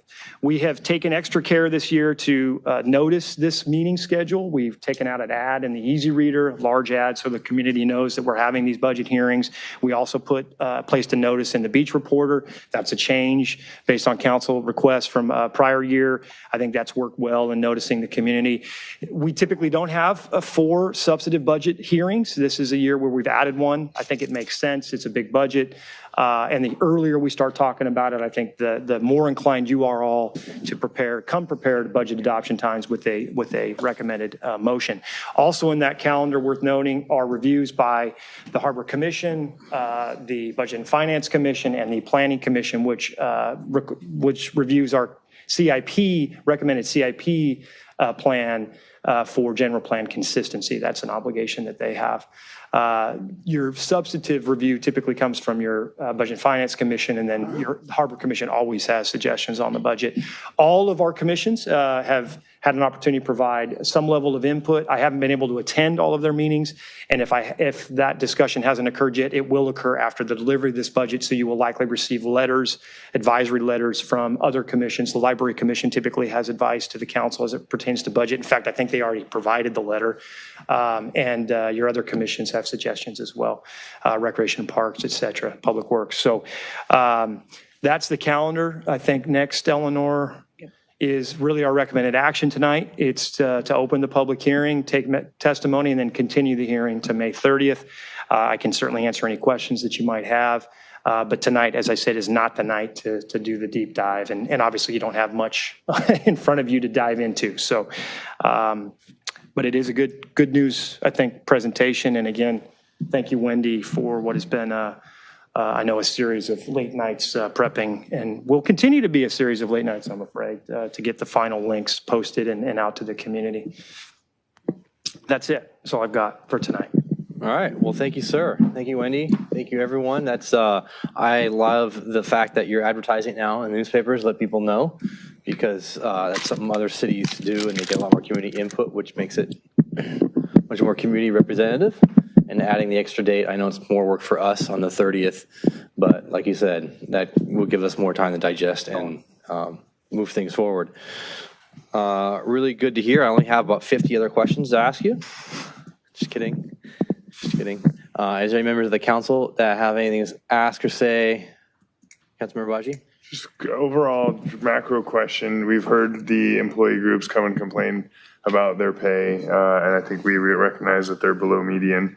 I'll correct one of the speakers who said that our adjoining cities of Manhattan Beach and Beverly Hills is nowhere near Redondo Beach, and is a completely different fiscal animal. So are we doing anything in the proposed budget to address the demands of our employees? Yes, I felt it very important. It's not a traditional proposed decision package, but there is recommended a $1.8 million set aside in structural expenditures to support potential employee wage and benefit increases. Now, that money, if approved by the council, will be there, and obviously it'll become the target of negotiations and discussions, but ultimately it will be those negotiations will determine with the various groups how that money is spent and allocated. I felt it important to show that investment is critical to our long-term operation. If we want to be an attractive employer, we do need to raise wages and benefits. There's no question.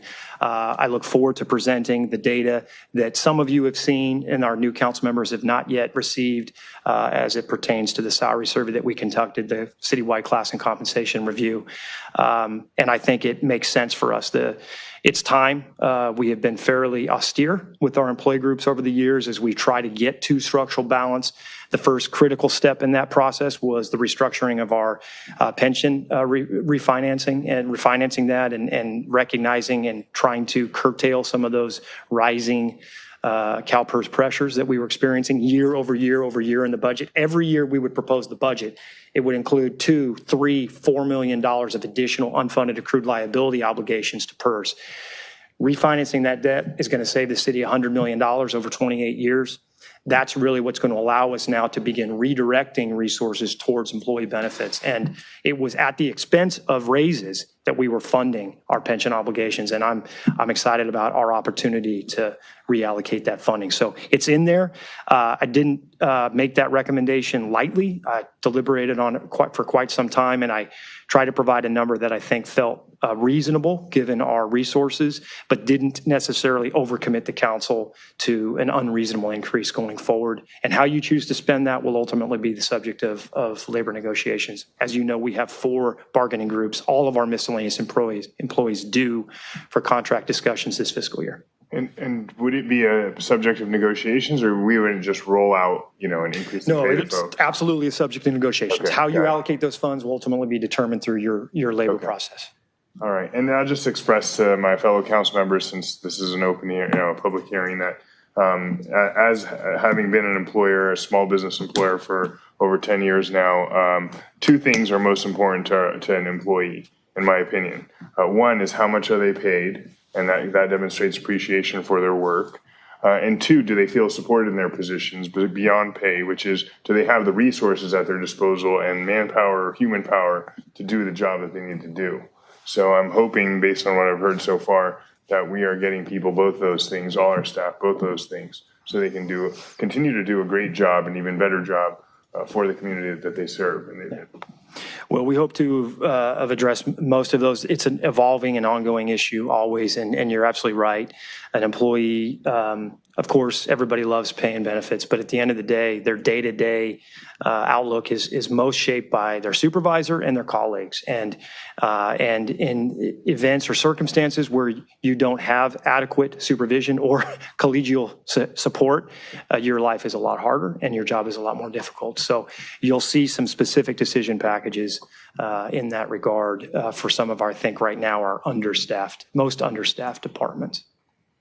Cool, that's it, thank you. All right, Councilmember Lowenstein. Thank you. I'll make them quick. We talked earlier about interest being higher because of the rising rates from the Fed in terms of our portfolio.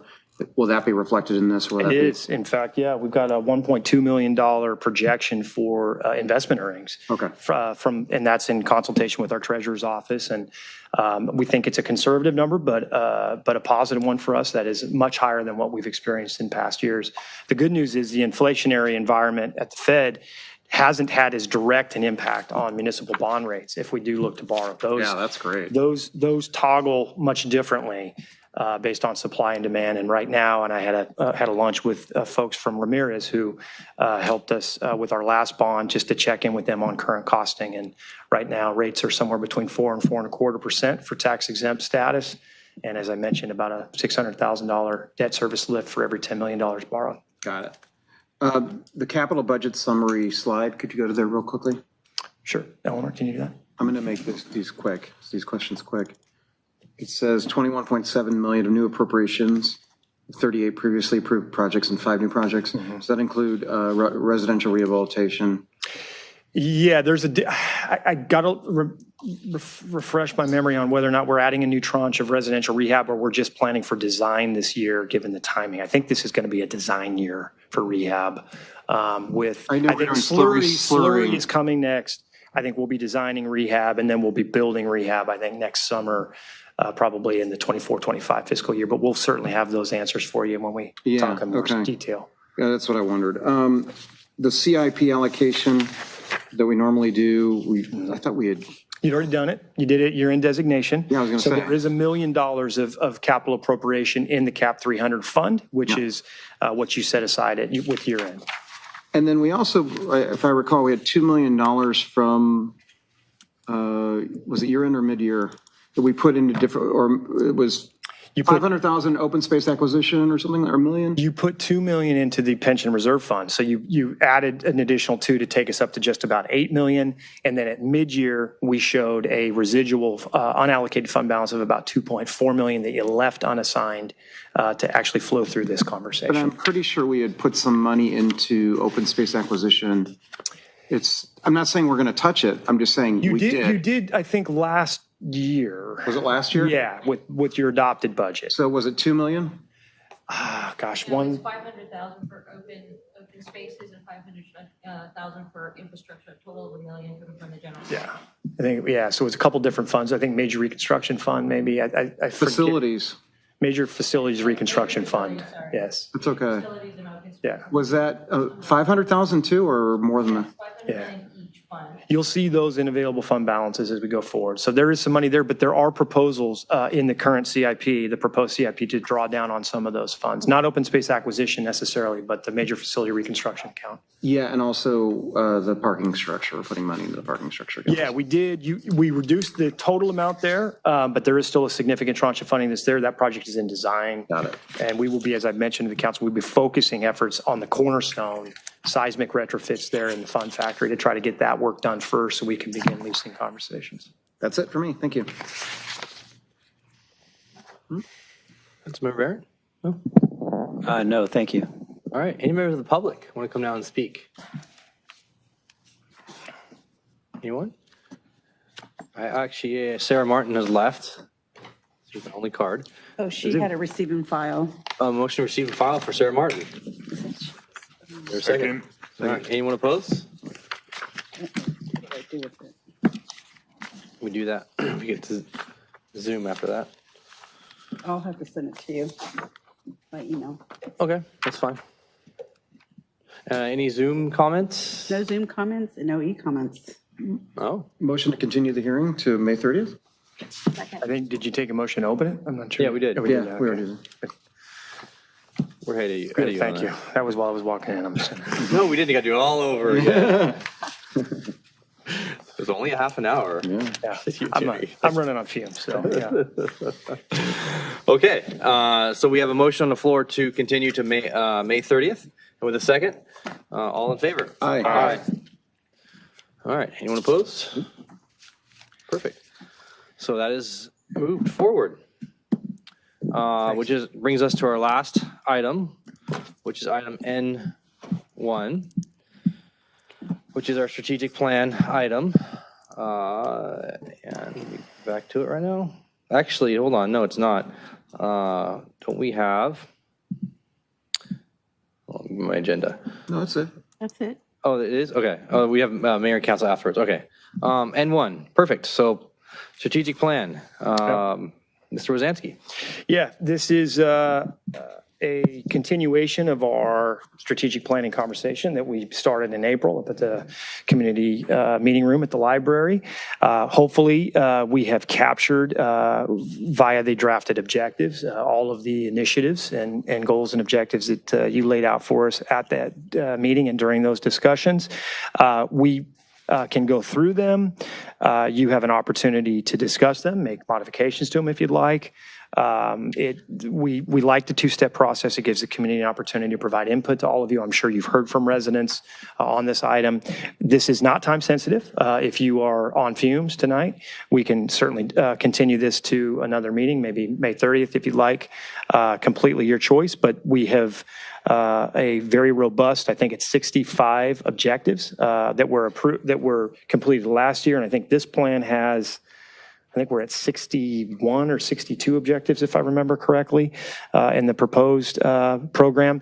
The council ultimately, as part of that conversation, asked that this be a 12-month cycle as opposed to a 6-month cycle, so we will have additional time, but there are very significant substantive matters in here that will require some significant staff resources. We love the strategic planning process. It aligns our efforts with your priorities, and I think that helps us be efficient and constructive. So any input you have, I'm all ears. Could try to help you craft modifications if you like, or we can continue this to the 30th. Completely your choice. So I wouldn't mind continuing also to the 30th just to give us more time to talk about it because we are tired.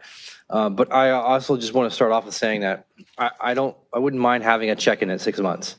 I don't want to just do this is this 1 year and then just you guys just go off and we don't hear back for a year. Cool. I know that every month we get a check-in or an update, but it'd be nice if we get some sort of a.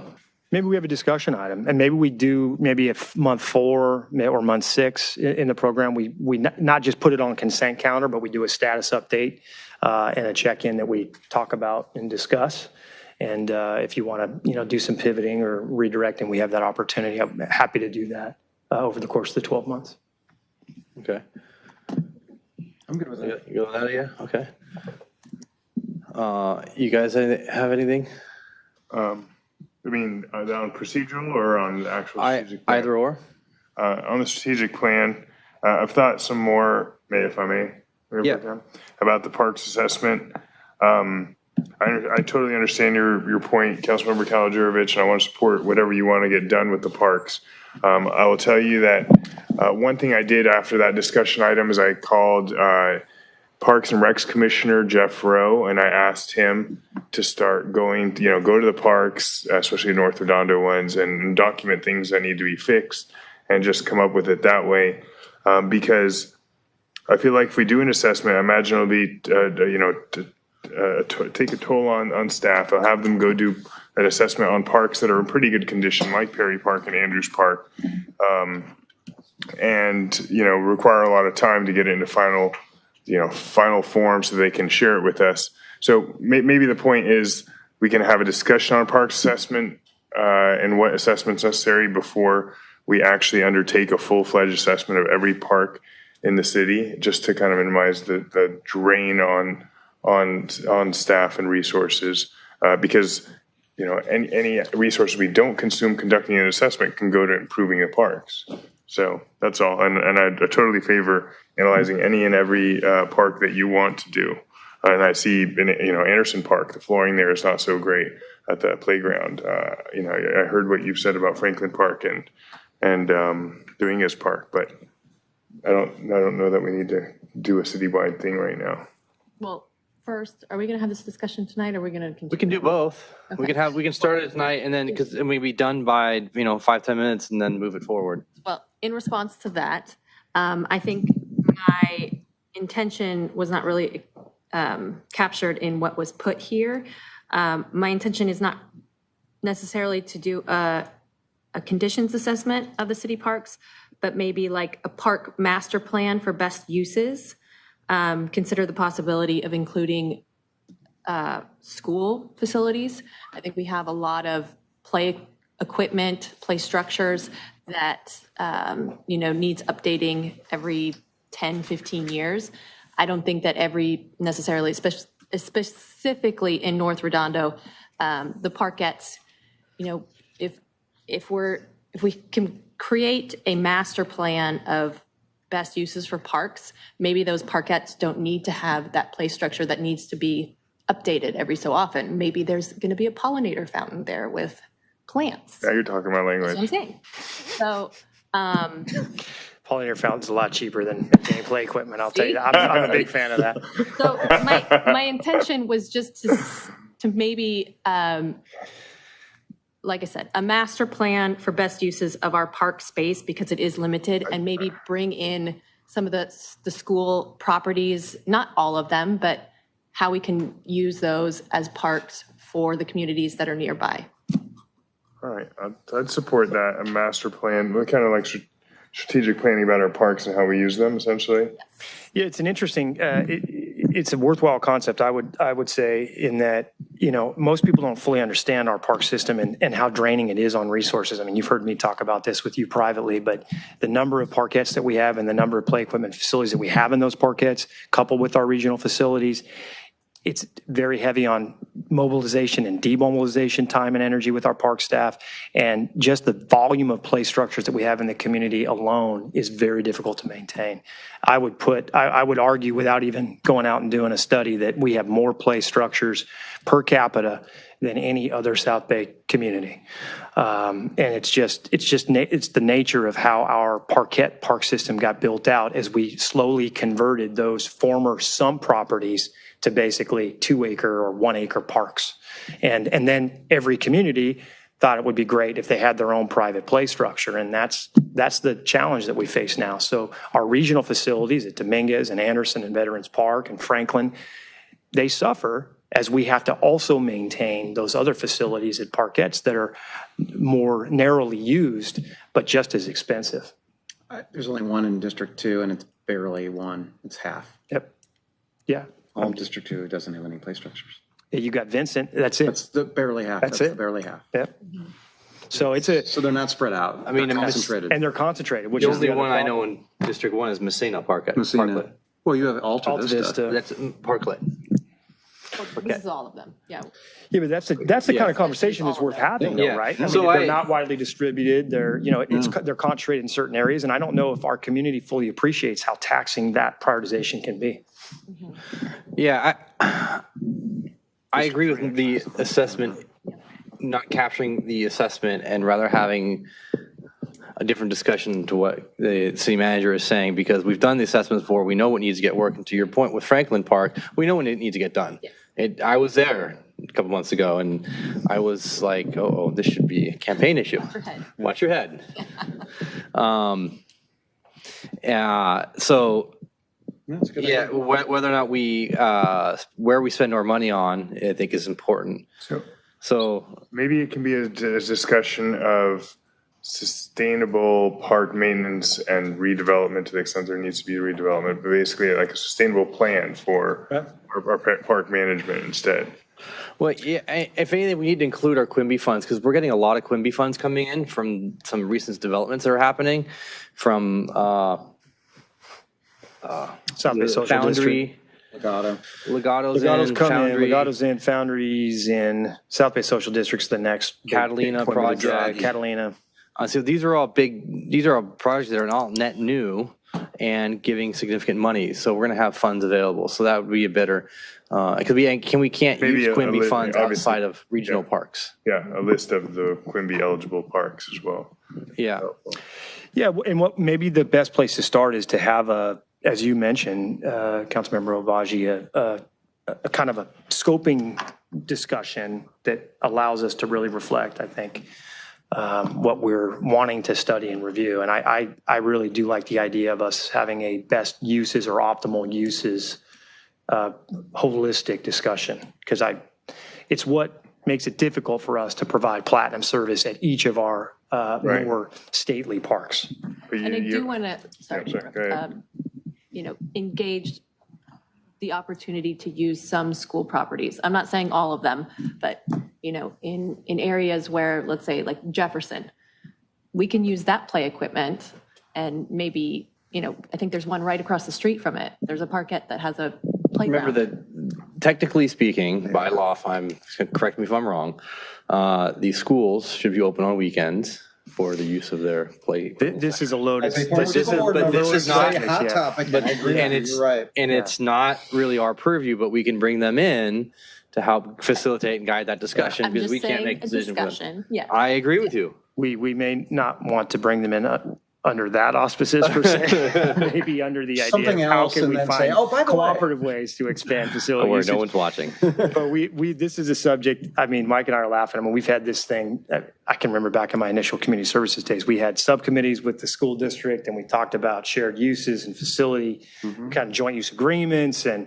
of course, the city's position's always been, to your point, school sites should be open to the community all weekend long. Of course, from their perspective, it's like, I've got increased trash, I've got increased maintenance. No, I'd rather lock the gates or only make it available for, and Councilman Lowenstein knows this, only make it available for, registered or rental usage, right? Registered use.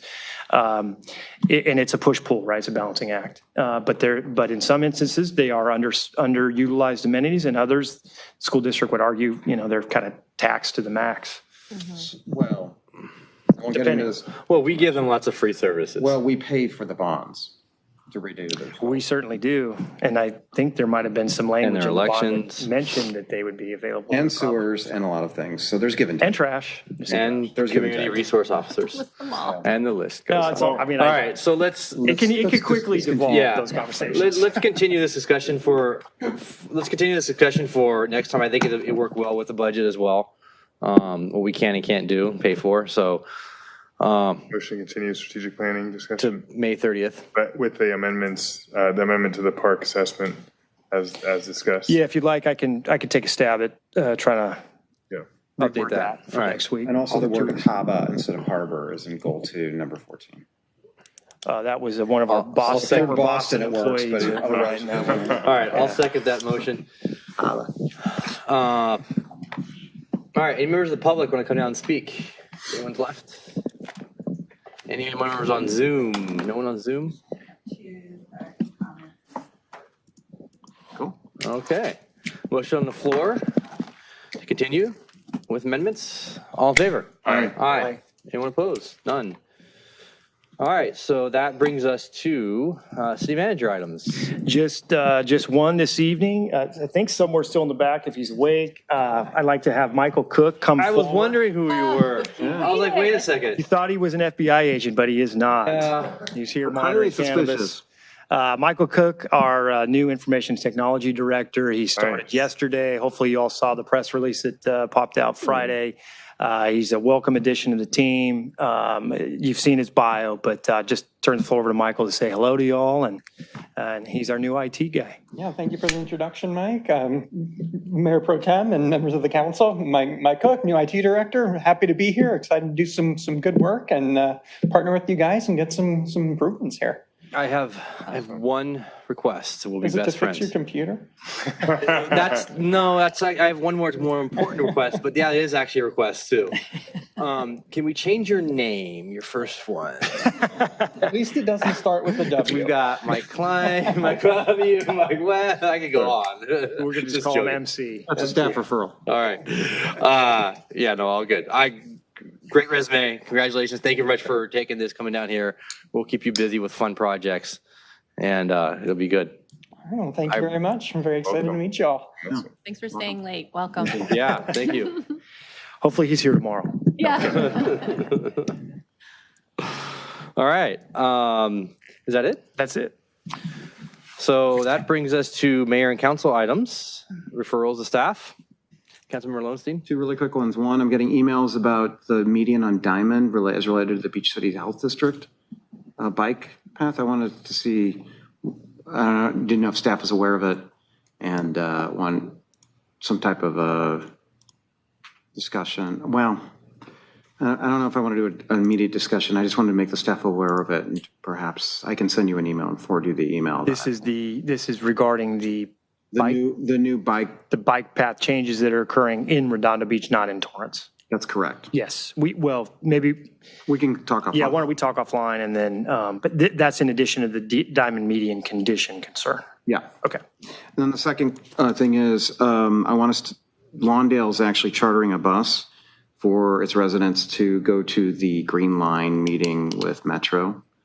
I'd like us to maybe consider that. So. Okay. Okay, we can look into that possibility. Yeah. And do you know which meeting they're planning to attend, or? I think it's the one in June. There's one in June, when they close the initial comment period, not initial comment period, the draft EIR. For the first discussion on the draft EIR? I think so. I can find out the date. I don't know if we if know you'd what like. that date is yet, but first. I think it's like the 23rd, 28th of June. Okay. Okay, that's it for me. Thank you. All right. All right. Councilmember Kilijanovich? None. None. Councilmember Zane Obaji Jr. Two very easy BRRs. First, a BRR on how much it would cost to get blue check marks for every one of the official city Instagram, Facebook, TikTok, whatever accounts for a year, you know? Blue check marks. Yeah, because they have more credibility, get more followers that way, et cetera. And for that matter, $15 a month or a year? A year, forever, I think. Really? Do you still need the BRR? I mean, okay, I'll figure We can it out. codify All that right. in BR. We'll codify it in BR. Blue Yeah, check and marks. if for all it's such Let's spend a half hour talking about it. All right. I'll pay for it. Second BRR is, you see this badge? Trying, Paige, I'm trying. You've not seen anybody on the council wear this badge. But we all get them when we get I didn't get sworn one. into office. You didn't get one? I did not get one of those. It's more of a nameplate than a badge. Yeah, a nameplate. All right. So Don't worry, mine's still in the package. I don't know that it's a BRR, but at some point when we rebrand, it would be nice to get just like a small little. You don't need a BRR for something that. cute that somebody would, all of us would wear, you know, and that's official. We have funding in materials and supplies to cover such Something that we things. would wear, because look, if there's people like Mayor Ray Jackson who says, you got to wear this stuff. It's important when you go to meetings with other people, so and so. But none of us want to wear this stuff, right? So I mean, it looks so sharp. Some cities do really nice jackets. But just The point with a sale, the point is to represent, as Action Jackson says. Right, exactly. But something a little, not this. Are you proposing a letter jacket? Smoking jackets for everybody. You gotta earn your letter. I'll bring you the old style one that I still have. That's better than this. It's smaller, it's got different colors. Got it. right. Okay, there you go. Nice. Enough with the fun. That's Councilmember it. Barrett. Thanks. I have nothing, Mayor Pro Tem. Thank you. All right. I don't have anything either. Motion to adjourn? Motion to adjourn, but I would like to adjourn in memory of next week Warren Phillips. On the 30th. District 1 resident. Lauren Phillips? Yeah, I'll get you the details on that. Okay, great. We'll plan that for the 30th. Yeah. You don't need it, but yeah, sure. All right. All in favor? Aye. Aye.